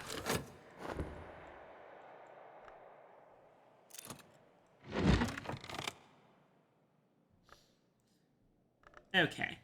A miscellany of the funerary prayers, ceremonies, and hymns of the Church of the Unconquered Sun, which was ascendant in the 3rd and 4th histories. It schismed during the Intercalate when the sun was divided and has not survived as a significant force.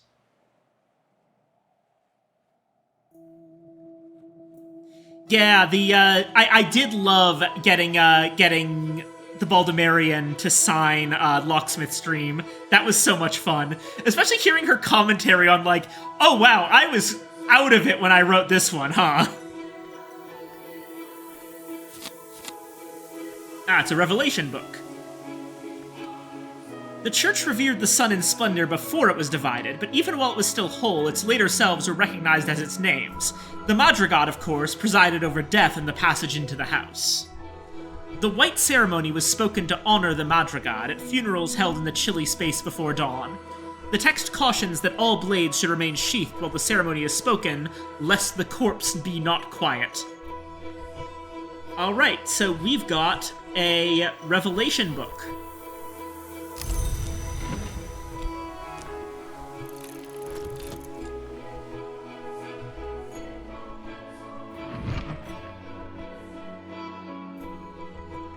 Revelation books go here.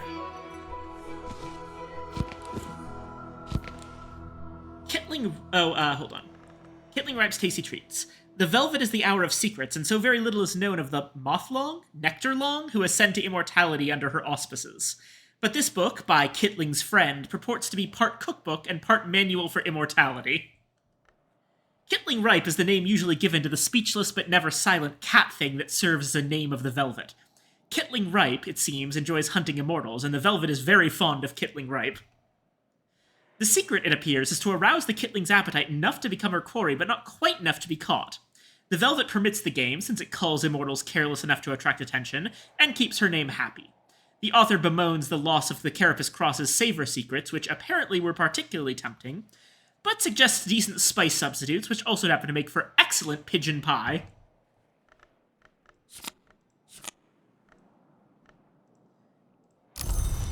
So that is a satisfaction book. Which means it goes here. It's very funny that, like, most of the things that are identified as cookbooks are actually all satisfaction books. So all of my cookbooks are basically on the same shelf.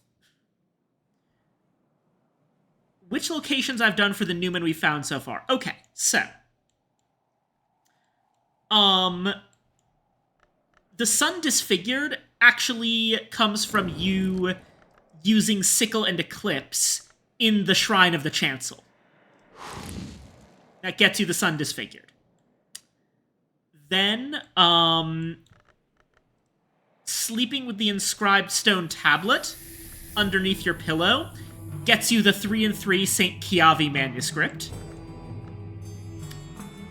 Towards a Fundamental Aesthetic 2nd edition, that you find, I believe, up here in the Silver Vault. We also, in the Silver Vault, get the Shiritic Book of Suns and the Turquoise Hand.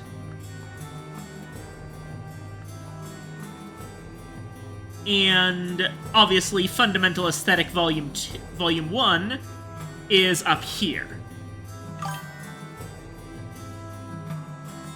Wait, you can use Sickle and Eclipse for the Chancel. Yeah, I'm pretty sure I used Sickle and Eclipse.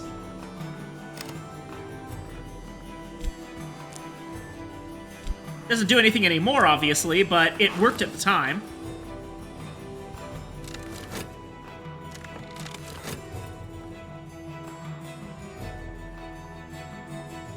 Oh, no, right. No, second fundamental aesthetic was from using the house key in the Rowanarium.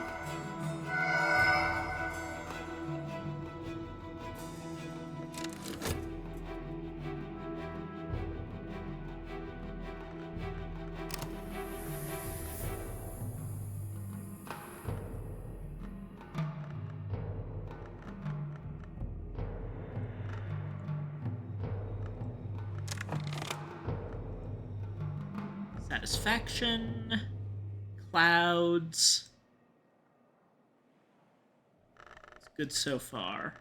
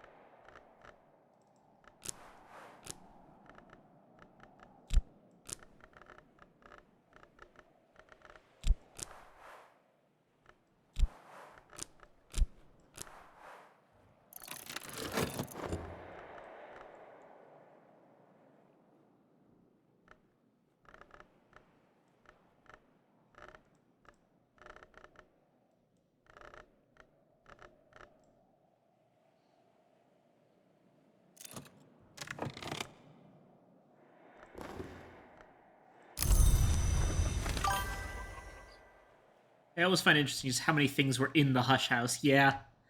Like, this is an important area. We have one of the churches of the Unconquered Sun.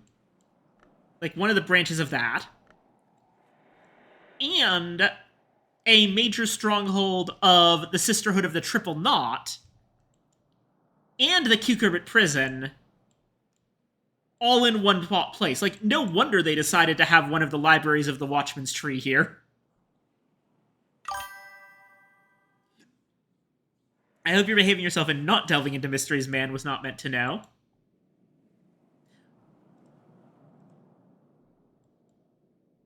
It's fine. I'm a woman, so I'm totally meant to know those things.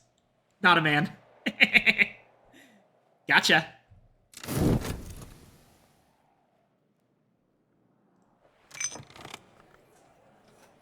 Oh, hey!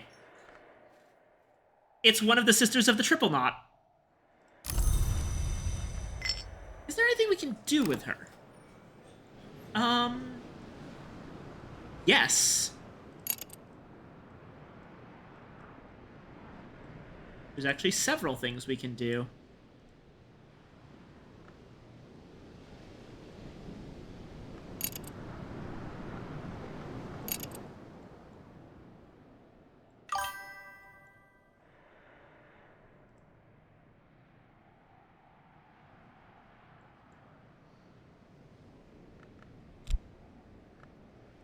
Okay.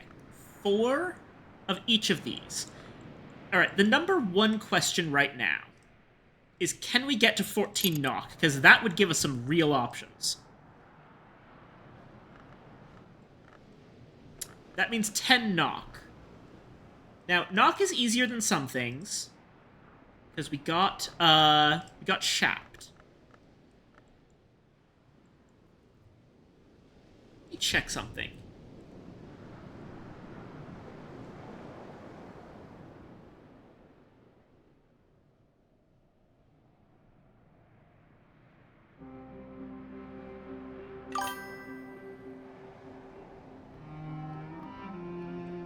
Occult Scrap is an omen, right? It is, yes. This might be a place to use it. We do have the... That does give us some knock, but... Let's take a look at a couple things.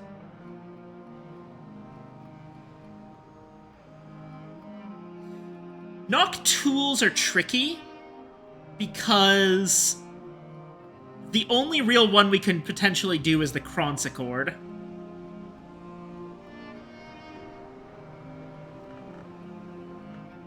Oh, the nun can use that in addition to another memory? Oh, neat. Alright, that's good, that's good. It's good stuff.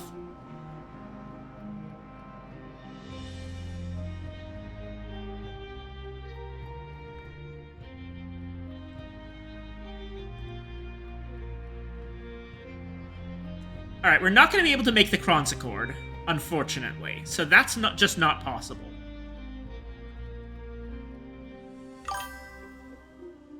I do have a 2 shapped. So that's something. Let me see. Looking through various items.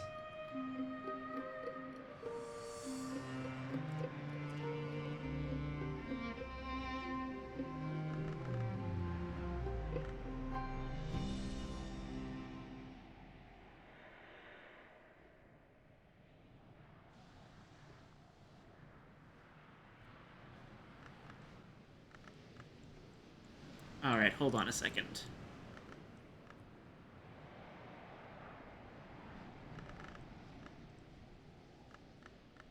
Dornwall and Horns and Ivories work equally well for this. We probably need the dispensary here. Dornwall, plus a spare shaft. Add that Glassfinger toxin we made a while back.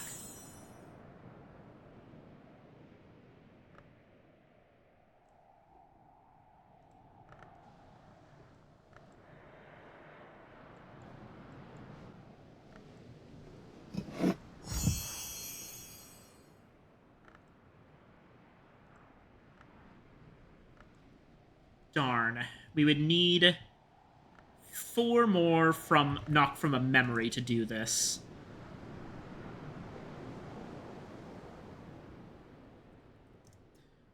What are the knock memories? Oh, Mist-Kissed Water from Numa. A little bit. There's some over here.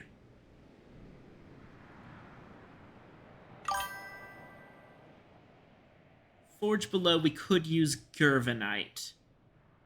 The fundamental problem with making a Chronsicord is that, it's not that we don't have the Gervanite. We have a Gervanite. The problem is that we don't have the crafting skills for it. In order to craft a Chronsicord, you need, Oh, we could do it with the Great Signs and the Great Scars. Wait. That said, the Gervanite itself, I believe, is not craftable right now, because we would need either Lockworks and Clockworks, or Glazier and Lightsmithing.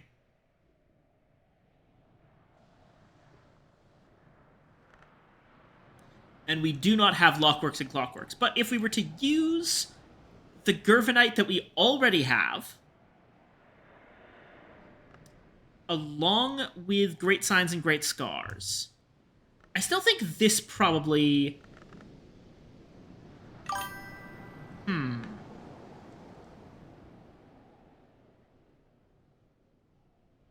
Ponder on a couple of heavy candlesticks.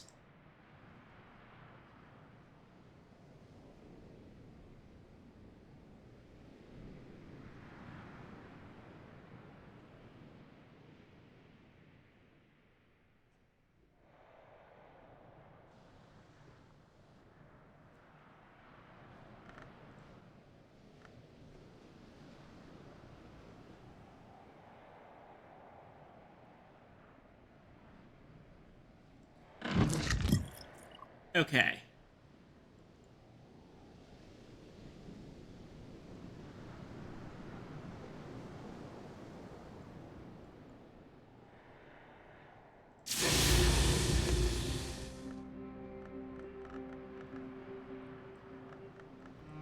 That said, okay, hold on. It's gonna be tricky. If we were to use the Gervanite, we would need Great Signs and Great Scars down here, which is at level 3. Extra Shapt. Obviously, I would pour this out, but this is now just for example.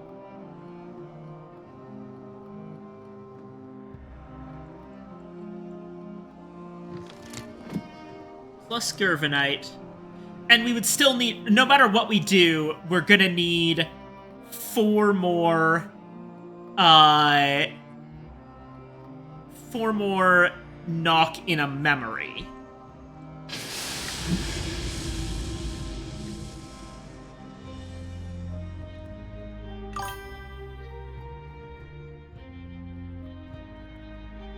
Oh? Wait. Okay, yeah, that works. That works. Shapt. Plus Signs and Scars. Add Gervanite. Add Glassfinger. No, see, it comes out the same.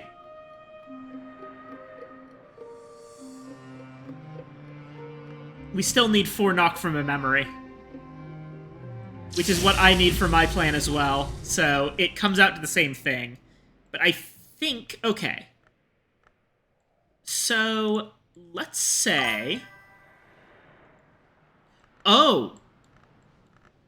I suppose that could work?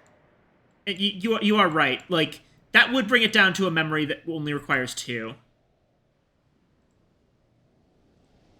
We do have 2 Glassfinger Toxins.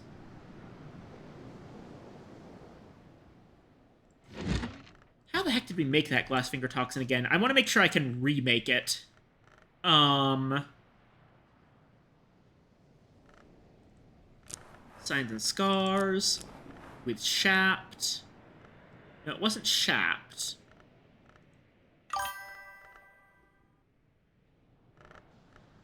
Right, surgeries. That's what it was. With a liquid. Yep. Okay, okay, okay. Now, the Gervanite is going to be a big hit. So let me explain my strategy. It'd take longer, but we could feed stuff to the nun while we were doing it. So, idea is that we go to some place that lets us put together knock stuff, like here, for example. Put in Shapt. Put in...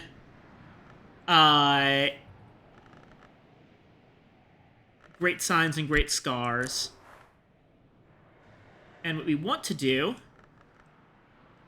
is get ourselves all the way up. This wouldn't be how we do it, but...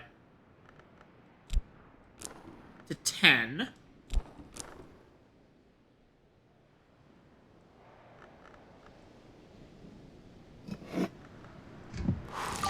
Would it be easier to do it this way?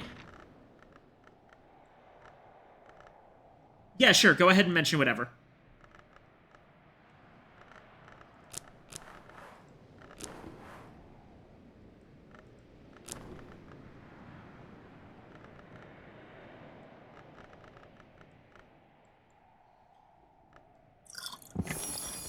So yeah, if we put all this together with 10 knock, we can craft a Curious Hunch memory, and a Curious Hunch actually does have 4 knock. So we can then turn that into the ability to get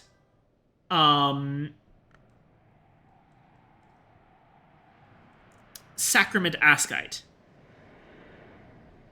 Inside of the servant's quarter and at the top of Natan's tower, there are weighty bedside candlesticks. So these. If you inspect those, you get Gervanite. Oh, okay. Alright, Gervanite's less of a, we have a bit more to start off with, then.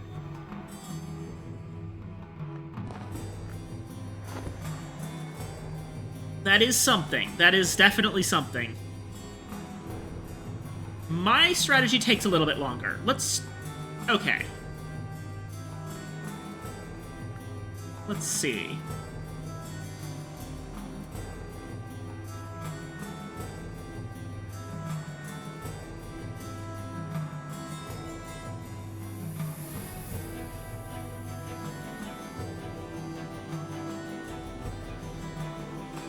Four from the Nun.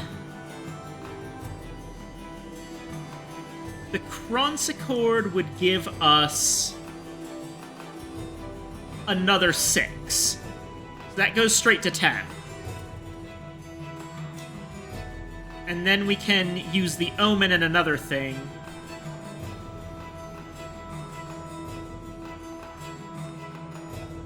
Yeah, that's extremely doable. I think that that's the play. Okay.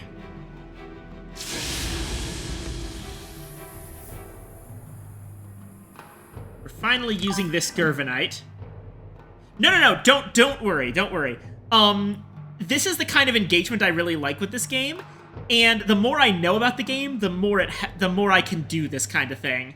So it is very much appreciated. I was coming to my own conclusions, and I think that my way would also have worked, but the problem is it would be 2 separate crafting timers. One for the hunch, and one for the actual Sacrament Askite. So I think this is actually a better use of that Glassfinger Toxin.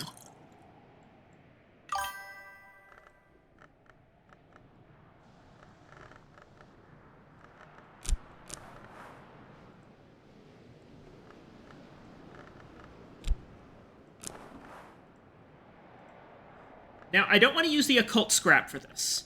So we're not going to do it instantly, is the thing.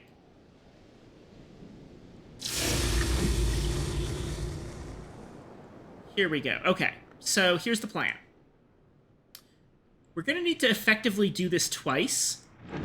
But we're going to grab a pattern from one of these books.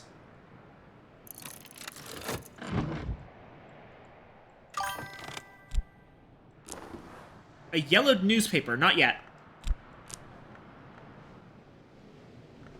Oh wait, no, it's 2 shillings.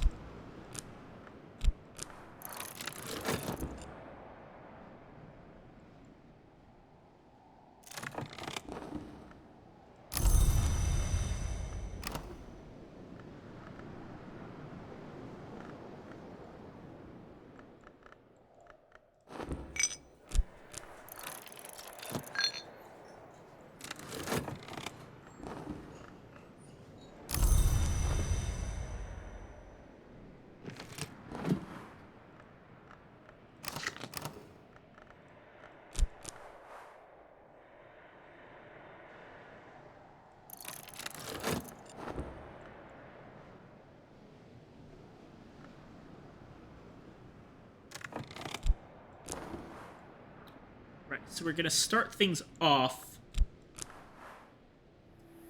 An Apposite Auspice. An omen that may provide useful guidance.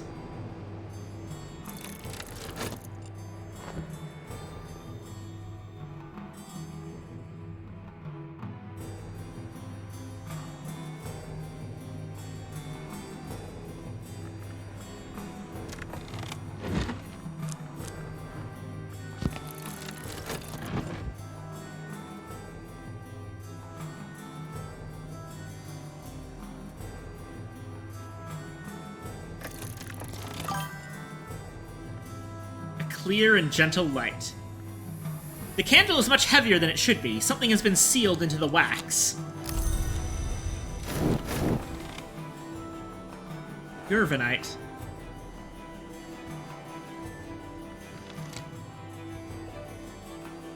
The glittering cranial tchotchke. I've already gotten the thing from that, unfortunately, but thank you.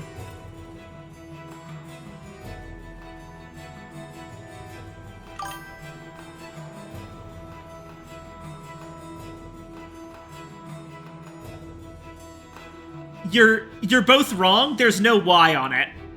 It's tchotchke, and the E sound comes from the ending E.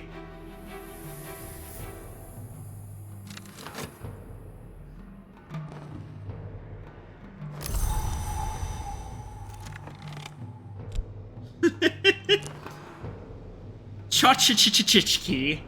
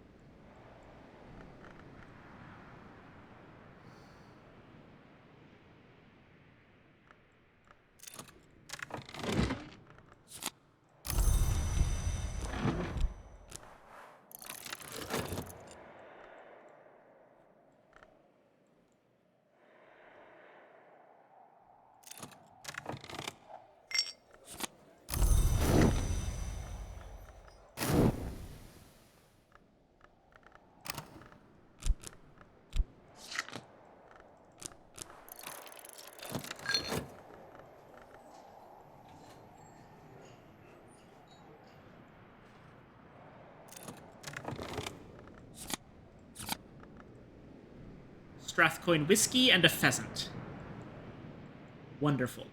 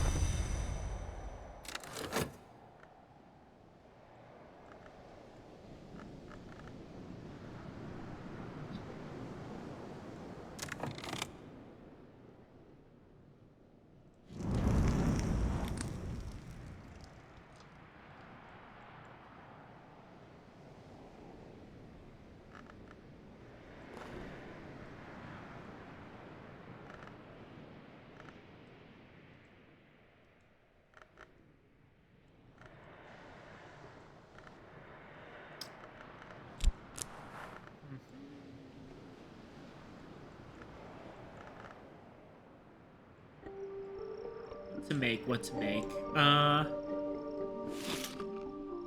Alright, I should probably roast some more beef. And if I'm doing that...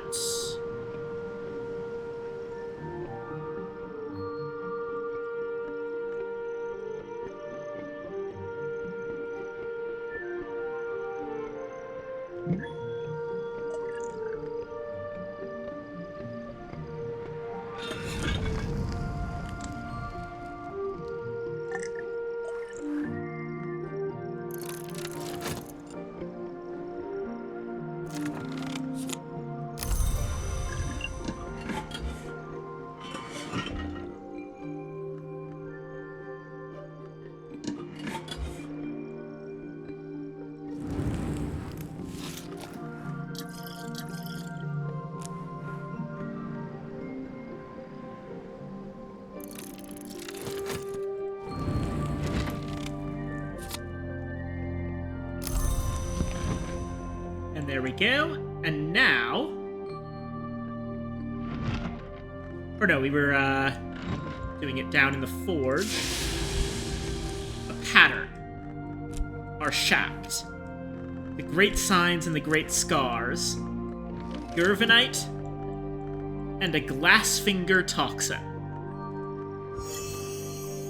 Put them all together and you get a Kronsicord.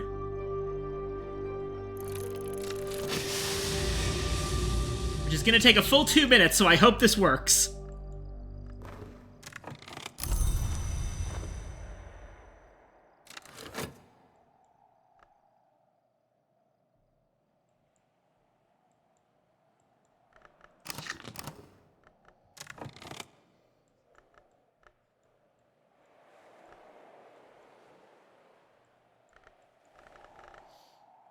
Okay, spices and savors.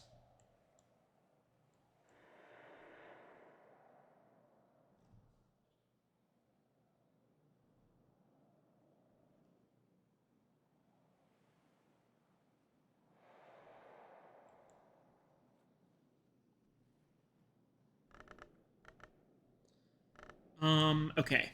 Forge and nectar. What can we use that on aside from itself? Because spices and savors by itself isn't amazingly useful.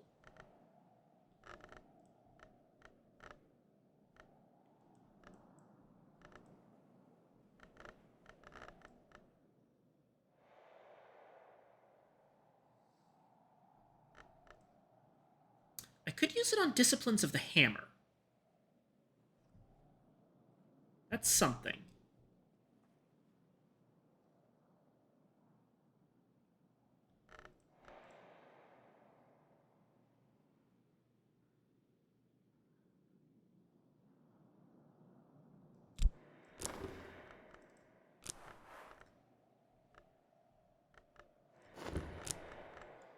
I think... Yeah.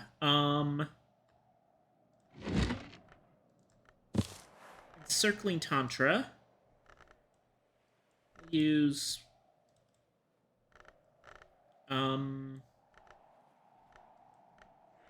Fuck, I don't know, Whist for it.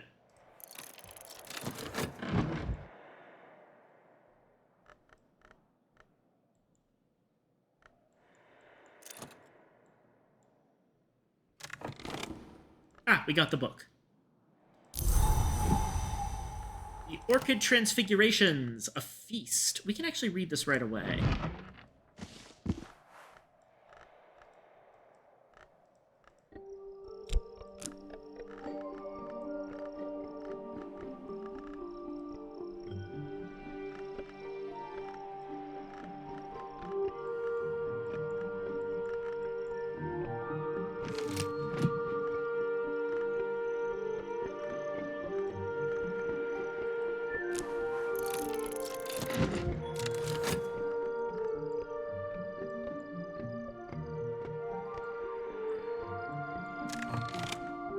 Right, and we also wanted to read Locksmith's Dream, Light Through the Keyhole.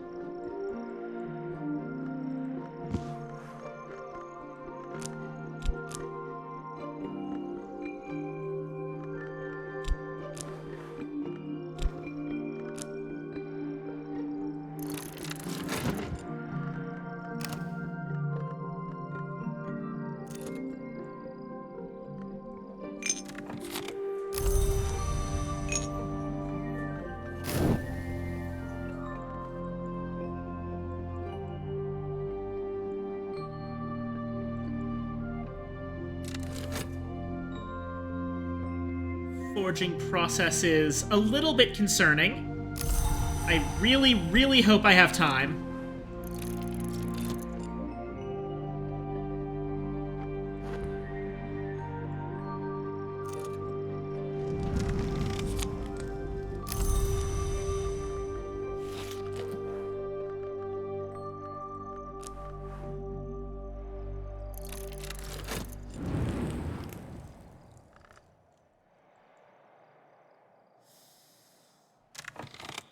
Okay.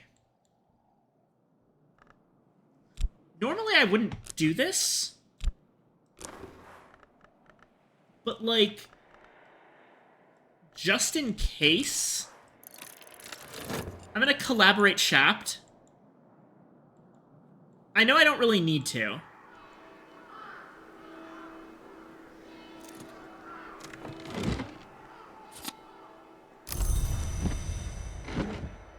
Here's our fear memory. We'll need that in a moment. But I feel like, right, if we can't get the Chronsicord working in time,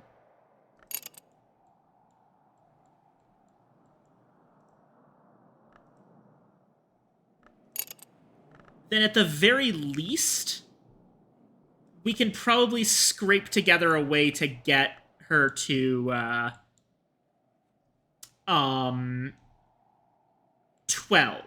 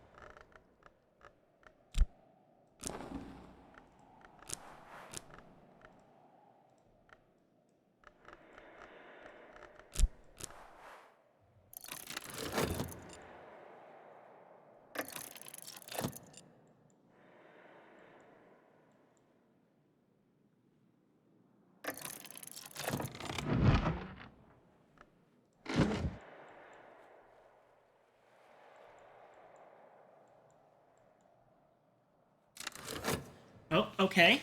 Okay, we might be good. We might be good. I think that's a good sign.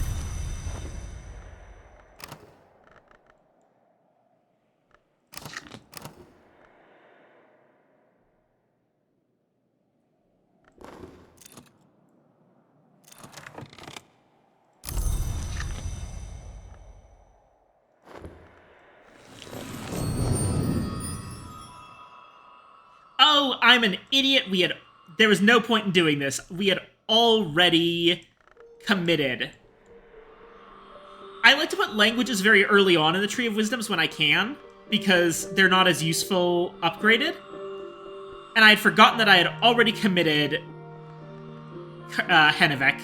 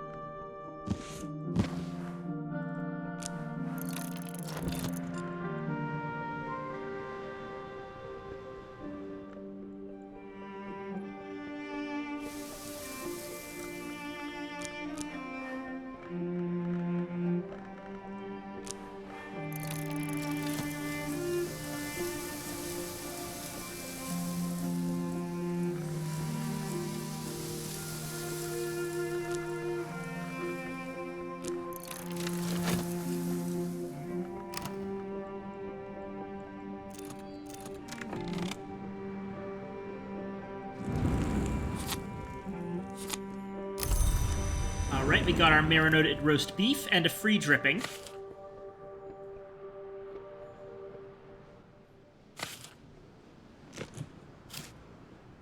Oh, there was still more flour there. Oof. Okay, I'm just gonna have to, put that over here for now.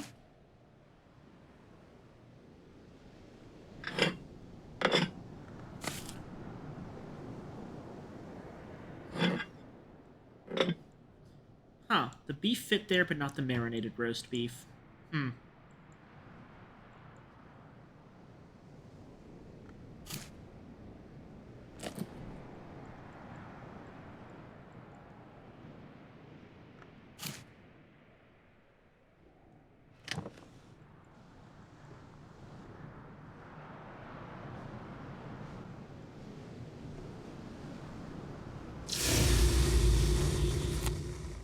Chronsicord. A music box that only performs once, a typewriter that can only send one message, a clock that can only strike now. It's funny that it works as an ink. I guess it does say it's a typewriter that can only send one message. Okay. Here, take this.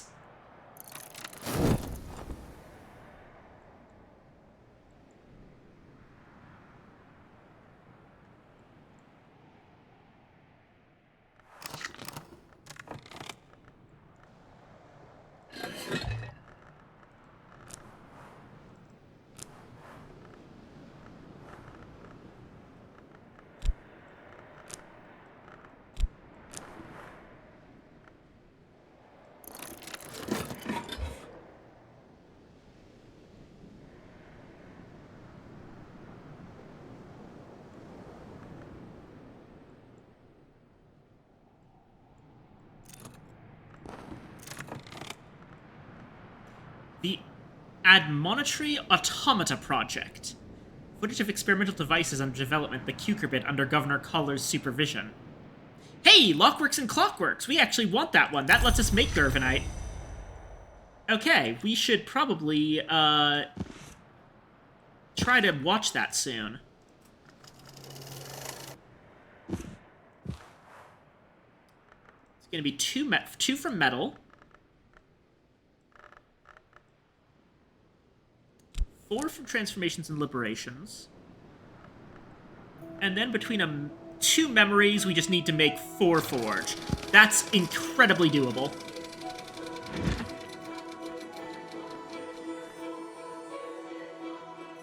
Orchid Transfigurations, Feast, Desires, and Dissolutions. The illustrations are certainly striking. They flush the skin and glow beneath the eyelids after the book is closed. We must devour to be devoured. We cannot be undevoured, as we cannot be unborn. It's an intuition book.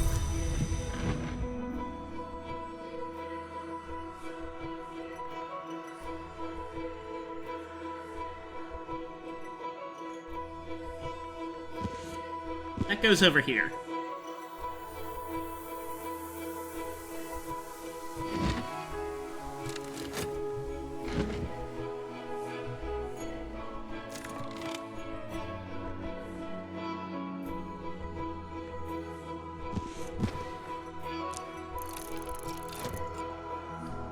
Right. And now we have a 16 knock nun who is ready to do whatever the heck we want. So, the question is, do we unlock the Slithering Fountain? The Wintry Forbidding?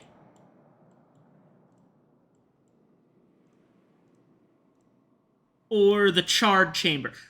I don't think the Charred Chamber, because I can use Winter for that. And I have access to Solomon's Preparation, which is really good Winter. Like, my Winter is great. Edge is harder. I do have Serpent Milk, which does work for Edge, but broadly speaking, yeah.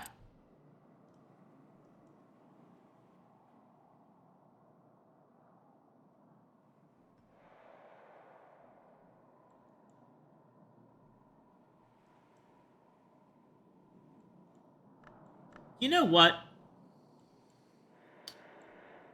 I'm gonna go with... I'm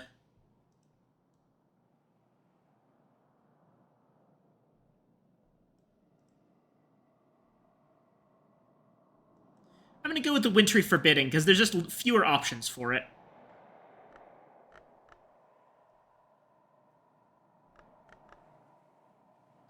But on the other hand... No, actually, I'm gonna go with the Slithering Fountain. I changed my mind, because here's the thing. If I were to use Edge on the Fountain, Scale would be very hard to use on the Fountain. And if I were to use Edge, then that would mean killing all the poor snakes. I would rather use Knock here. After all these years, the fountain in this hall is blocked. That's not a surprise. A little more surprising is this. The blockage appears to be mostly snakes, a great many snakes. This, no doubt, is why we have seen so few rats. Well, let's tell the snakes that their job here is done.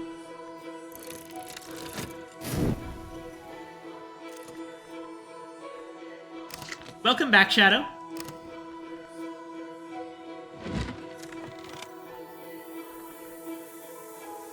The parallels in Mystic Dreams experienced by carpenters, masons, and other artisans, and what they purport to reveal about the architecture of the world.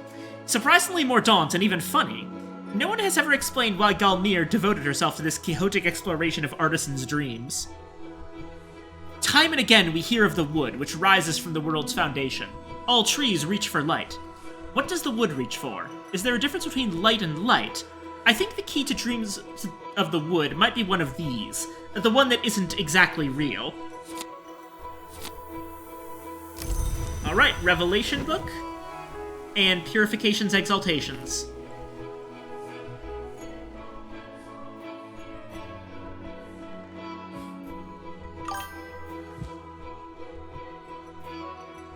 Is there anything stopping me from starting at the pump? No, not really, actually.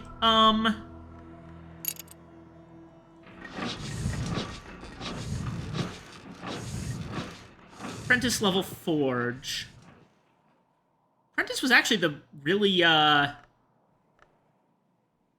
really easy one, if I remember correctly.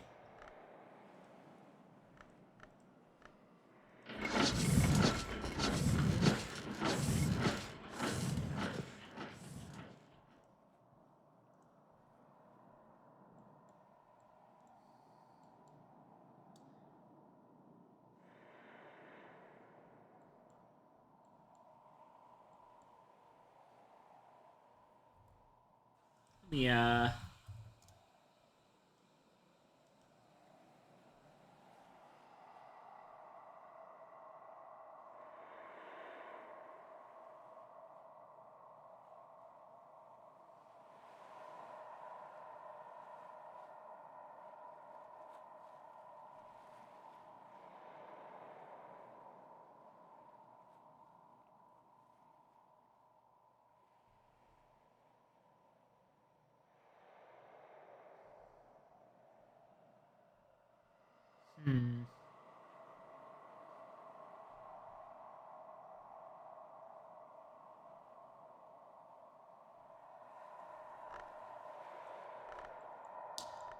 Honestly, the thing that stopped me from starting up the pump is really just,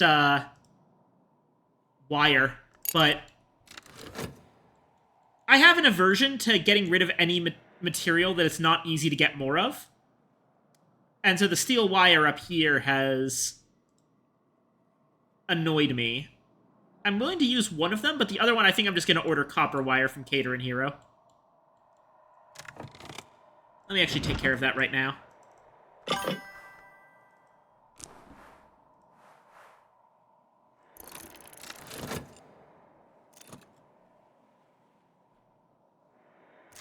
Only copper wire, not steel.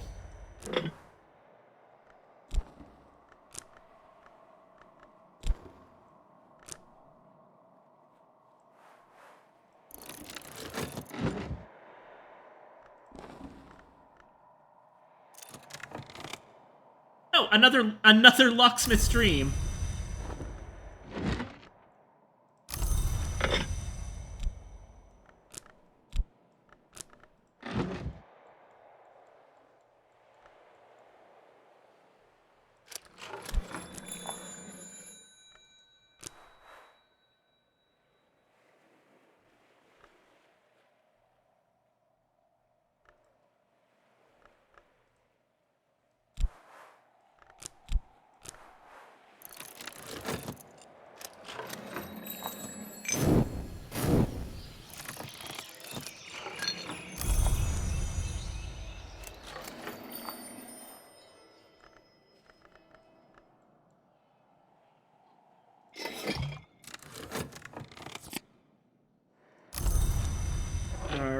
Refulgen? Never know how to pronounce it. Also, wait, what's oops?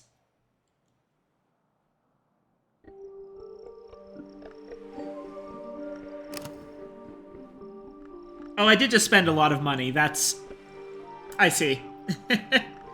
No worries, no worries. I'm gonna take a quick break from hiring people. I mean, I suppose I'll check. But for the most part, I doubt I'm gonna hire anyone today. Unless it's like the nun again. And even then, I'm not sure I would.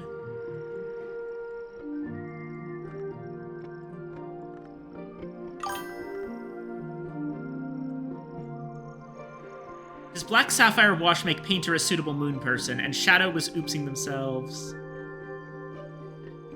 And the back seating, we love them though.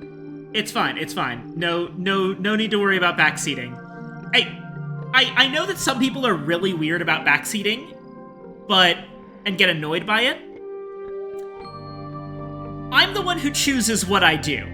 As long as you guys aren't getting angry at me for making choices, I'm fine with backseating. Does that make sense?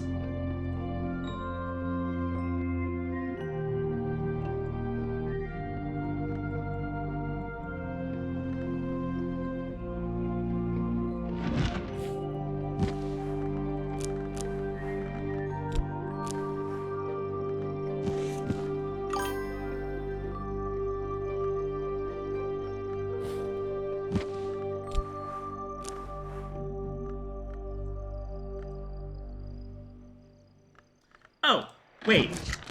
I'm dumb, that's knock.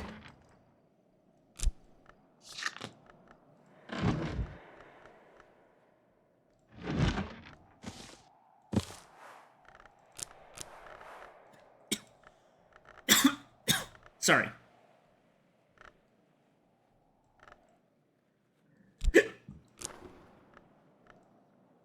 Got the hiccups.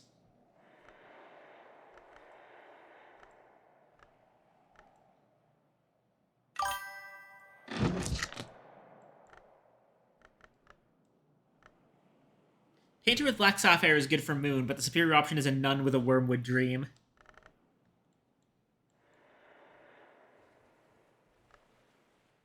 I see. I'm not sure I do, actually, but I recognize some of those words. I don't think I've ever seen Black Sapphire Wash. I do know what a Wormwood Dream is.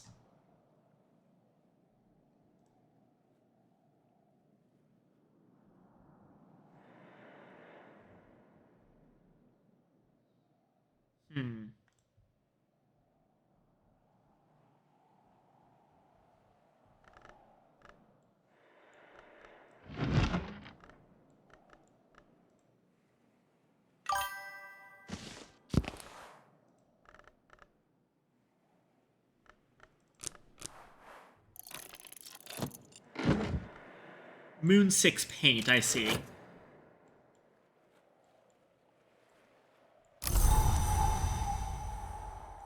Ah, a sunny day.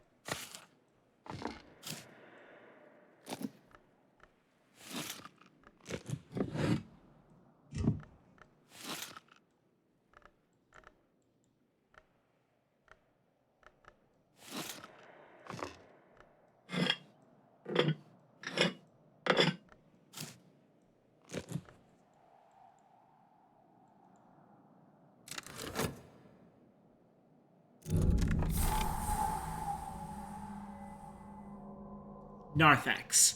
If you were a pilgrim to the Abbey of the White Crow, you'd purify yourself here. You didn't want to track profane Dumnonian mud or alien Mare Britannicum salt into the holy precincts. Or unclean thoughts, especially not unclean thoughts. The priestesses here were a little more merciful than the hours they served, but only a little.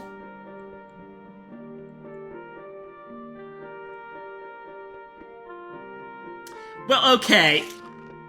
Now, we know what we gotta do. We know what we gotta do.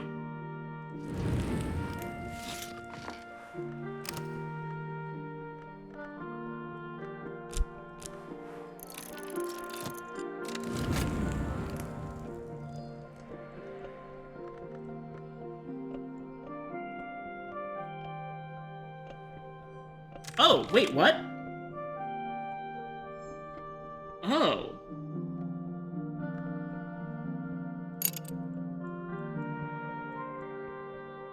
Well,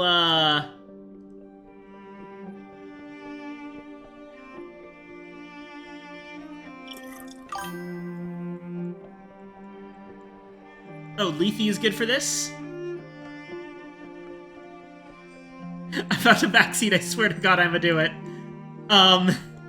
Go ahead, go ahead. Solomon's preparation works just fine. It's got 4 winter, and it's a liquid, but I know Lethe's good for this too. When we do have tons of Lethe, I'll probably use Lethe. It's more appropriate. But, Base, what backseating are you about to do?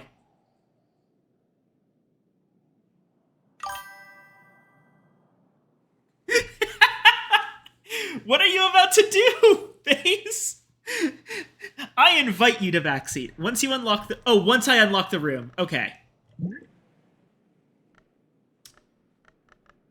Alrighty. Pour out a cold one for...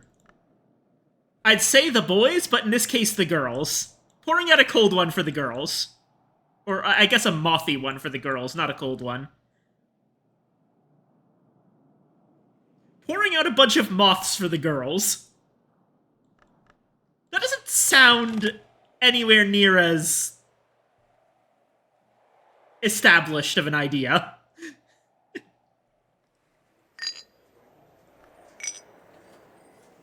Oh no, an ad. Okay, let me wait.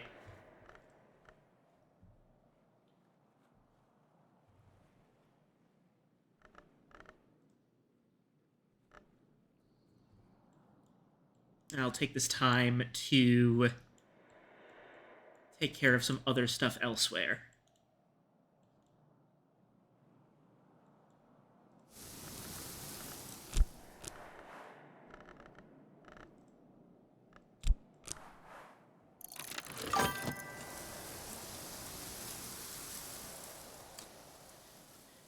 For some reason, Base doesn't get ads, it's just me and Anna chilling. Yeah, I don't know why that would be. Anyway, hi, welcome back, Shadow. Sorry, I wasn't doing anything important. Okay, it's a surrealist painter. Grail Moth Rose.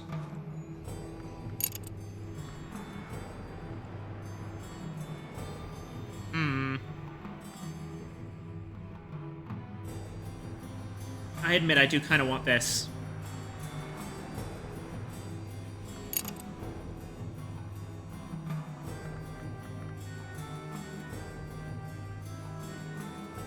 And honestly, now that we can make Lethe, yeah, I think...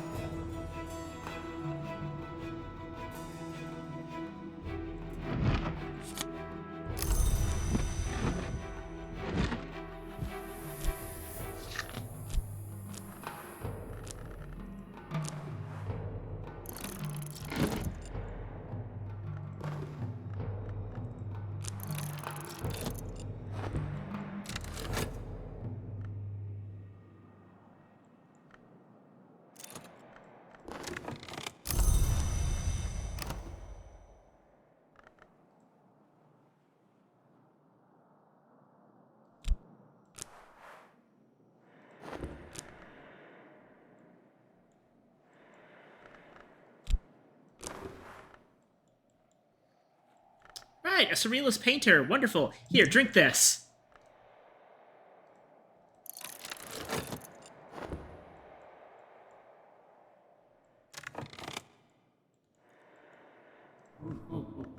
If I remember correctly.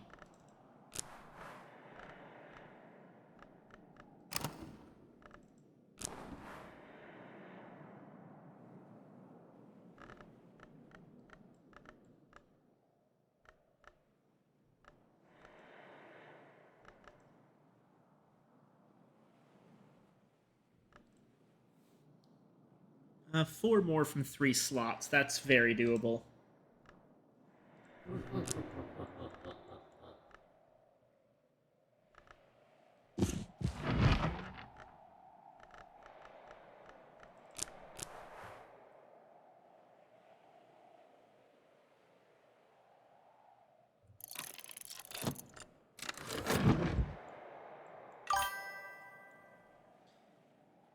Didn't you do this at the kitchen so you could use a knife? Oh, right. Duh.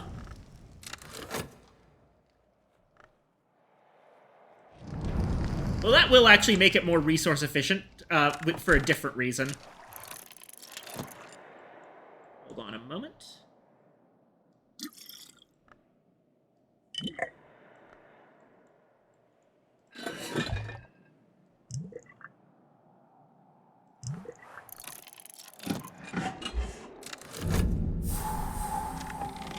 And here we go!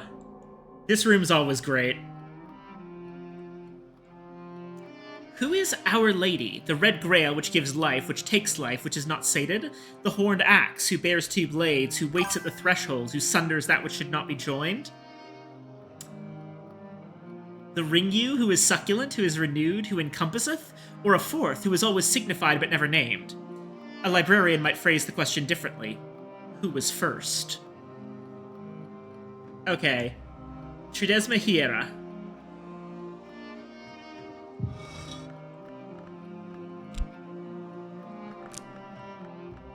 Let's see. You said transformations and liberations, right?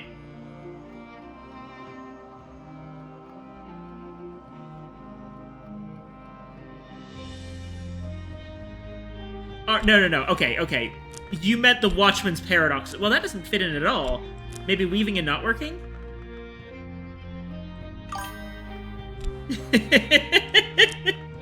I'm sorry. Okay. It doesn't seem to do anything on its own. Do I have to add a soul? Yes, I do. Okay. Make the proper invocations of the 3 to reveal a treasure of the house.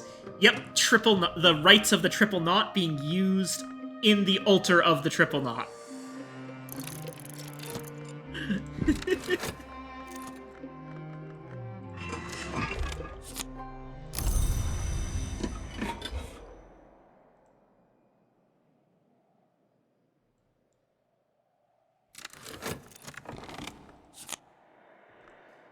Desires and dissolutions.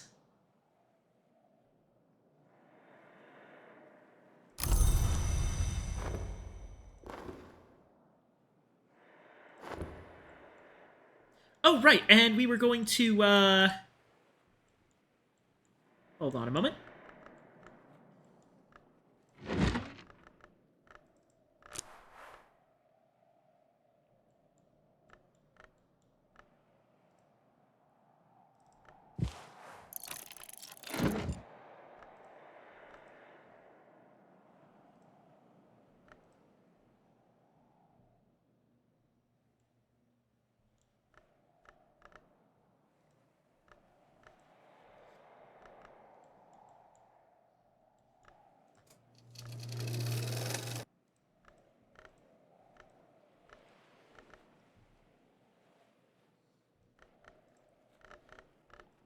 Where we were going with metal, transformations, liberations.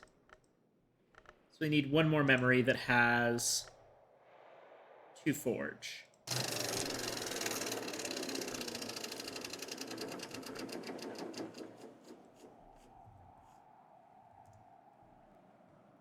2 forge for a memory.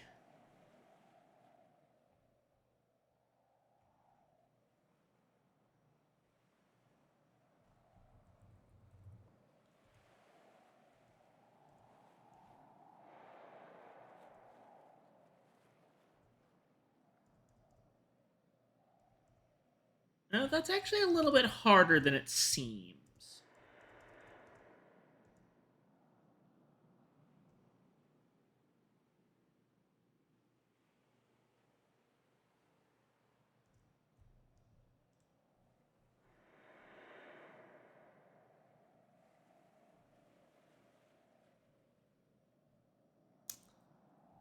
Hmm.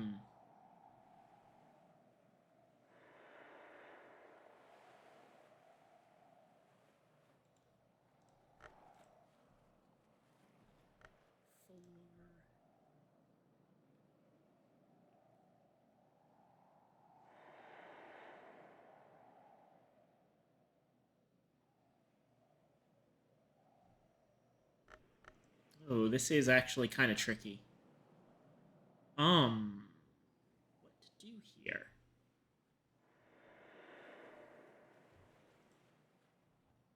Probably not gonna be able to make any of these other memories that give me a lot of forge.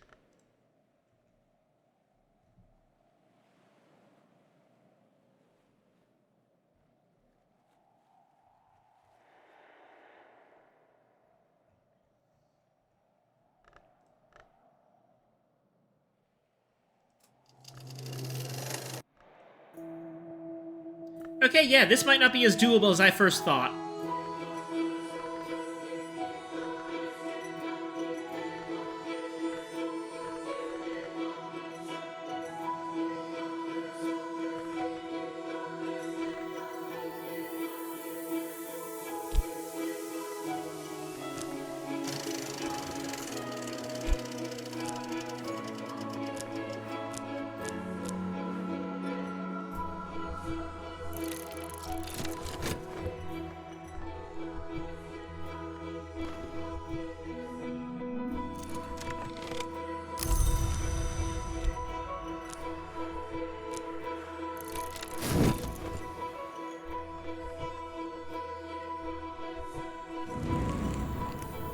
Right.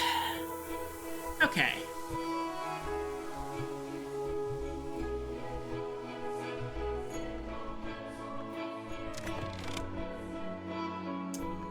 Let's see here. It's Rights of the Roots. Or no, I still need that, need this to finish cooking.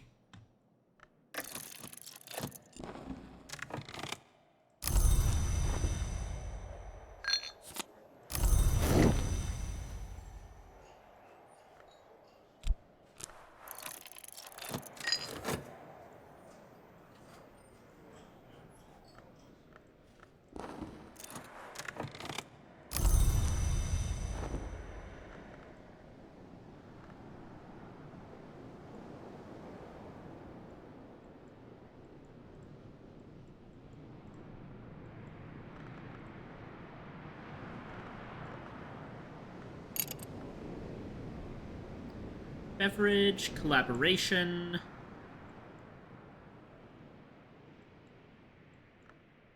Probably a memory is appropriate as well, but actually,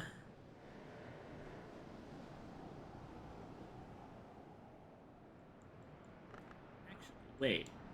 Now I'm loath to do this after last time. Okay, honey does have moth. Here, have some honey.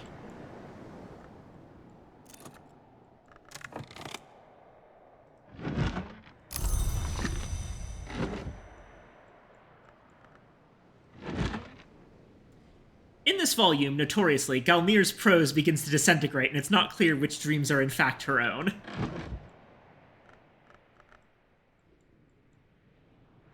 Alright. So now all we need is a single glass of water, the Rights of the Roots,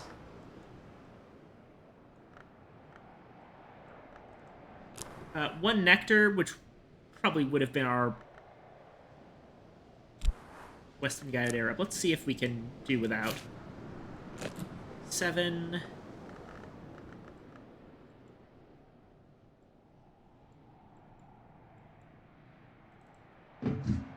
9.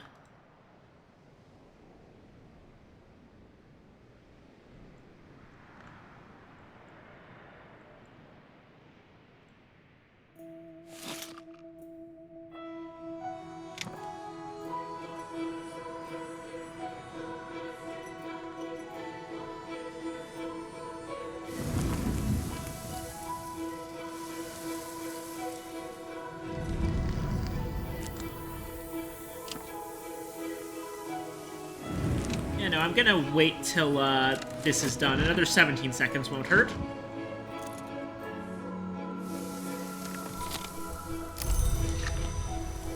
Got the vegetables, which I had wanted to consider. Which I'll use... I guess I'll use Arab for that. To identify them as potatoes.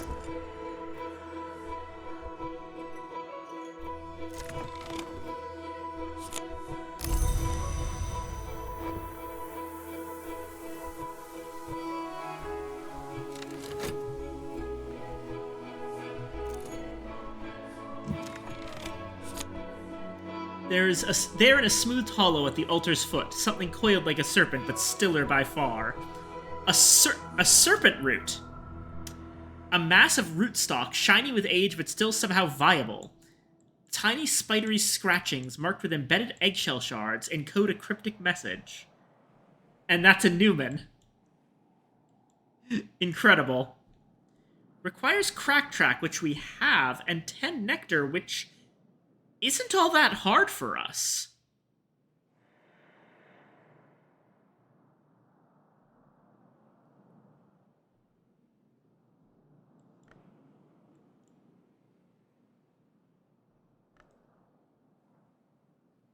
We can read this right now.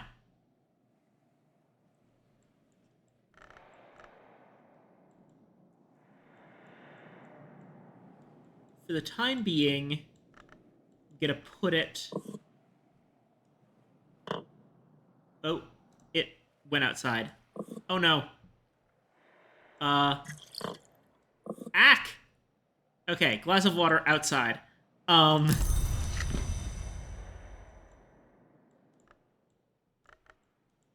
You know what? For the time being, let's put it in the vault.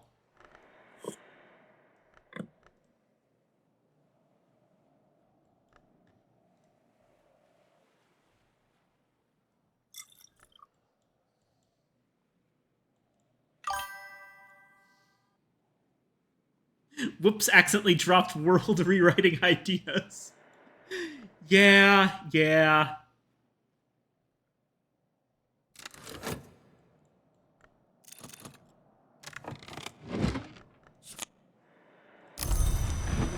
Alright, that foresight memory is going to turn out to be useless.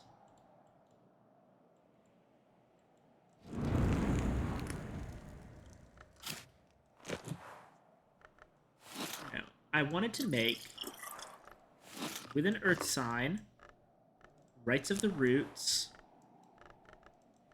Custom Grired Arab, and knife.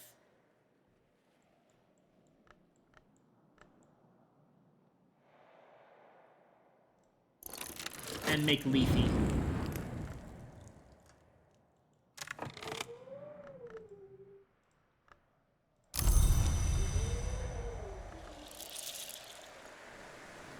Oh, more pilchards.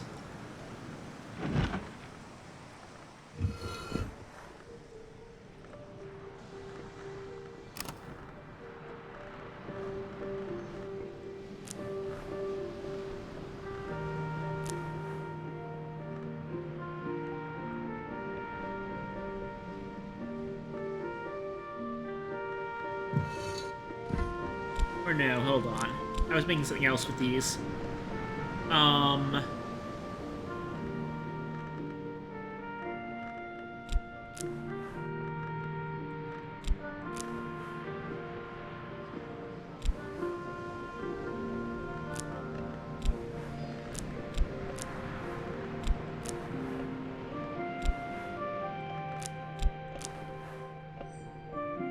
Right, it was Westcott's.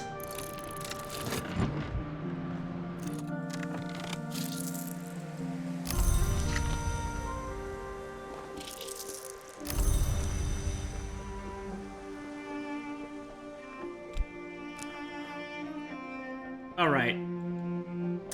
You've drank all the liquor I gave you. You ate the honey. We're working together. Now take these.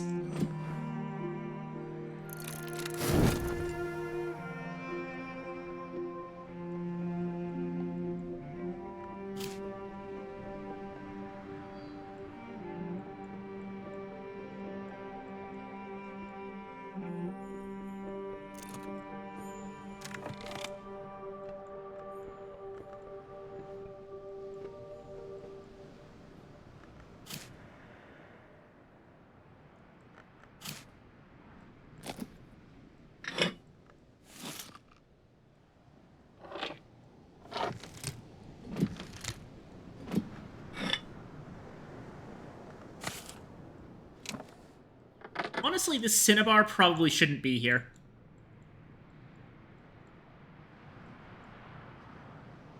Gonna go ahead and put that...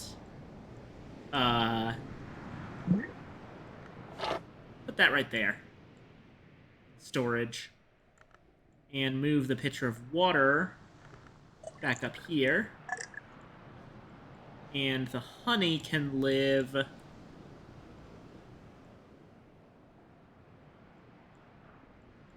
fucking somewhere. I have too much honey.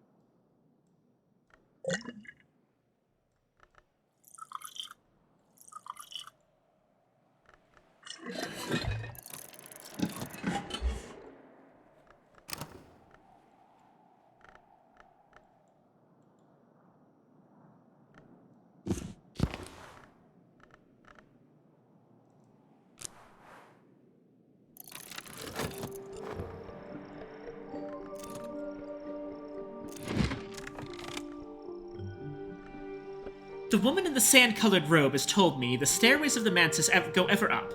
Death is down. The mother of ants guards both directions with each of her heads, and so the passage must always be through a wound. I think the white door might be a wound. That's one reason the dead sometimes pass it. I think I have the other half of the secret now, and I hope my readers can put both halves together. Impulse. And Edict's Liminal. Okay. We officially have run out of room on the impulse shelf. We have to start moving things. I think... I've always associated this tower with Moth. So I think that the impulse shelf should go here.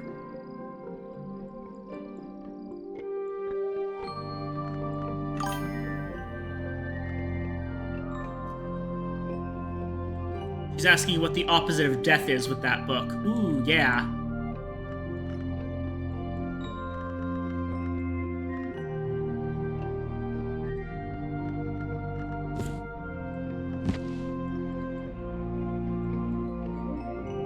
Okay, let's see here.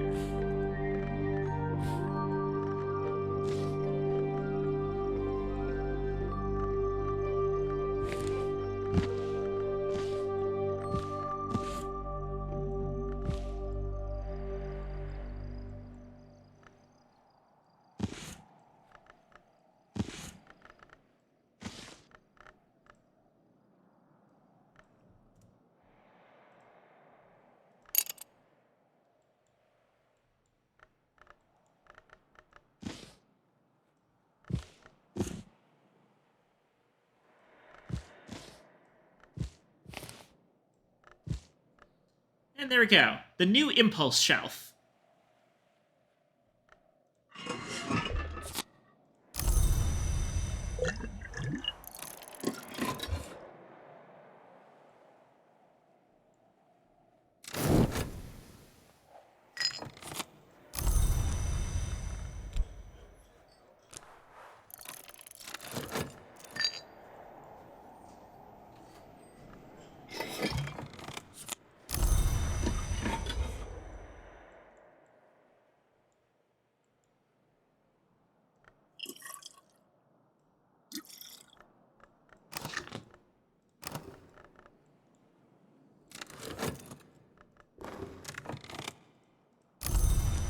All right, she's ready.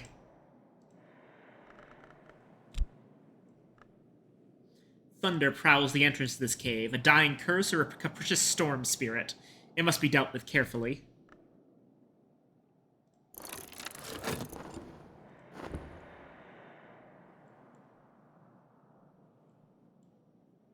So once again, we have a case where we've gotten this poor woman drunk, given her honey, handed her a pair of shears, and then we went over towards this yew tree, and it's like, oh yeah, now we have to climb down this cliff past all of the seagulls.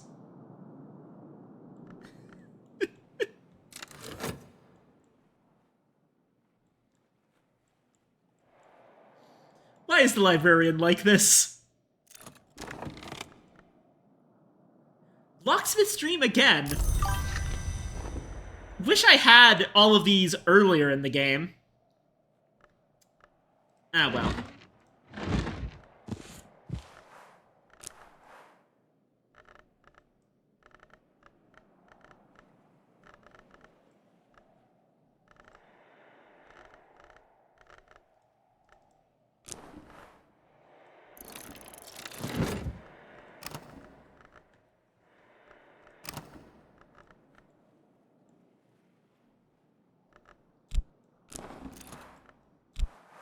Hold on.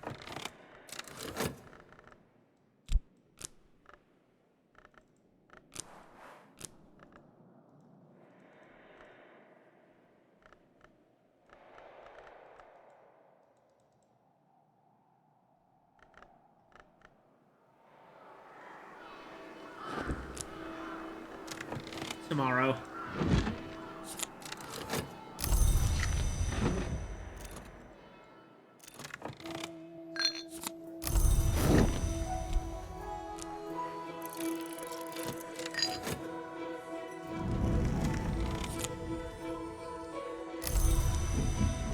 And we've got Leafy.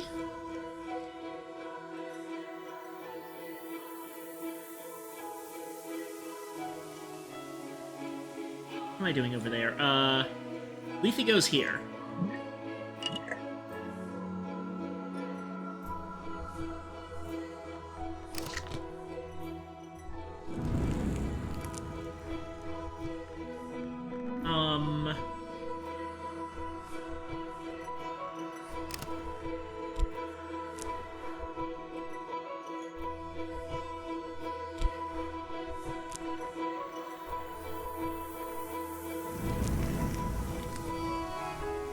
Oh, right. Nona desk.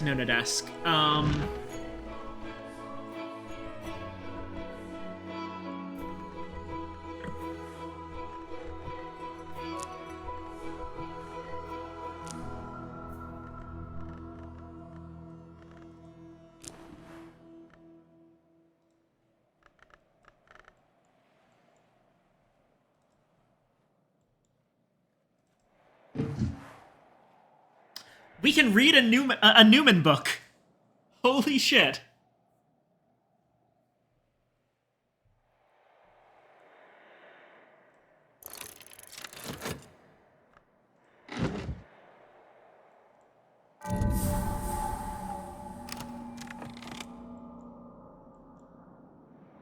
And here we have the hermit cell.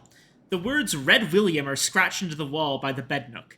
This was the name of the cunning man who laid a curse on Hendrik de Wolf, that there would be no seventh of his line, the cunning man that Hendrik de Wolf gelded and imprisoned beneath the house. But this doesn't look like a cell. There could have been no locks. Perhaps that other story is true, that William was initiate of the Thunderskin, secretly maintained by Hendrik to prophecy for him in the ancient manor. Who were the de Wolfs, really? Got a bunch of wines. A little bed.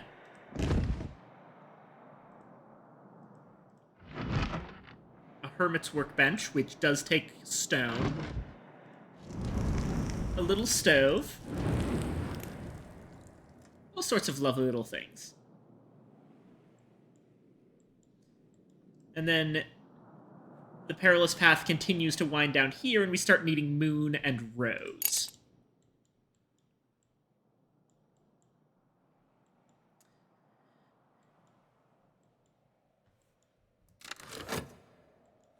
Oh, yes. And the last thing I'd wanted to do was pick some grapes.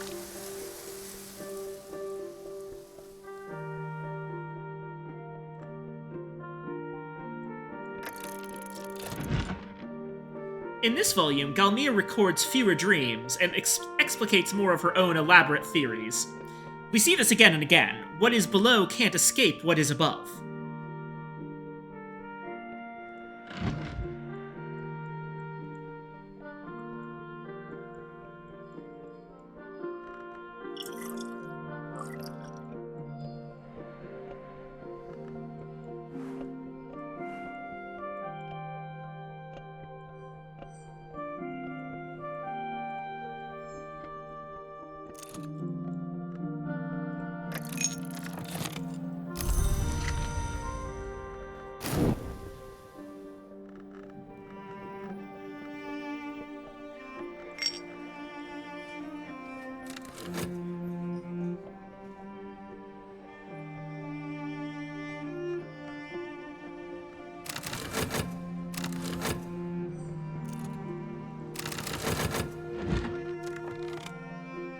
The finest artisans all dream of the white door in the end. I'm no artisan, only a scholar. I think there's a secret that all these artisans know, but I think that secret is only half the story. Confounding parable, lockworks, and clockworks. The moth, the grail, and the egg on hatching all tell different stories of the world's beginning. One of those stories is the oldest, but it may not be the first. Abbess Nona.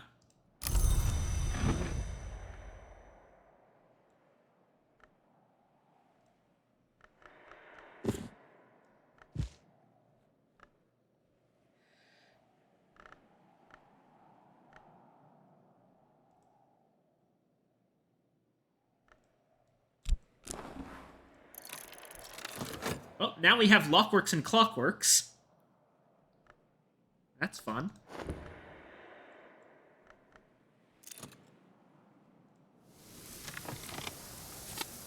Grapes.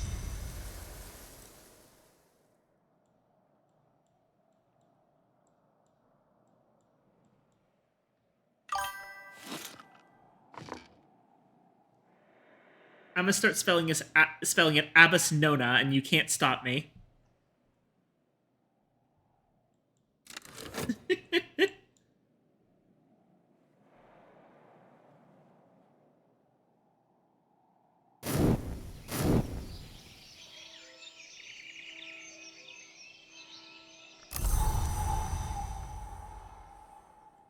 Sunny day.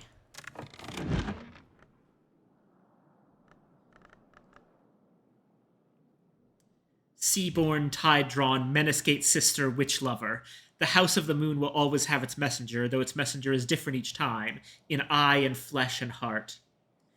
Fates, feats, posterns, loopholes set down against the advent of eternity by powers favoring imperfection and impermanence. Interesting. Newman, loopholes. When eternity came into the world, certain prudent powers arranged loopholes. The House of the Moon, the persistence of possibility, the right to vengeance. In the right histories, those loopholes will open again. This is for the Twiceborn.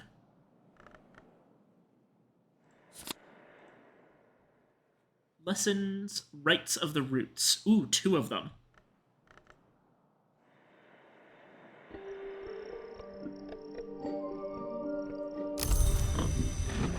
Okay.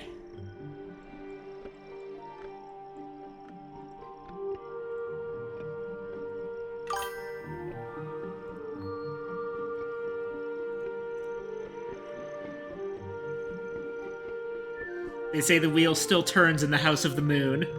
Or gets turned in the House of the Moon. 5 knock, 5 moon, 5 moth.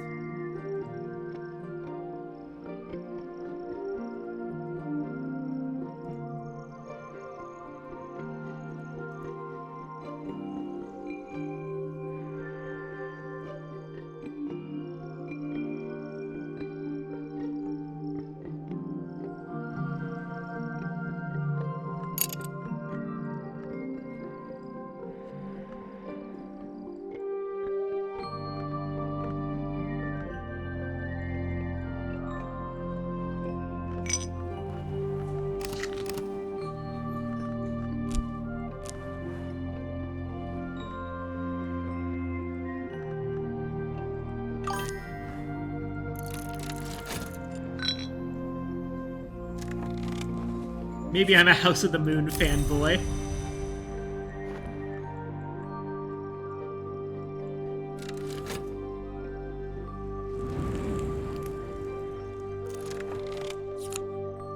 And it's another Wild Viper.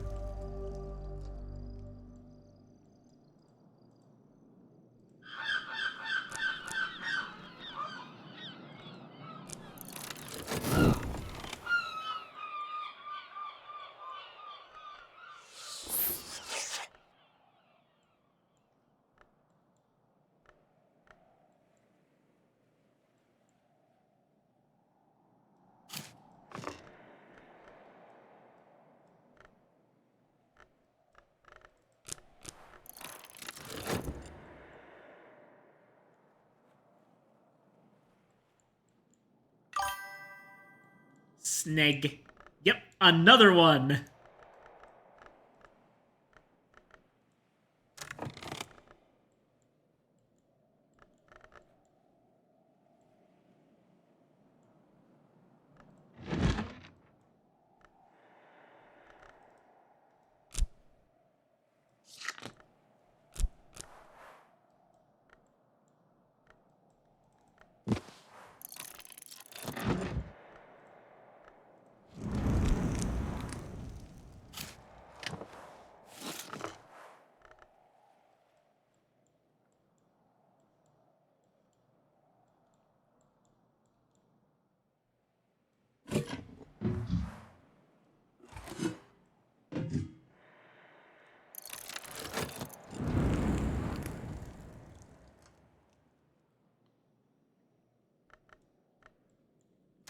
Okay, what do we do with these things?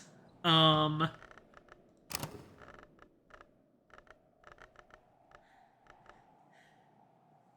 first off, using the Newman for anything other than crafting seems like a bit of a waste, but admittedly, we have it forever now.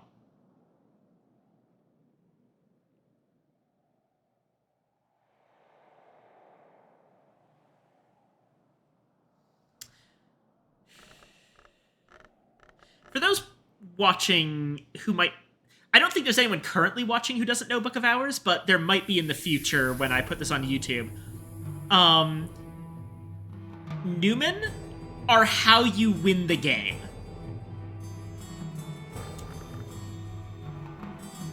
Truth's so powerful that they tentatively believe themselves. You can use a Newman to write a new history at a suitable desk if you can assemble 25 of a matching aspect. Do I have a favorite Newman? Not yet. I don't know all of them. Loopholes seems like a pretty strong one, admittedly. But I'm keeping an open mind.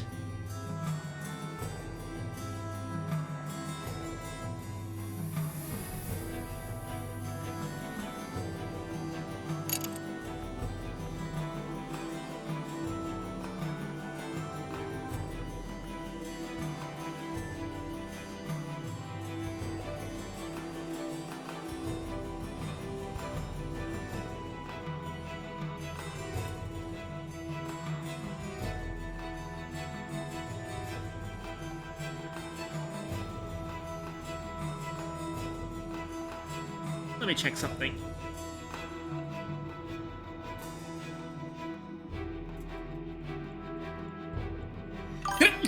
Sorry.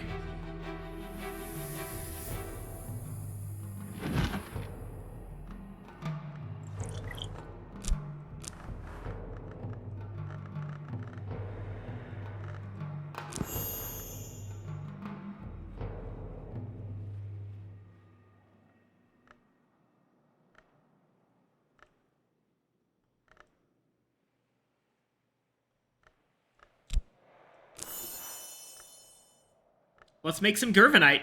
We can do that now.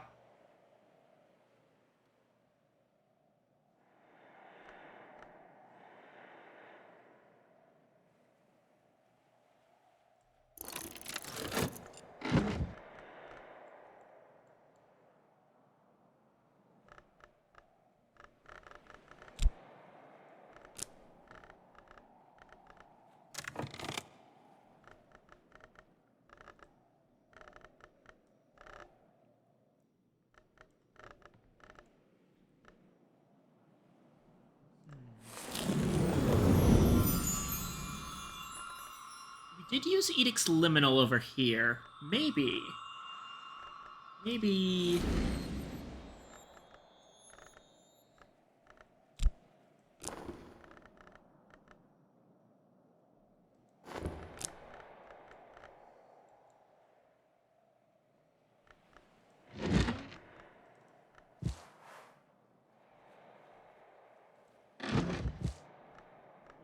we already are making a pattern.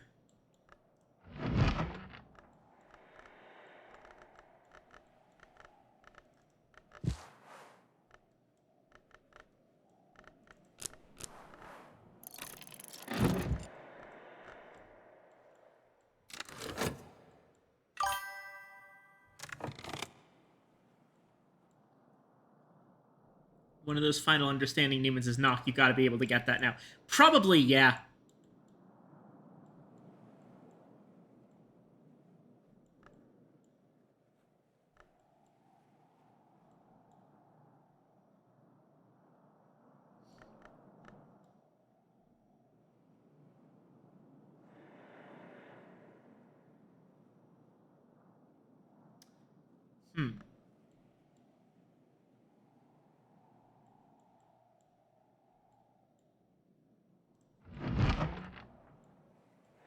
Third one will go Solace.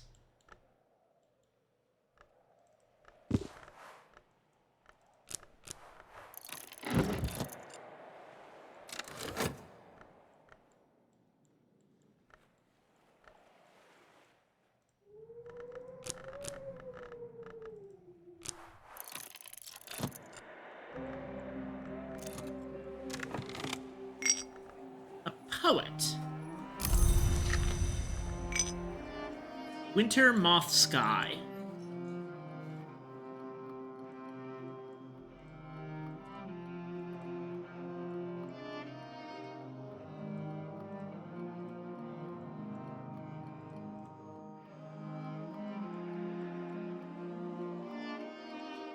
Four. 8. Whist makes 10.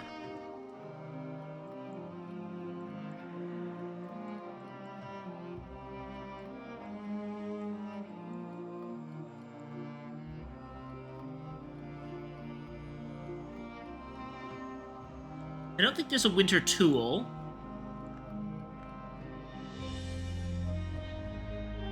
But we do have the blue crown. Yeah, it's worth it.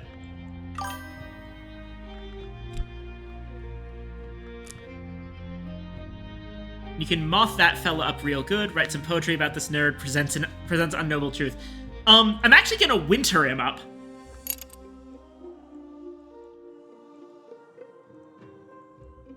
Like, I could use him for the mazed cell, but I actually just want to finish out the charred chamber. That way we have this whole tower and can just go straight here.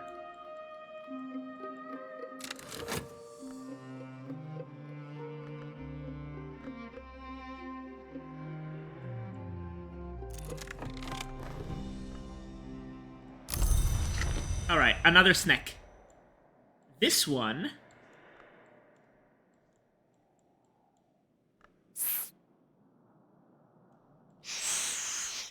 This one will guard the snack fountain.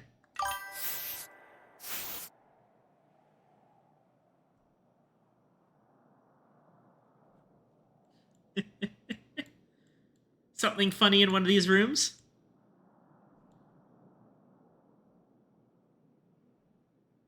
Yeah, bath snack. There are now 4 snakes in this house. This is getting really, really silly. One of the ones I plan on unlocking.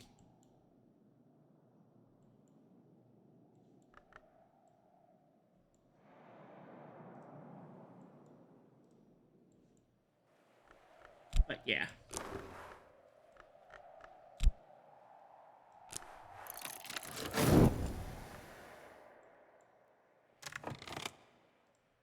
Now, I am spending a lot of money.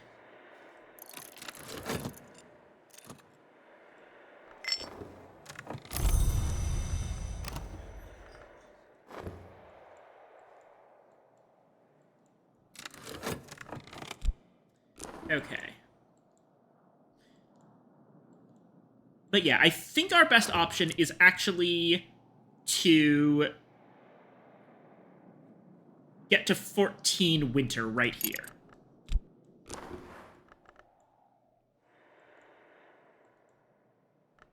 Start things off with Blue Crown.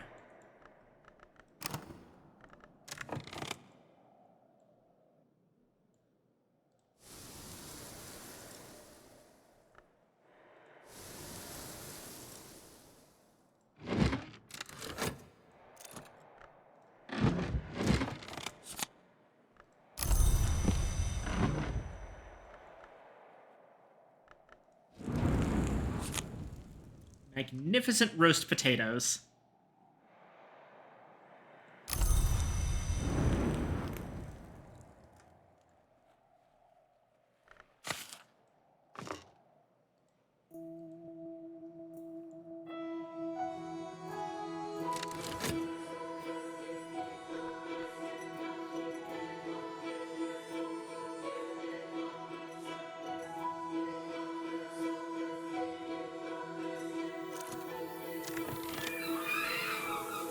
Oh, a wind rumor.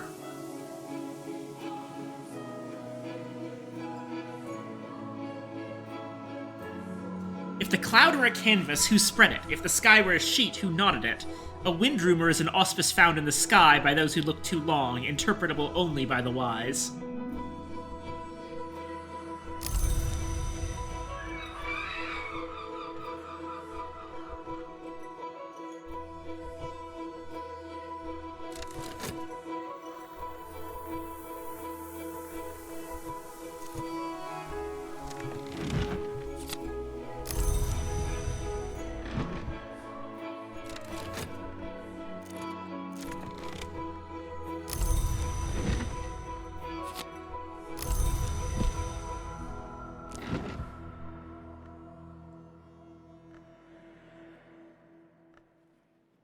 Right. Okay. After the flowers... Here, have some morphine. As for this...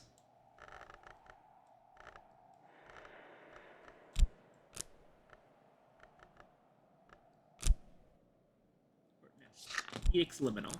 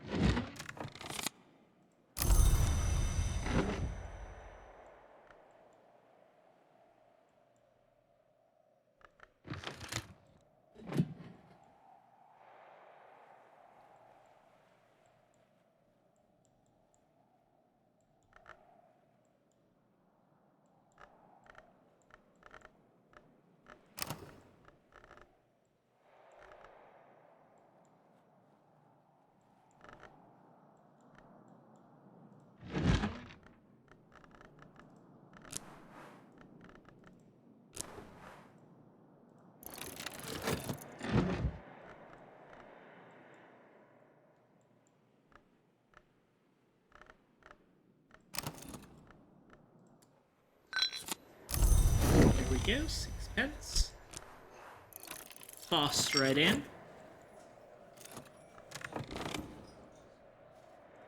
Surgeries and exsanguinations 4.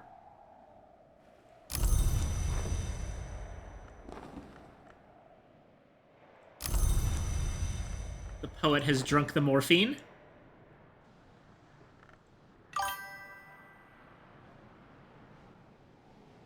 What else falls in line with the traveler's always returning? The changer always has an origin.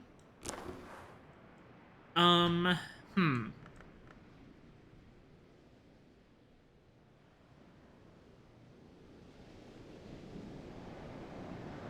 not sure.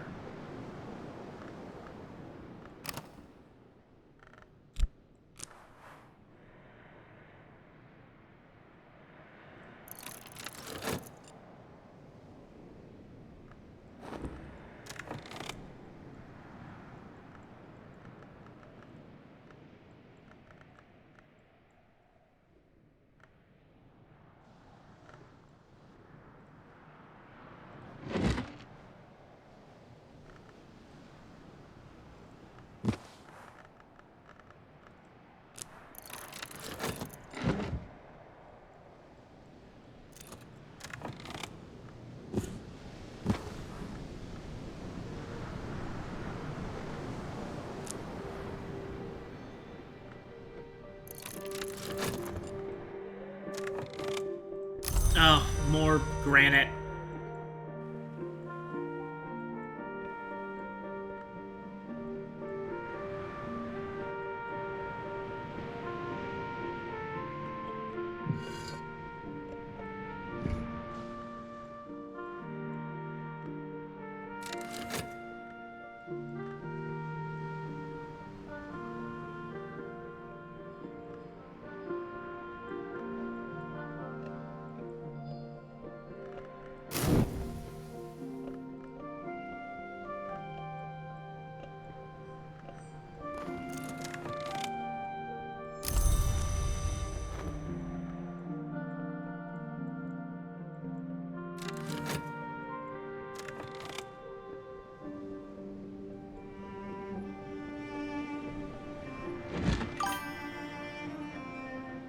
Would you rather have the creator of the universe be attractive or not? The less depressed I get, the more I think they should have a boom boom hottie body.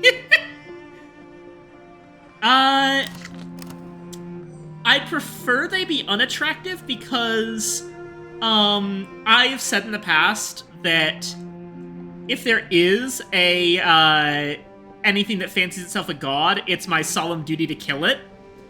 And I'd rather they not be attractive because that's going to make my job a little bit harder.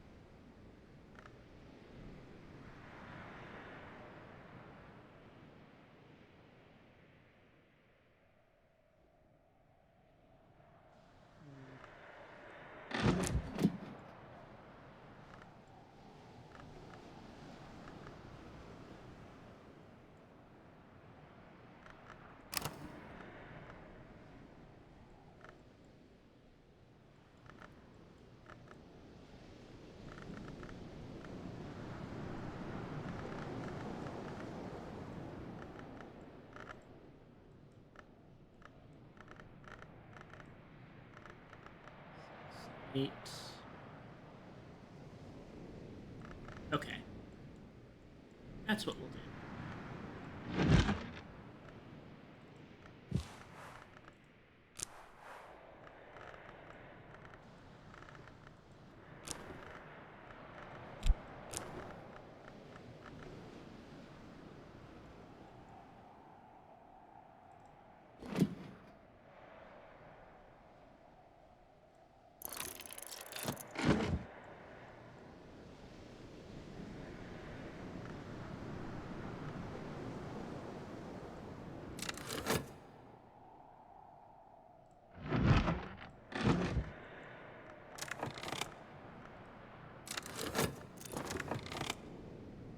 Hey, Locksmith Stream 1! We now have all the volumes of the Locksmith Stream, and we're, like, halfway through the game. Little bit late there. Little bit late there, Teresa. Oh, wait, no, sorry. No, that's the 5th one. That's the, not the first one, the 5th one. Actually, wait, do we have all of them? 1 second. We have 1 and 4 and 2 and now 5. Do we have the 3rd one?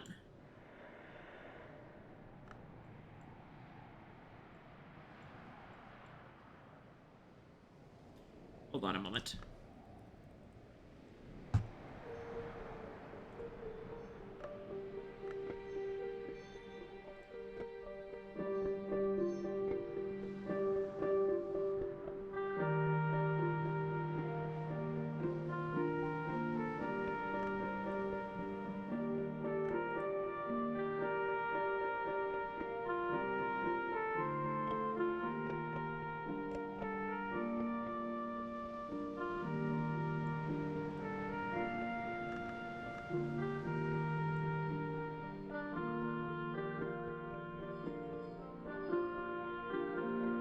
I think we have all of them. Yeah, Stolen Reflections and Light Through the Keyhole are the first and fourth. In Curses is the fifth. Portions and Proportions is the second. And Trespasses was the third. Right, the reason I didn't see it is because we moved it up here because it's an impulse book. Yes, we now have all 5 volumes of The Locksmith's Dream.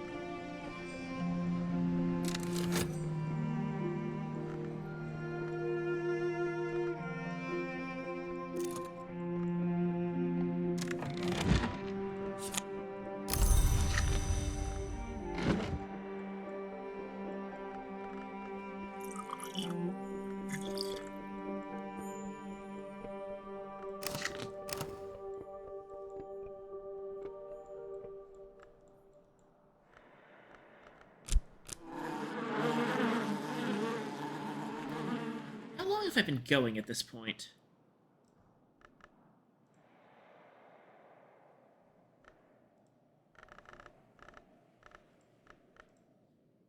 About 6 hours. I'm not quite done yet, but I'm gonna use the restroom. I will be right back.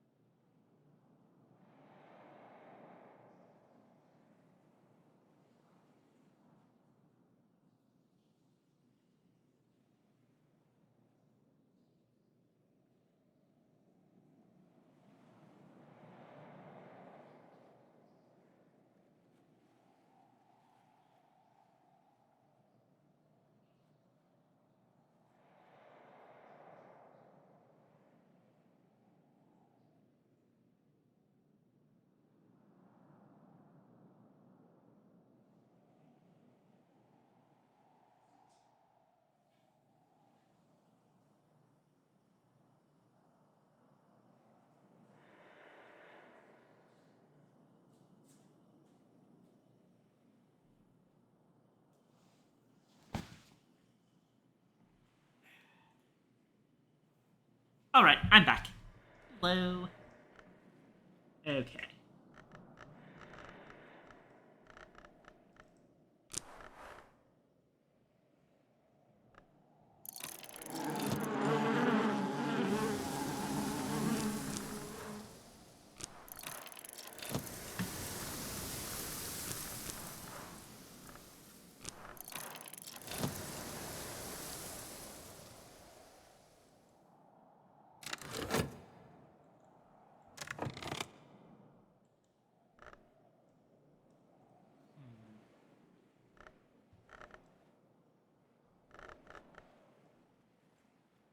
What are we gonna do with these Rites of the Roots? I haven't thought about this. There's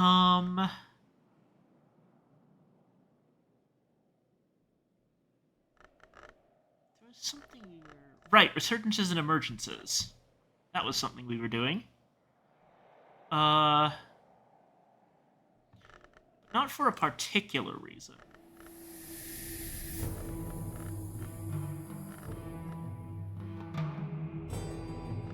Maybe we add it to Sacra Limier.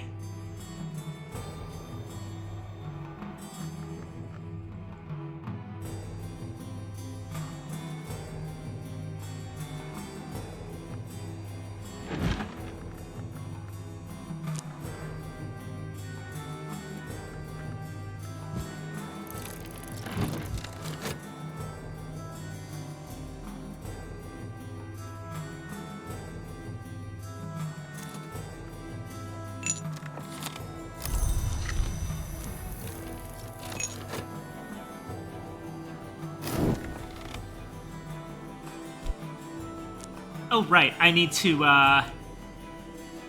okay. What was it again?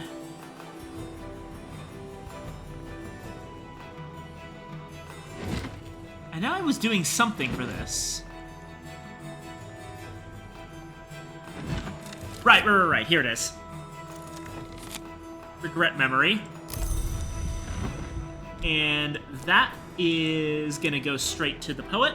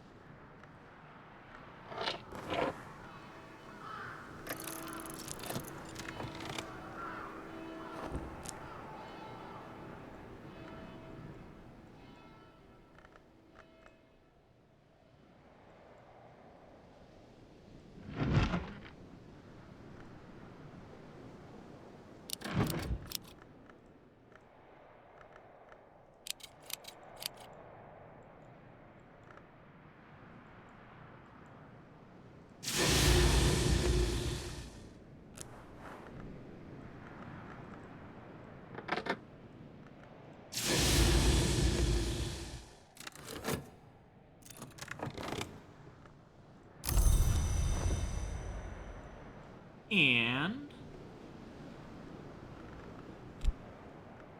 14 winter. The iron door here stands ajar, but it still glows faintly red, even after all these years. This is not a natural heat, and there is no entirely natural way to quell it.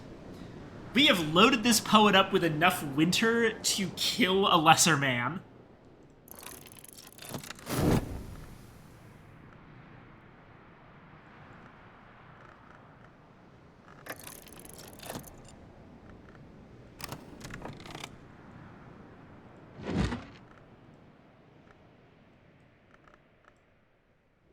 Oh, come on!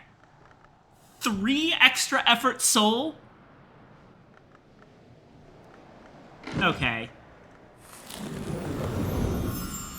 Is there anything at all I can do here?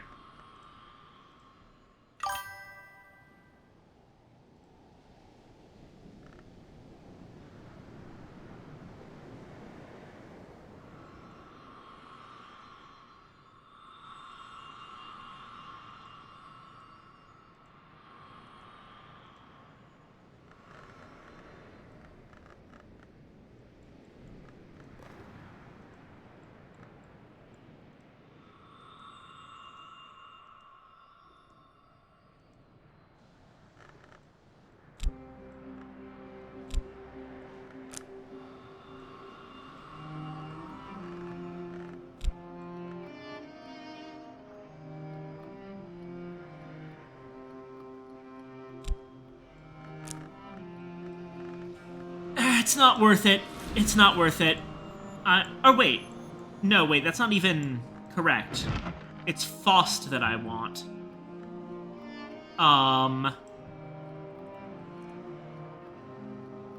Faust comes from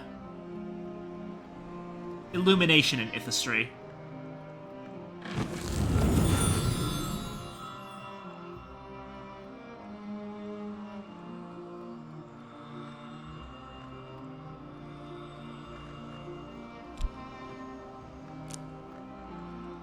Yeah, no, there's nothing I can do.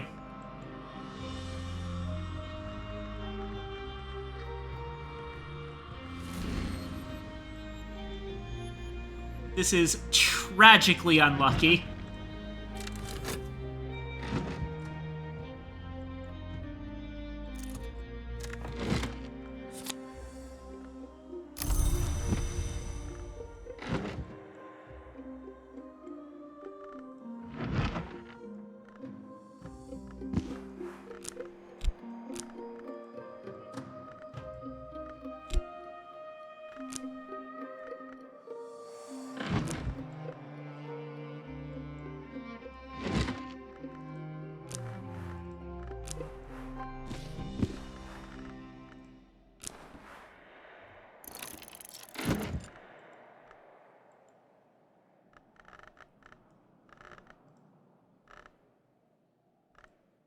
I was going to use this on, I think it was Sacre Limier.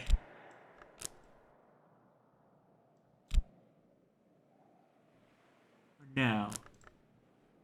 No. Okay, yeah, it was Sacre Limier.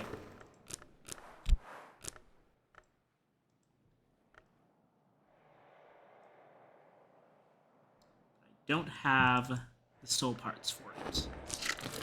Amazing.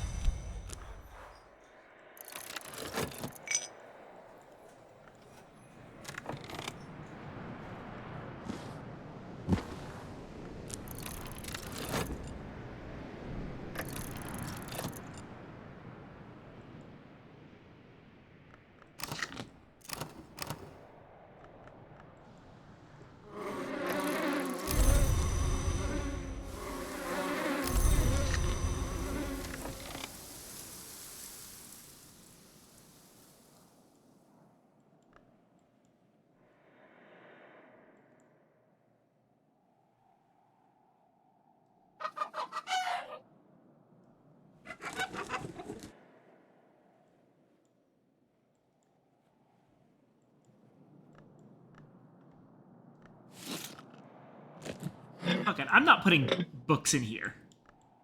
So that is going to be even more vegetable storage.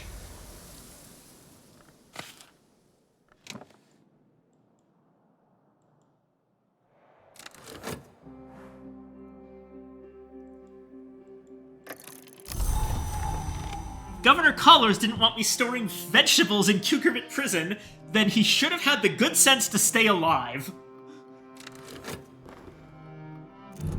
Anyway, here's his horrific torture chamber. When a prisoner resisted all other interventions, Collars would bring them here to test and refine their worth. His successes might be transferred to Zurich or turned over to the Légion du Sceau to earn their humanity, or even, at least once, released. But his successes were not numerous. Here at last is where the fire began and where it ended. When the power below the prison was released, it came here to interview Collars. Perhaps it intended to put him in his own device, but it seems there was not nearly enough of him left for that. We have Black Sapphire Wash, Phosphorescent Scrapings, Regensburg Balm, Labitic Tincture, and a Heart in a Jar, as well as the Condignator, the terrible heart of the governor's terrible project.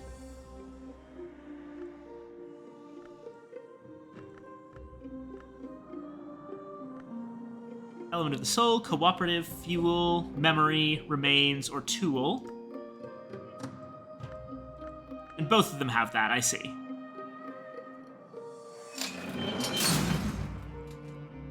Well, all of Governor Collars' bullshit is over here. Next up we start... The next things in the prison that we're going to start going with are the cells.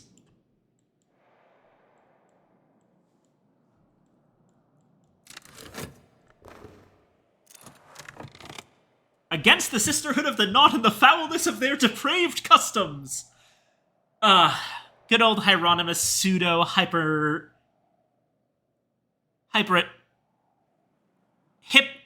Hypnerotomachus. Hieronymus Pseudo-Hypnerotomachus wrote this furious screed about the sinister influence of the Sisterhood of the Knot on his own Church of the Unconquered Sun. Can't you kids just get along?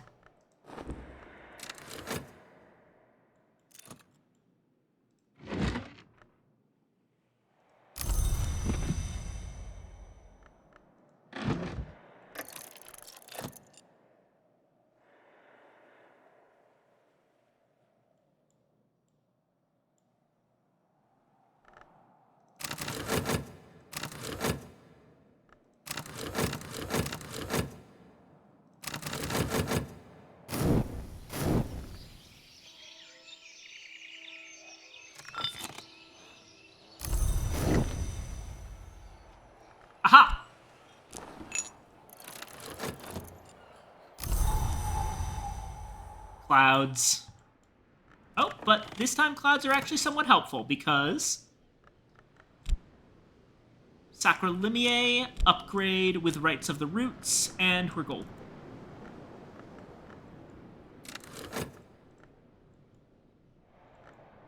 Meanwhile,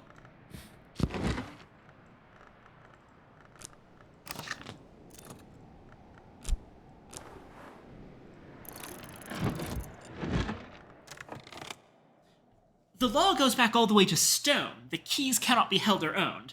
This had, I believe, the unexpected consequence that those outside the law may hold and own them, but even they cannot keep them. And of course, a key is no more physical than a spirit, but a spirit may be housed in a body, and I have touched a key with my own hands. So the Lygians hold the keys. I had thought the Lygians only old and powerful transgressors of the crime of the sky, but I begin to understand that the crime of the sky is more even than it seems, and why a twin who unites what is not to be divided might accept a Lygian as her name. What the fuck? Thanks, Teresa. Oh, Glazerian lightsmithing. Wonderful. And it's a confounding parable, so that one goes here. So, the funny thing is, the locksmith's dream is almost entirely either in Revelation or confounding parable, except the one third volume where she goes off into intuition for some reason. Or impulse, sorry, not intuition, impulse.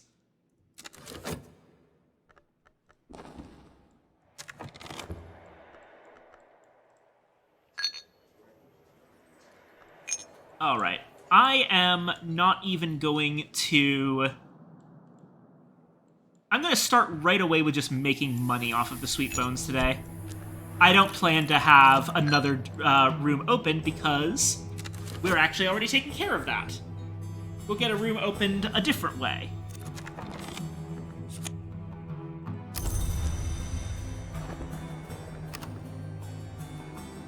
Okay.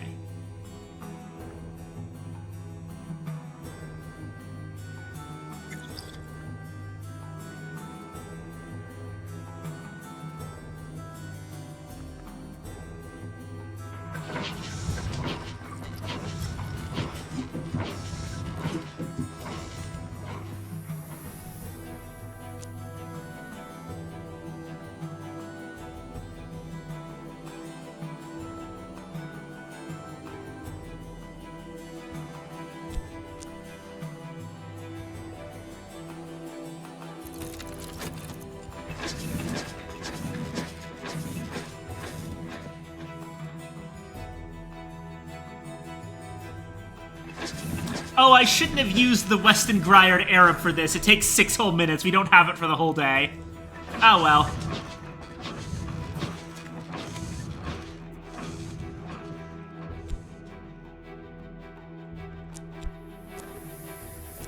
No. This one.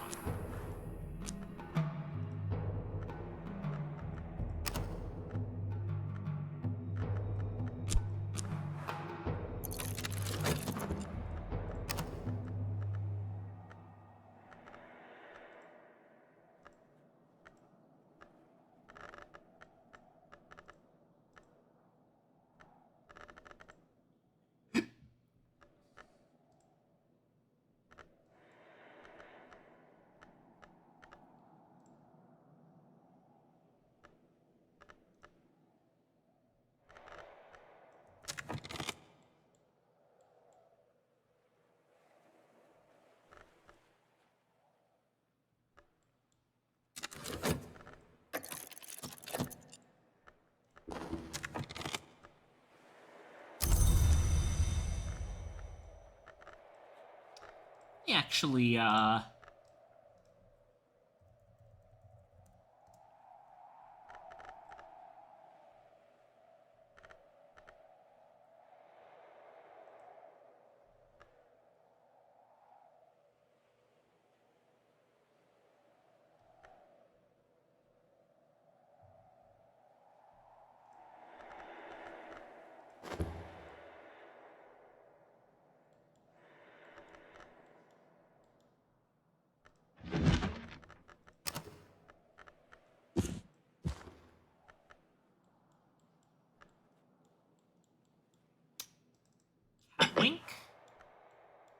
And...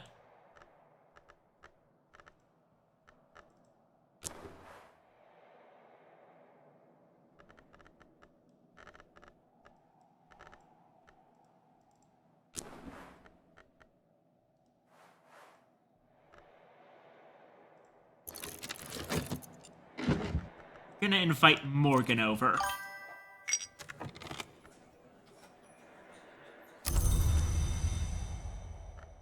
Oh, I forgot that Fet only gives you two pence. Damn it. Well, actually, that'll be decent for the letter I'm about to send.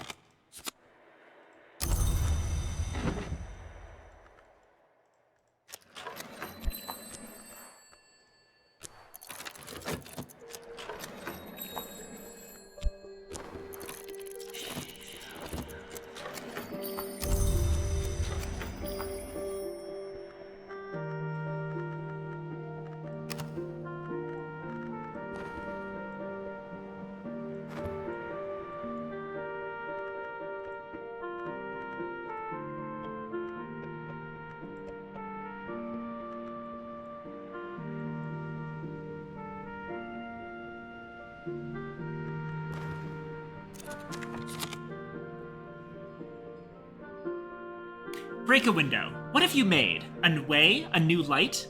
A weapon? Natalia Brio.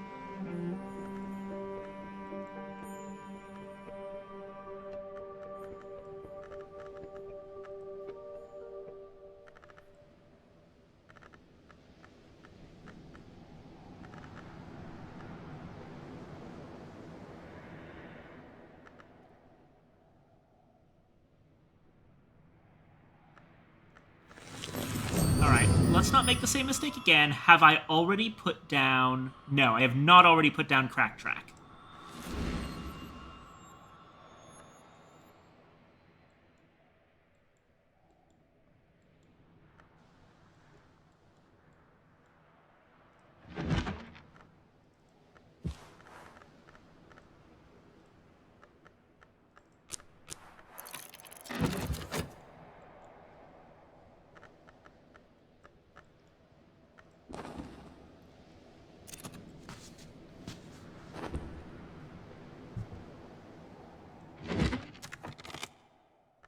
Hieronymus claims that the powers served by the Sisterhood of the Knot made an arrangement. The Thunderskin loved the Yew, and the Grail destroyed him, as restitution for the destruction of the Axe's loved ones.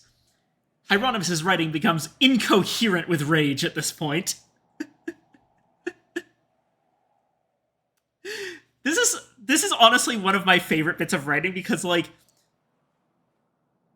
when you read this, that's such a nothing statement. It's like, huh, okay, that's interesting lore. And then we get that sentence where it's like, oh, he was saying this in a way that makes it clear he's really angry about it, but, like, why? He's so mad. Hieronymus recovers his composure eventually to describe how the Thunderskin entered the Mansus through the Peacock Door. This, Hieronymus insists, is abomination upon abomination, but then that most abominable of doors has always been an abomination. Intuition, Sky Stories. Intuition. There we go. We do have Sky Stories.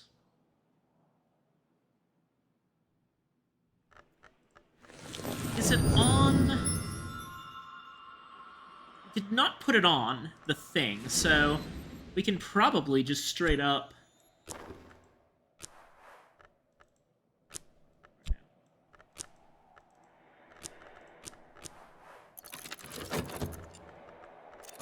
There we go.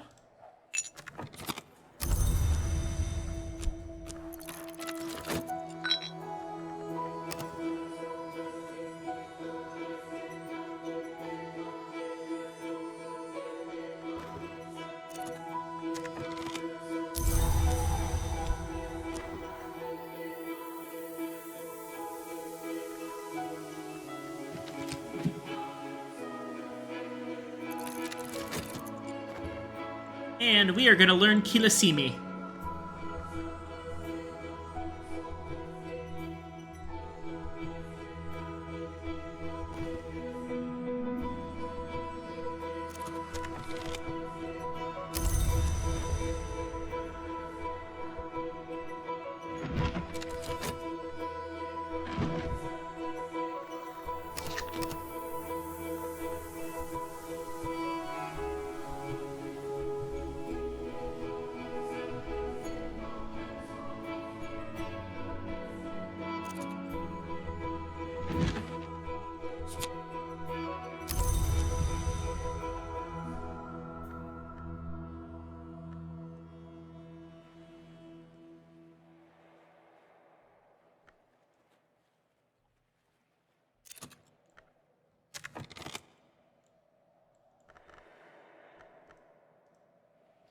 Viennese conundrum.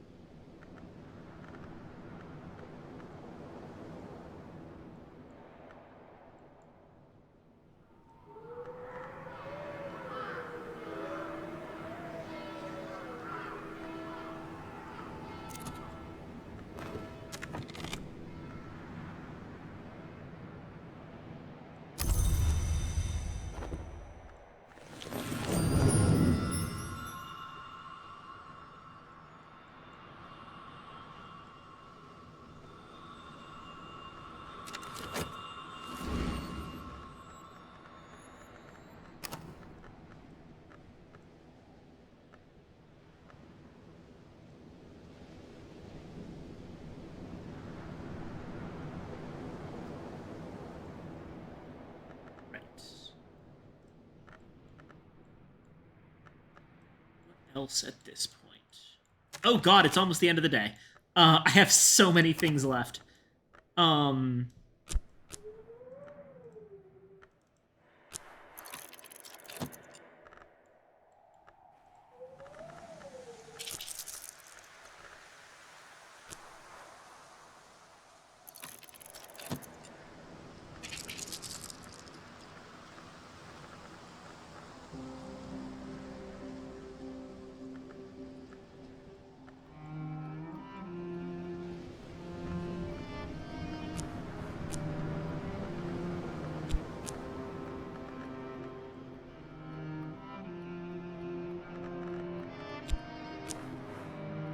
Midnight Mark, Salt Sign, Eigengrau or Salt Sign,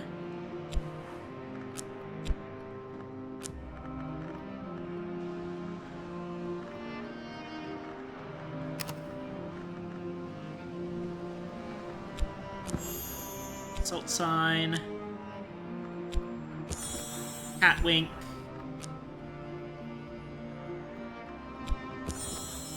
an Old Wound.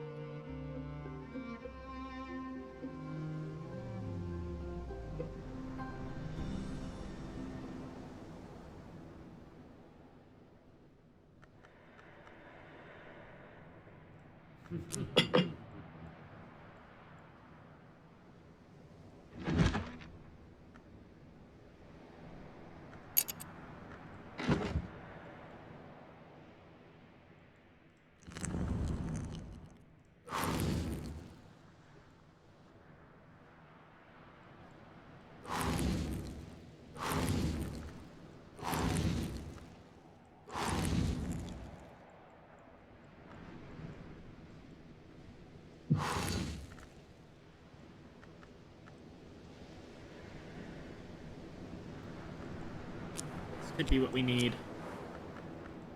Tryst with Edict's Marshal. Add Catwink.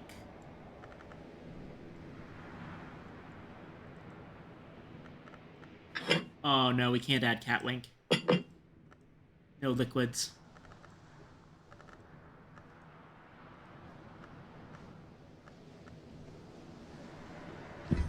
Okay, that doesn't work.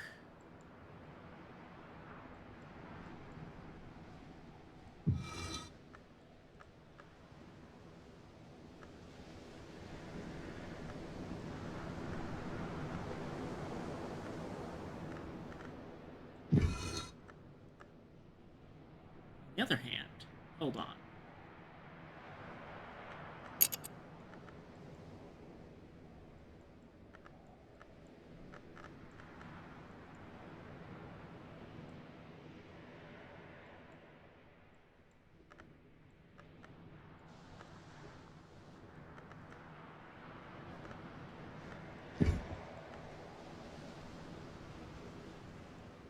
If we go down here to the Calcite Altar, Tryst, Confounding Parable, Edict's Marshal, add Assault Sign,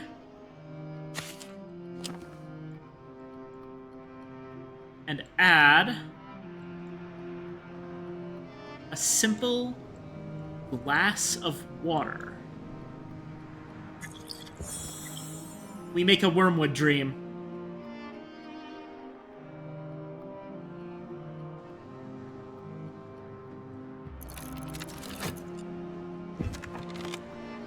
Let's give that a shot.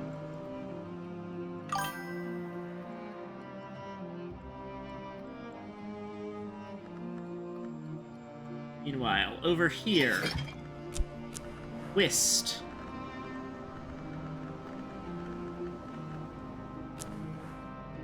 Plus Ragged Crossroads. Or actually, maybe Rhyme and Remembrance? No, wait, that makes Essential Periost.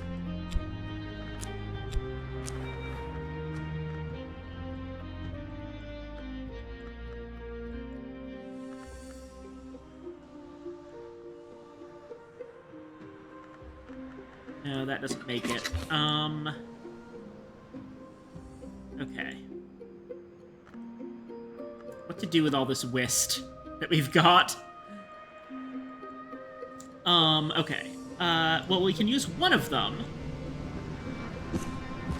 to catalog a book.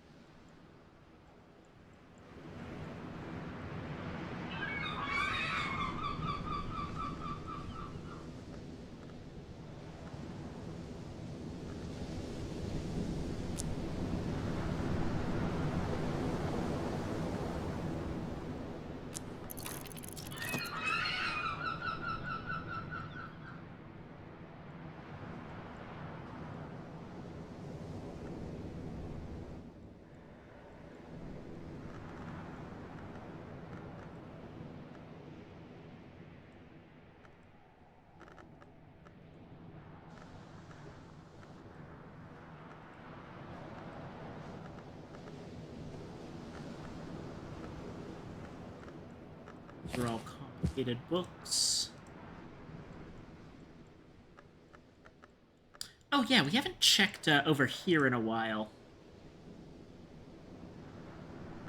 Ionic Theoplasma wants heart.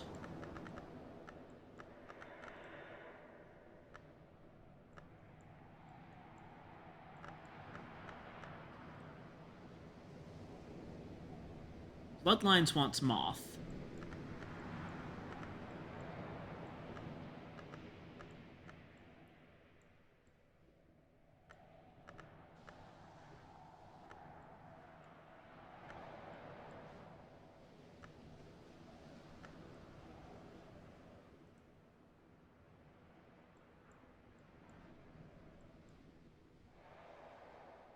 Wait, did we never actually read the... Hold on. We'll use the Whist as a dummy.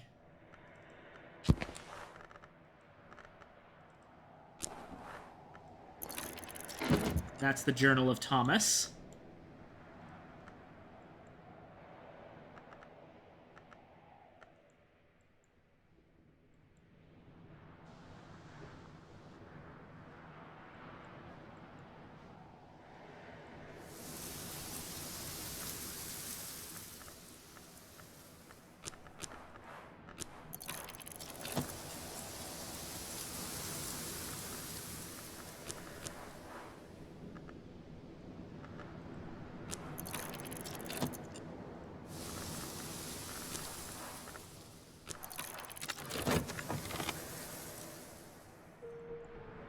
And there's that. And...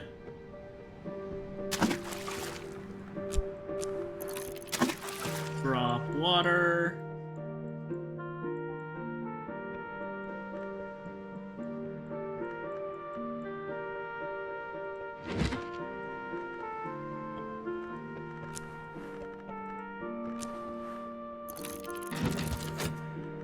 Make an amethyst ampule.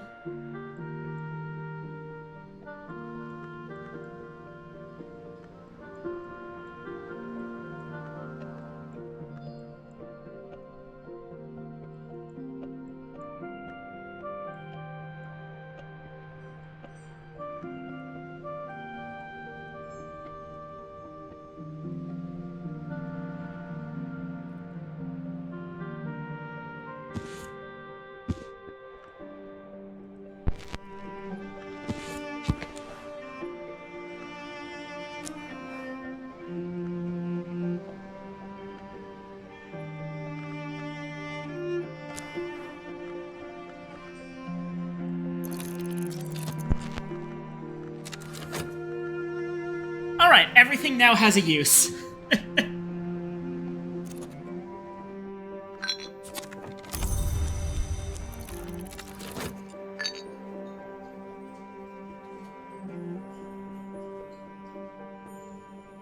A lot of it's probably gonna go on into tomorrow, but eh.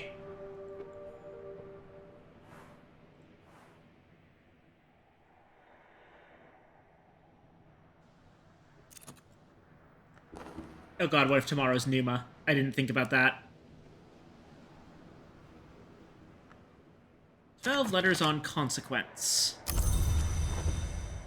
Another Cosley one. Julian Cosley's epistolary treatise on what may come after, addressed to his once friend Claude Hersol, the mystic and antiquarian.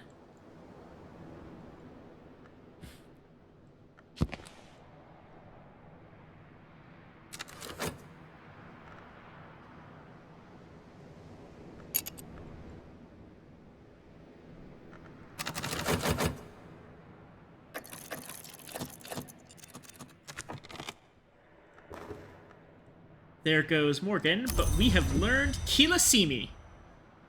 If there is speech in nowhere, if there is a language used by the dead, if the House of the Moon has a native tongue, then it must be Kilasimi. If none of this is true, it is still not a language to be spoken in daylight. Each word breathes woe. Read it, as they say, and weep.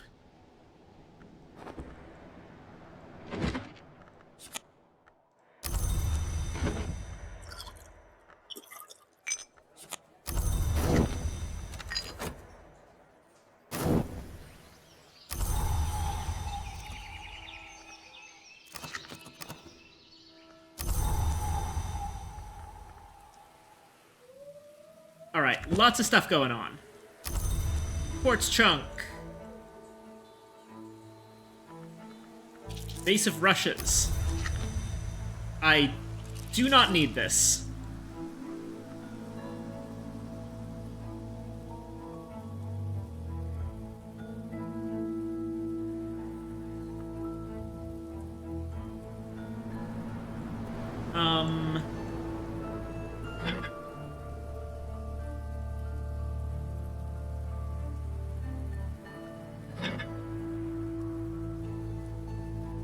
Could go here, I guess.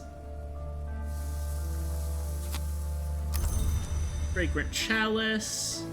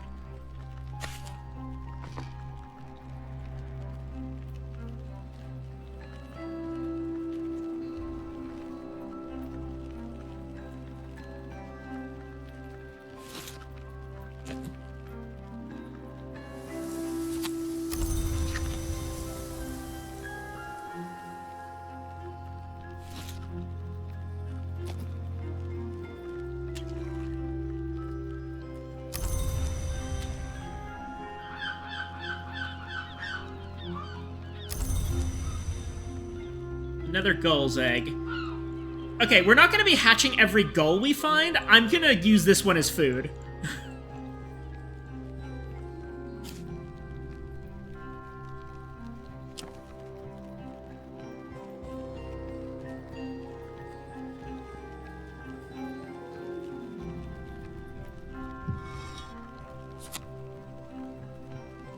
And a wormwood dream.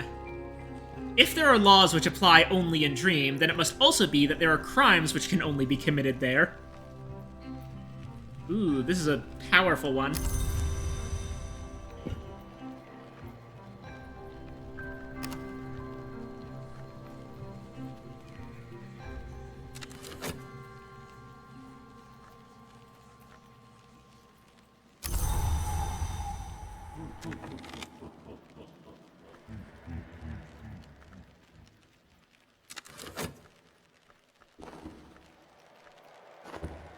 Alrighty. Once this day's over, we're probably finished. I think.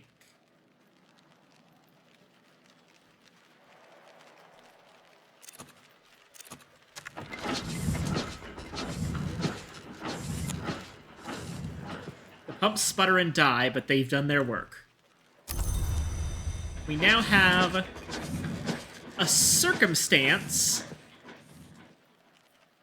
called Receding Waters. Once more, the waters are in retreat in the lower levels of the house. And we can plug that in right here. Gleaming black water is still as bow, and I'll need to find some way to lower the water level before I can descend.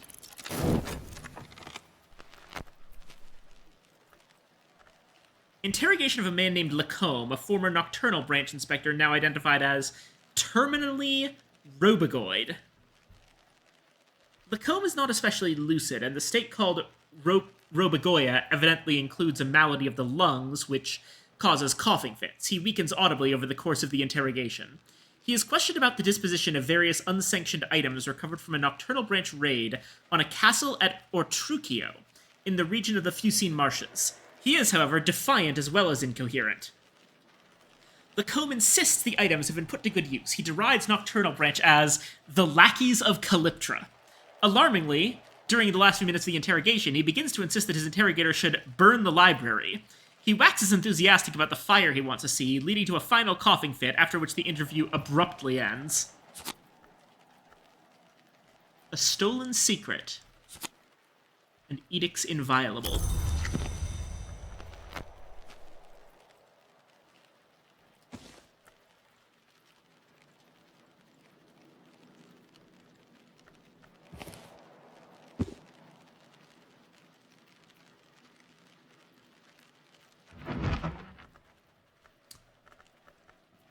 Thomas de Wolf, second Baron Brankrog, was nicknamed Baron Silence of Castle Silence for his taciturn severity.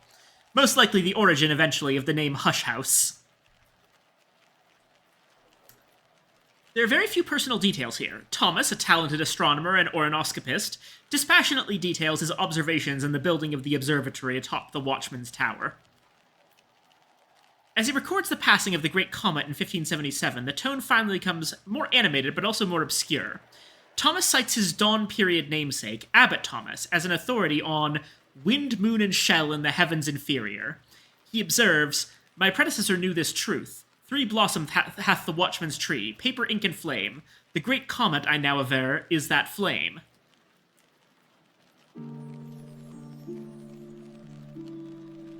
Hold on a second. Okay. The watchman's tree has a black flower, a red flower, and either a gold or a white flower, depending on the period.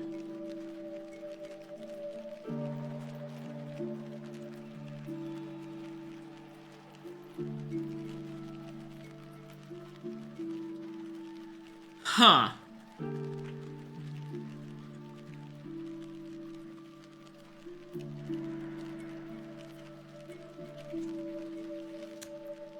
Ink is the black flower.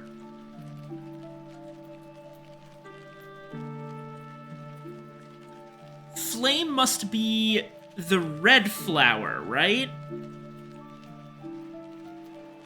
Because paper would be the white flower. I would say that flame was the gold flower, but I can't see any reason why paper would be the red flower.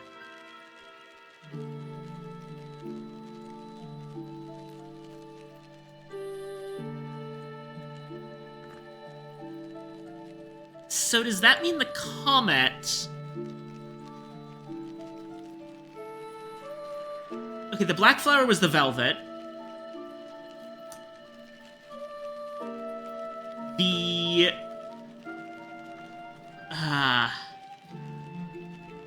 what the heck?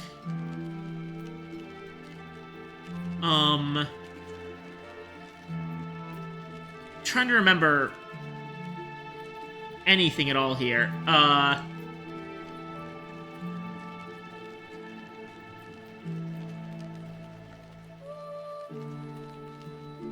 Right, okay. So the white flower is the Madrigad.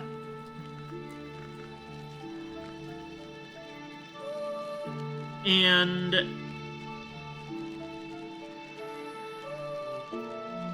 the...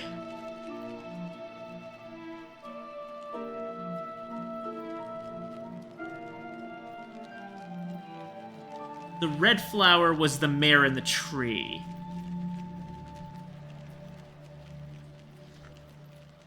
Which suggests that the comet in some way represents the mare in the tree, I think. That's a confusing one. Anyway, it's a salt memory that gives us an orionoscopy lesson.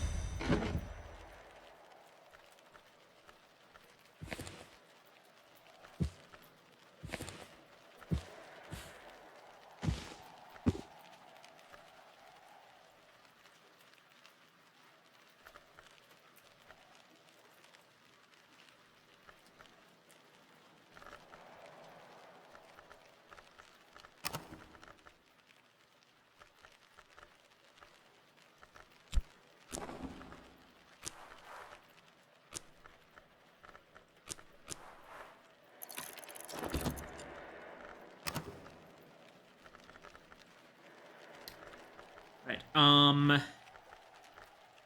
Edict's inviolable. What to do with that?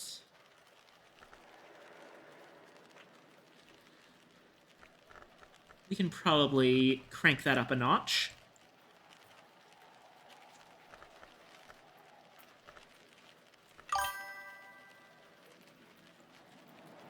The skies inferior or lower skies often refer to Calyptra.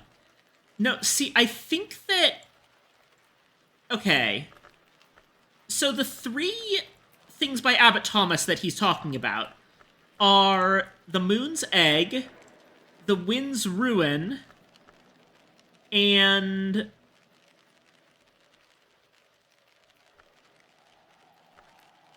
there's another one.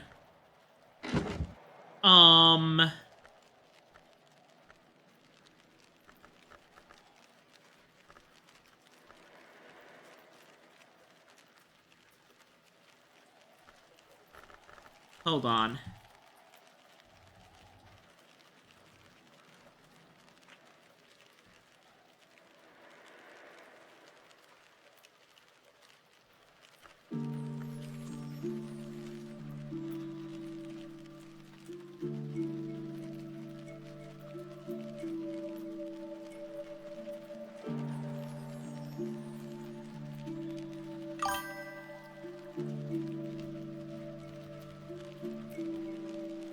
No, okay, so Abbot Thomas wrote, The Sun's Lament, the Wind's Ruin, and the Moon's Egg.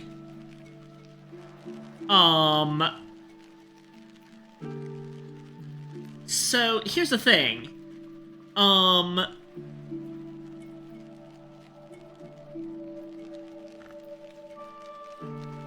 The fact that Moon is mentioned in this triplet actually makes me think of the Chancel. Or sorry, not Moon, Shell. Mirror, Threshold, Shell. And Thomas de Wolf calls that Moon, Wind, Shell. So,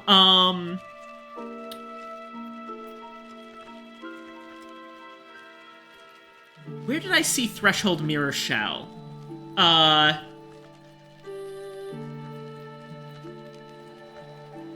Heck. 1 second, let me look this up.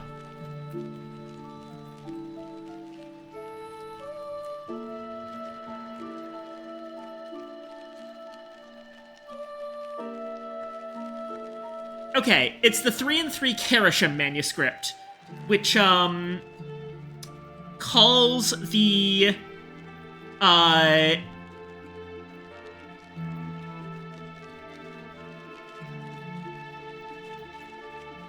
god. Okay. Let's... The 3 and 3 Karasham manuscript says that,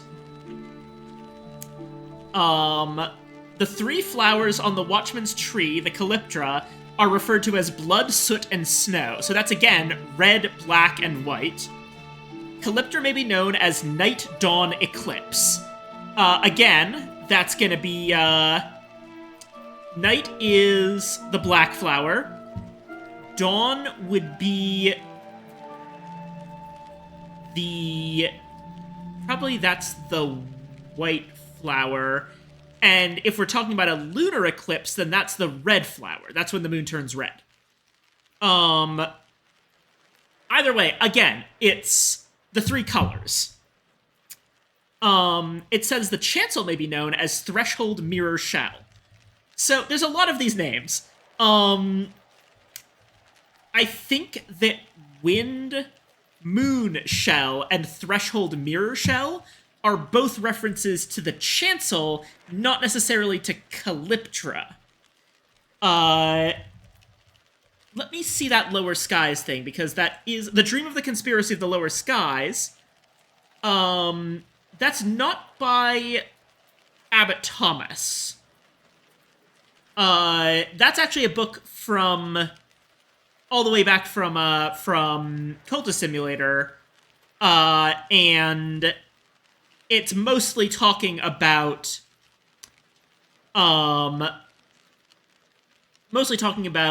the concept of the crime of the sky. And it's basically a form of,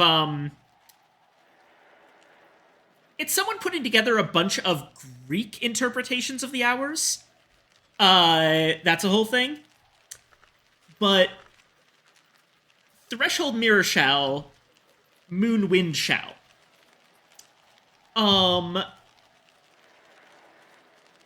I believe that the Horned Axe is Threshold, Meniscate is Moon, which, makes Sister and Witch Shell, which makes sense. And that means that in this version, Sister and Witch is still Shell. Again, Meniscate is Mirror. Meniscate is Moon and Mirror. Cistern Witch's Shell, Horned Axe's Threshold, and Wind. I think. A lot of how you perceive the hours is based on the language you speak, apparently. When I say Greek, I don't mean the language Greek, I mean the culture Greek. Because it mentions that a lot of the texts that Dream of the Conspiracy of the Lower Skies is citing is actually Greek texts. The Tall Tales of Penelope of Gordian.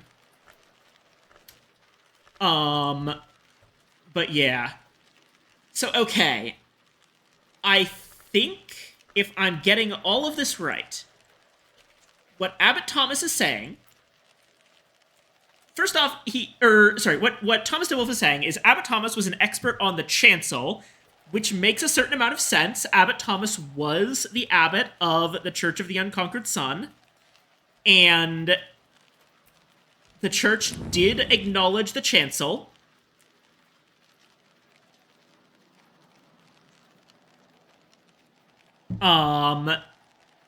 They didn't ever use their names. It's explicitly noted that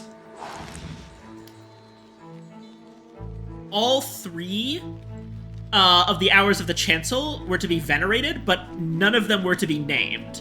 So the names they came up with the names they came up with for them were Moon, Wind, and Shell, meaning Meniscate? No, Meniscate, Horned Axe, and Cistern Witch. And like a lot of people, he left the service of the chancel and has eyes taken for it, right? And gained the appreciation for the House of the Moon, which houses Retribution. Yeah, but the Meniscate's still the House of the Moon, so this still all makes sense. Or actually, let me check that. I'm sorry, this is turning into a complete tangent, and I'm not actually playing the game at this point, but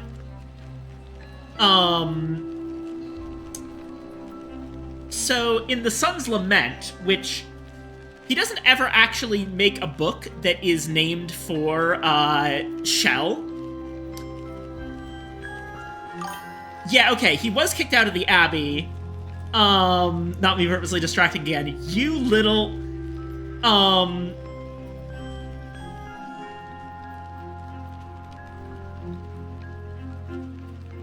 Okay, yes, he did. He stole from the Abbey, apparently.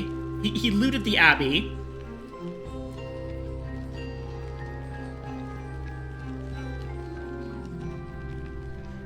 No, okay. Alrighty. You misremembered how he lost his eyes. It's actually important. Or I suppose it's possible that he was... Okay, so... It's possible he was working for the Chancel previously. I don't know. I genuinely don't know. Okay. So Abbot Thomas is a Viking mercenary who went by the name Toke. And Toke attempts to loot the Abbey while he's quartered there. His eyes are pecked out by thorn-beaked crows. He then repented, became a sworn brother of the Abbey under the name Thomas, and rose in time to be abbot. And yes, he did have a sword brother named Trive, which he was a companion of. Okay, so the story goes that Viking raiders, of which Toke and Trive are two of them, they are in the Abbey, and they're quartered there, and Thomas attempts to loot the place.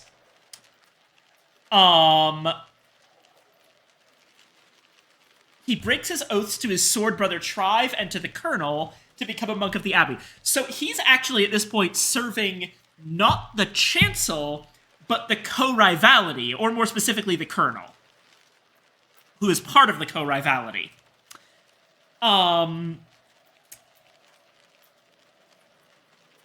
and he becomes a monk of the abbey. And then we get the Wind's Ruin, which that is more talking about his time as Toke. That's mostly just him talking about his past. And then in The Moon's Egg,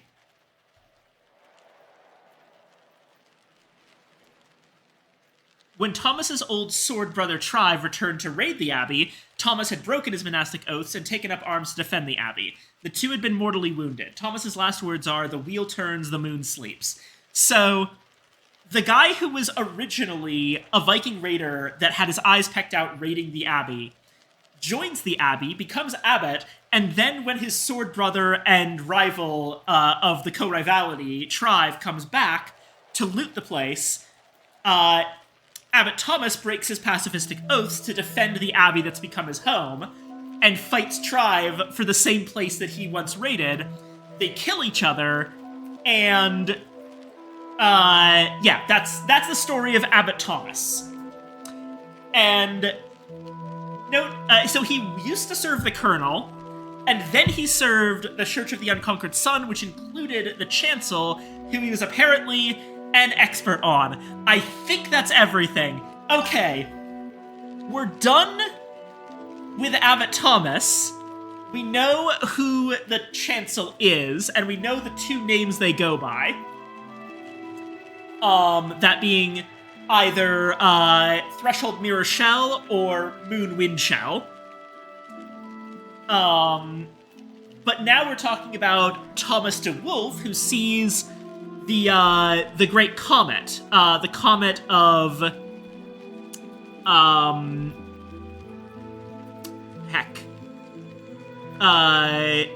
the Great Comet of 1577, which is a real event. The Great Comet is a non-periodic comet that passed close to Earth in 1577, who was notably observed by real-life astronomer Tycho Brahe. So this might imply that in the world of the Secret Histories universe, it was Thomas de Wolf who took the role of Tycho Brahe in observing the comet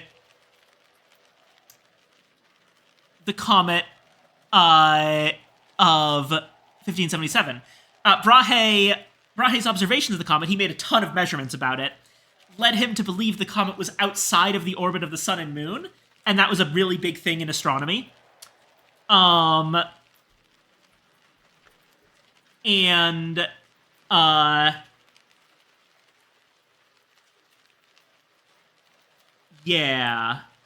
This is ultimately, Brahe's findings contribute to Kepler's theory of the law of planetary motion. So either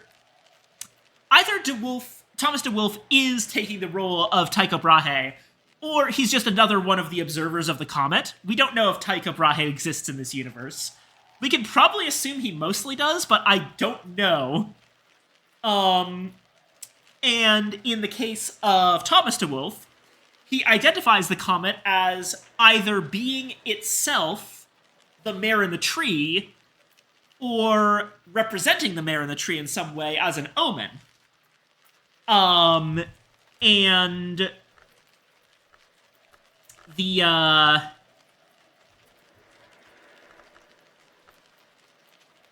journal gives us a salt memory, which is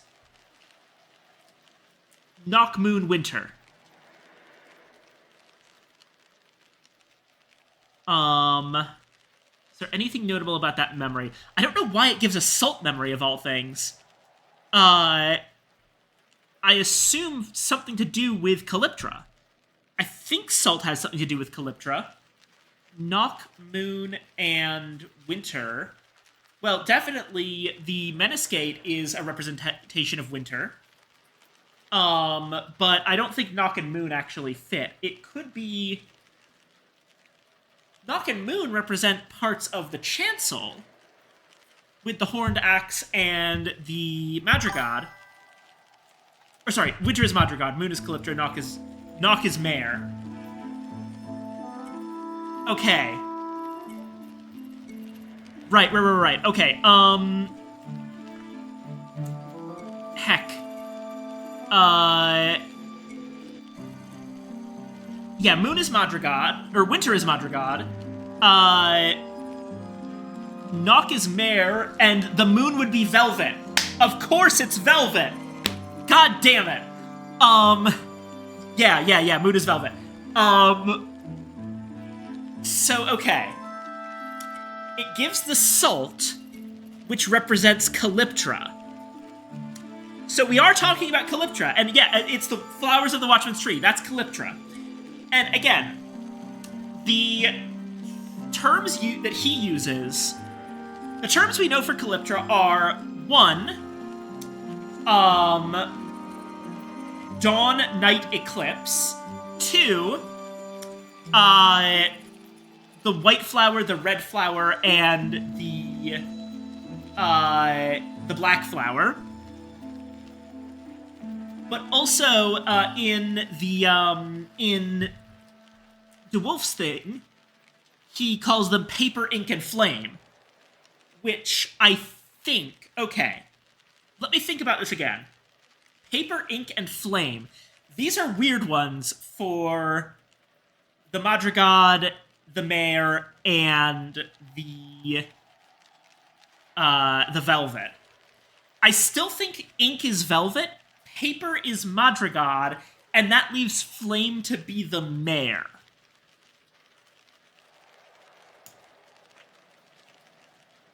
So, yeah, I think that's what's going on here. God, this journal just led us down an absolutely massive rabbit hole. Holy shit. Though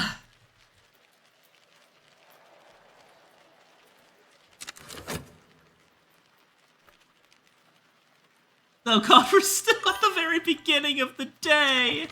The Mare in the U is described as being the fire at the heart of the Watchman's tree. Yes, okay, it is flame. That is flame.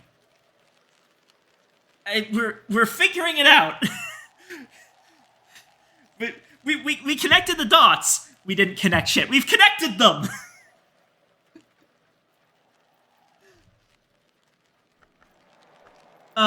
What was I doing? What were any of us doing? What's going on? I don't know anymore. It's almost 1 a.m. I love figuring things out like this. I'm glad you do. This is how I exist sometimes.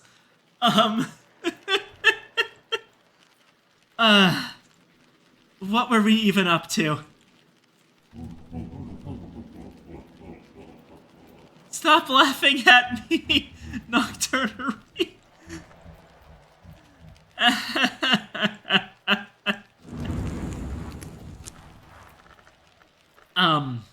Right. I know I was gonna do something with this. You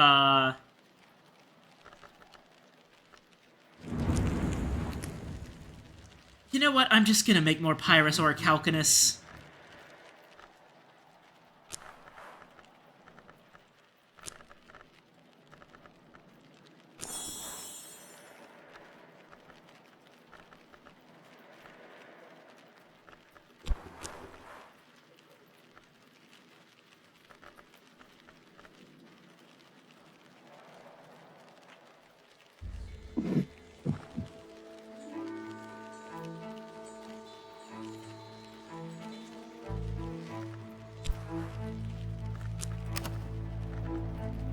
Was it herbs and infusions?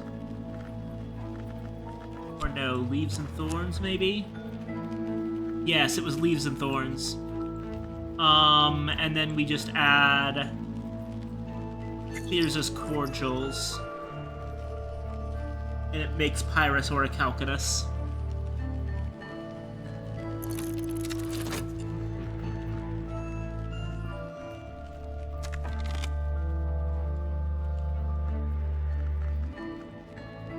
Alright, we got Moon and Moon for Edict's Inviolable. We need one more Moon. So, let's go ahead and reread the Journal of Thomas the Wolf, because I make terrible decisions.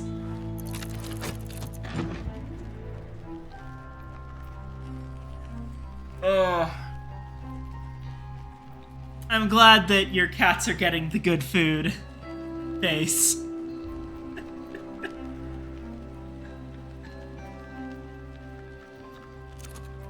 Okay, we are officially 7 hours in again. Why am I like this?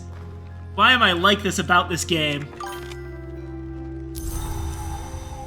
Oh my god, it's Morgan again!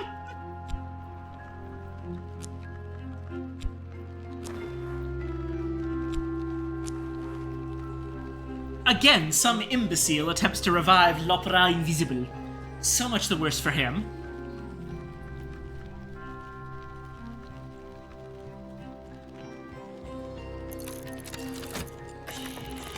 On the first night, there will be some catastrophe. I want to prepare so perfectly for that catastrophe, and in the event it might not occur, well, I wish to be prepared perfectly for that possibility also.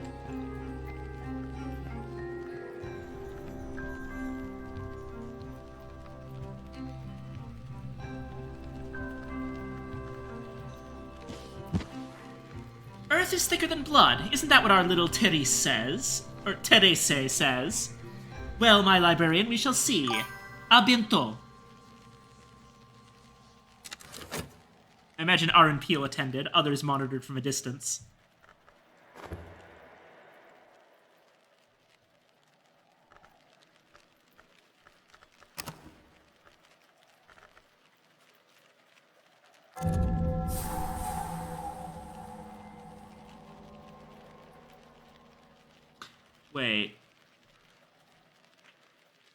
Wait. Maybe not Edict's inviolable.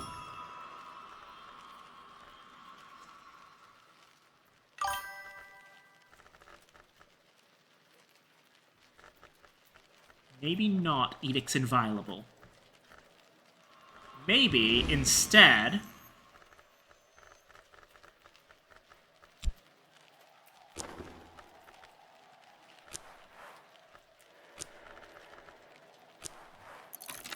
Hilasimi.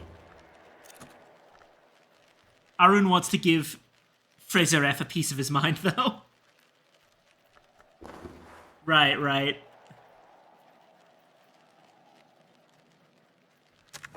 Yeah, hold on. Let's actually see. Madame Bichet is trying to get a friend to survive the performance. Coquille is just preparing to... is not actually going, just preparing to get adopted again.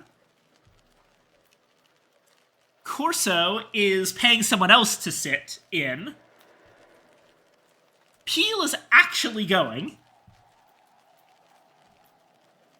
And Hokebald is... Hokebald just trying to take advantage of everything. Though he didn't seem especially grateful. God. I hate you, Hokebald.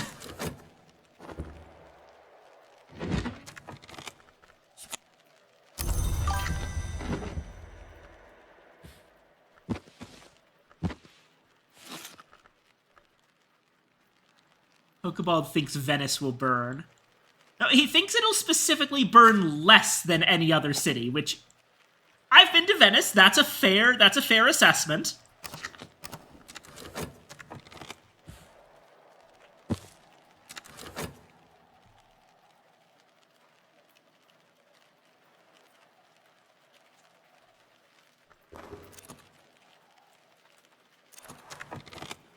Hilasimi 2.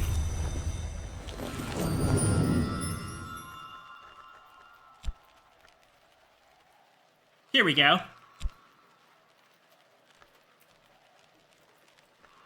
Could also go into the Bosque, but I wanted Kilasimi here. There is a prophecy among carpenters. A master of their kind will resolve, unwisely, that the coffins he shapes are too beautiful to sully with corpses. He will steal trinkets from the dead, he will ask the help of smiths and jewelers, and day and night he will labor to shape something worthy of his work. At last he will tire of his task and offer his breath to the shape in the casket. When it accepts, it will rise from the coffin and pronounce itself king. It will rule by fear, or fear will destroy it. In either case, its maker will have no coffin and no grave, and his name will be lost.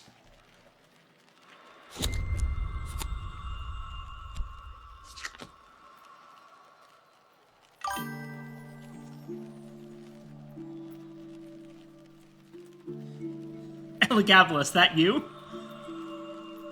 Yeah, the Kilisimi has some interesting ones going on.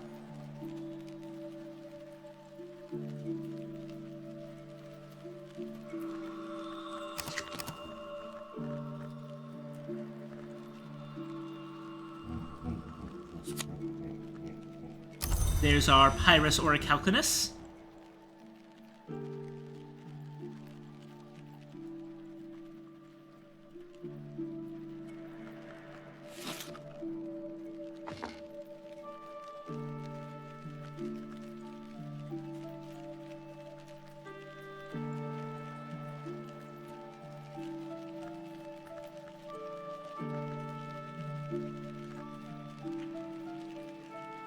Let's see. What now?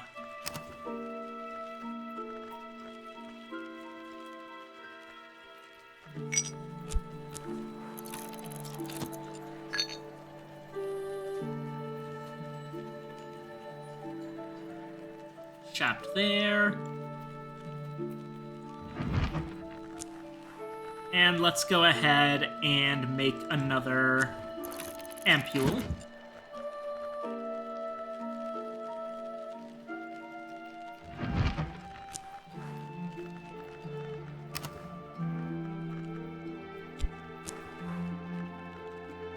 Make another salt sign.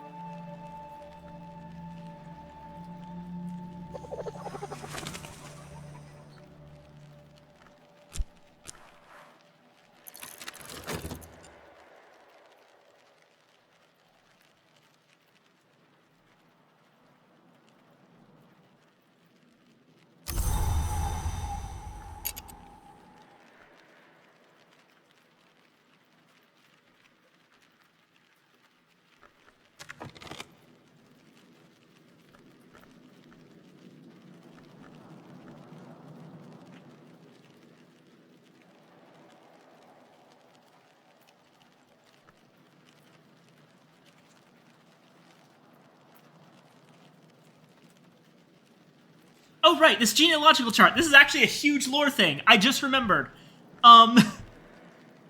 6 years ago, King George's heir, Edward, killed him in a quarrel over Edward's womanizing. The kingdom was saved from constitutional collapse by Henry Huddleston Abney Hastings, 13th Count of London, who claimed descent through the Plantagenet line. Heaven lift the new king.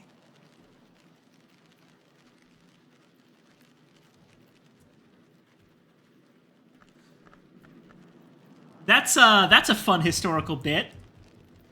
This is going into War of the Roses stuff, which we know in the Cultism universe as the War of the Roads.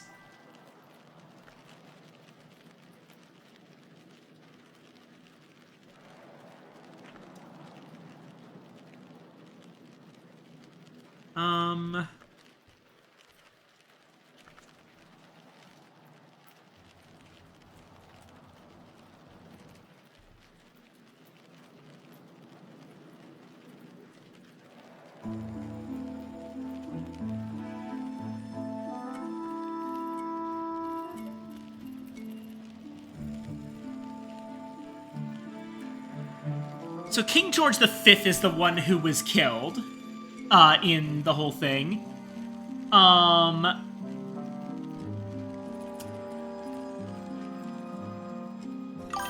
And yeah, I have not read Plantagenet Mysteries, I don't think.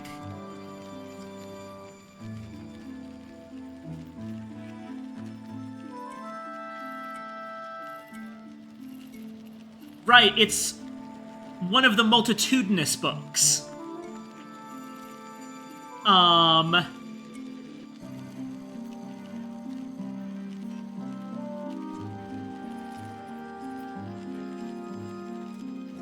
But yeah, so in real life, George V, reigned from 1910 to 1936. So that's a good 26 years. Which notably, for most of his life, he was Prince George V. So his grandmother was Queen Victoria. Third in the line of succession to the British throne, behind his father and his elder brother. His father would be King Edward VII, and his elder brother, Prince Albert Victor, Duke of Clarence and Avondale. Prince Albert unfortunately died before ever becoming king. And yeah, his death was, how did he die, actually? Pandemic of 1889 to 92. The Asiatic flu. Yep, that's why Prince Albert's in a can. This is also a thing that gets brought up in the Fallen London universe, for the record, involving the Duchess, who is, in fact, hold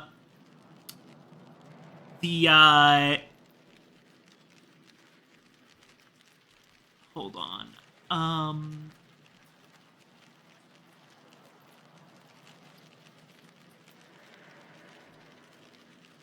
Princess Victoria Mary, I think.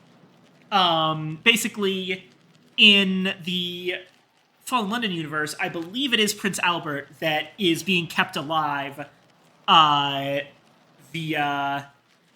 Cantagaster venom, but has mutated into some kind of horrible creature.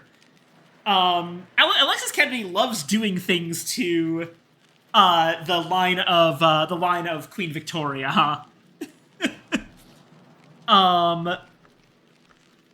But yeah, Prince Albert dies, and then he's just directly behind his father in the line of succession.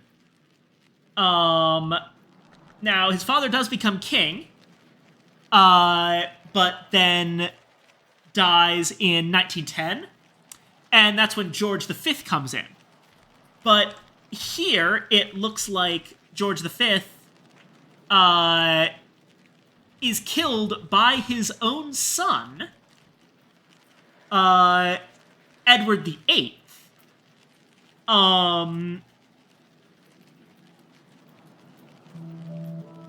Now, Edward VIII did abdicate the throne in less than a year in real life.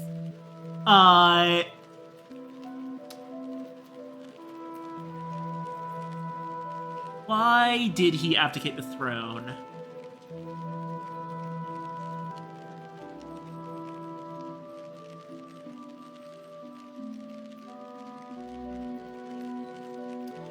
Because he fell in love with a divorcee, Wallis Simpson, also known as Wallis, Duke of Windsor.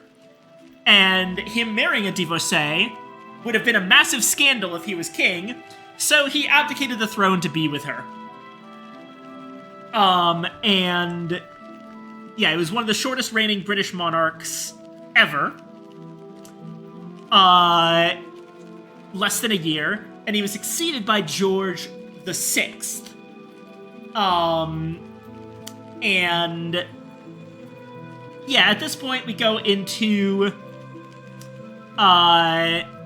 George VI is succeeded in the line of succession by Elizabeth II, which you probably know about Elizabeth II because she was queen from 1952 to 2022. So yeah, that's the Elizabeth that we know from our lifetime. So basically, around where Edward VIII would slot in normally, and hit with his abdication, and or when George V was in his little 26-year reign. At some point during that period of time, which is basically between 1910 and 1936, in the Secret Histories universe, Edward killed George, and obviously he couldn't be king then, and the whole thing collapsed, but Henry Huddleston Abney Hastings, 13th Count of London, claimed descent through the Plantagenet line, and became the new king. So, that's what happened. I'm sorry, I did it again.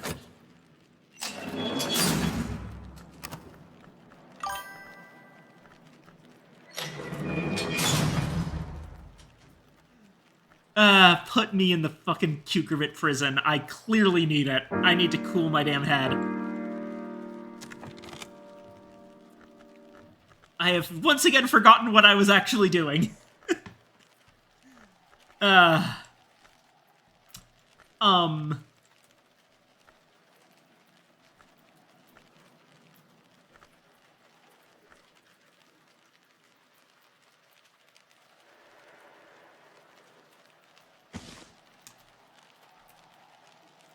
Well...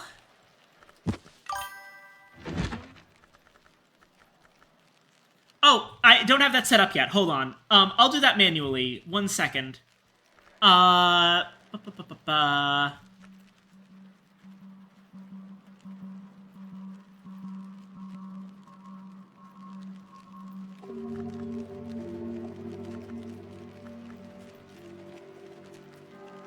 you go.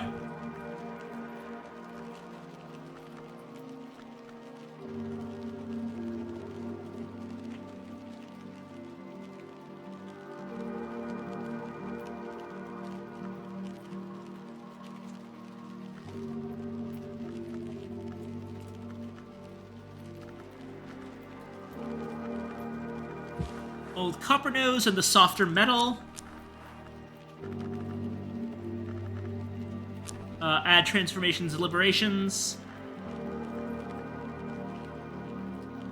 With,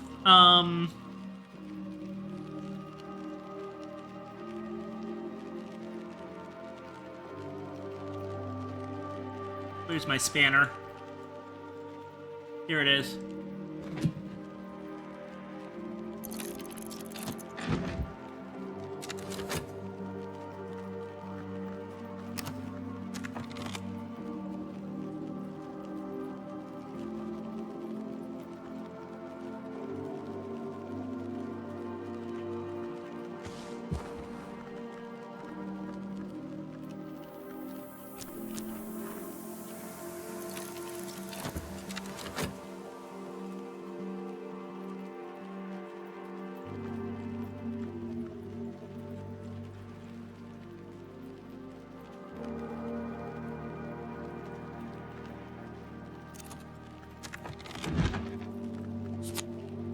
Another amethyst ampule.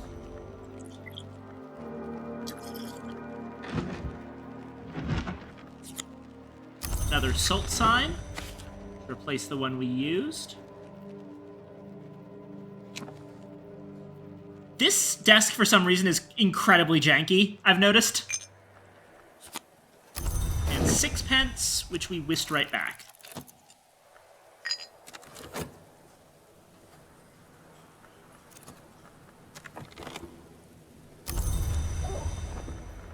And there we go.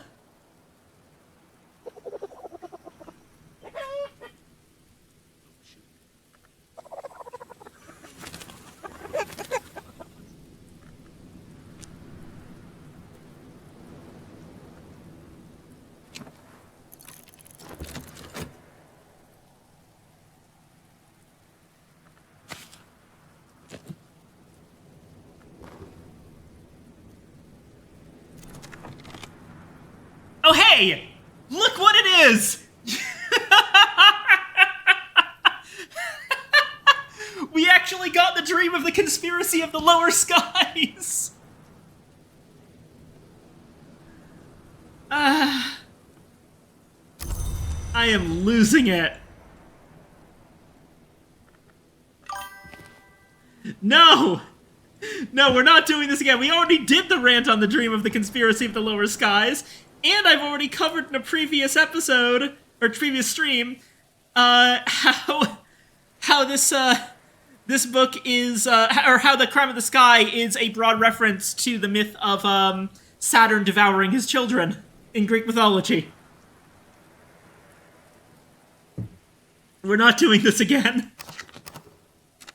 It's past 1 a.m. I haven't actually eaten dinner properly. I had some soup and sushi, but that was more lunch than anything.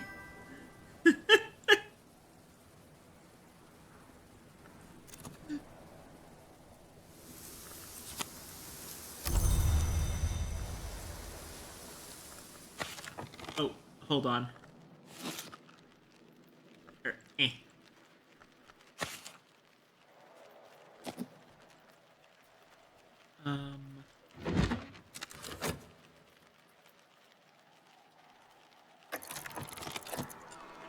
Art and extra effort soul. Okay, perfect.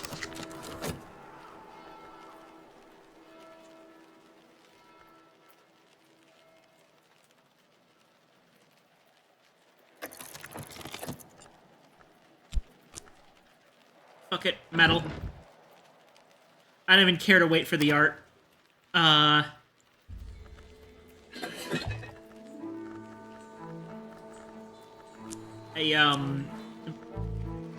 Reffelgen.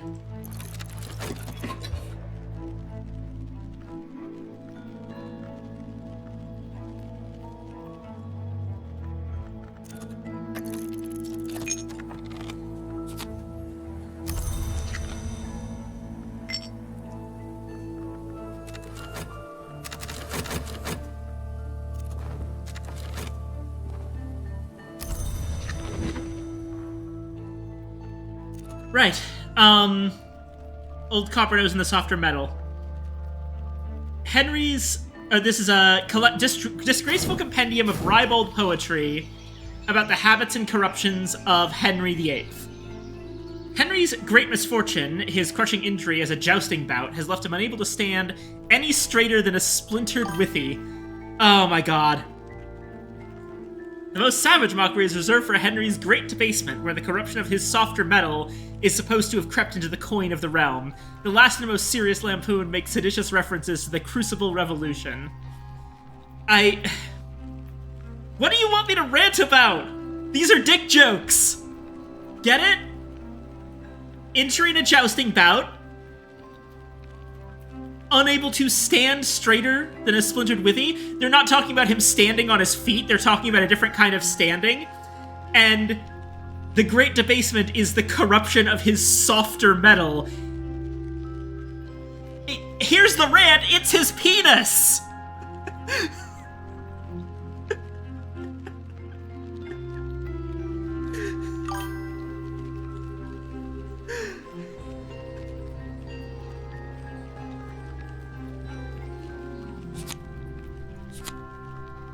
Bells and braziers. Oh, and of course we didn't actually bloody learn what the stupid thing even was. I'm looking this up. I'm not reading it again. No.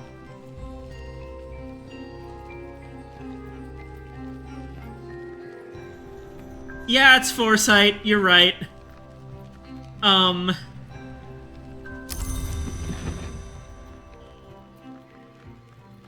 We are almost out of foresight space.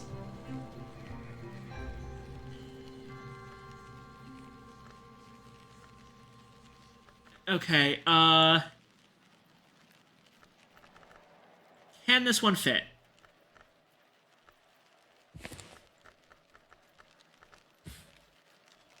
Yes, just barely. The foresight shelf is full.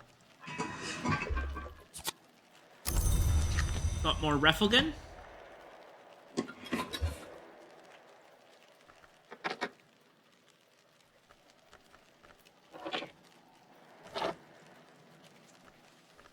Okay.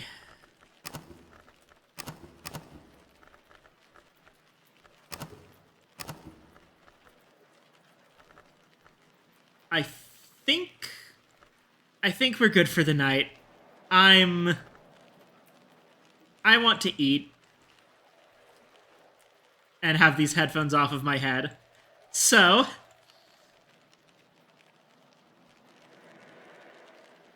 Oh, hold on. Which save is it?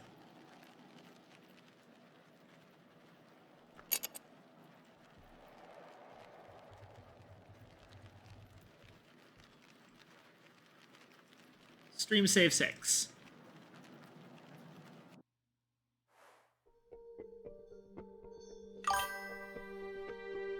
Later, Vase. It's always great. I know I got very yelly at the end, but I'm sure you understand that, like, it's a bit. It's... it's me going on crazy rants. Alright, let's see. Who's still online? Geek, thank you. I appreciate that, I really do. We went too goddamn late to have any people to raid at this point. Hold on. If no one's streaming Book of Hours... I am the only person streaming Book of Hours. Of course I am. Yeah, I'm just gonna end the stream. I don't have the energy to raid. Alright.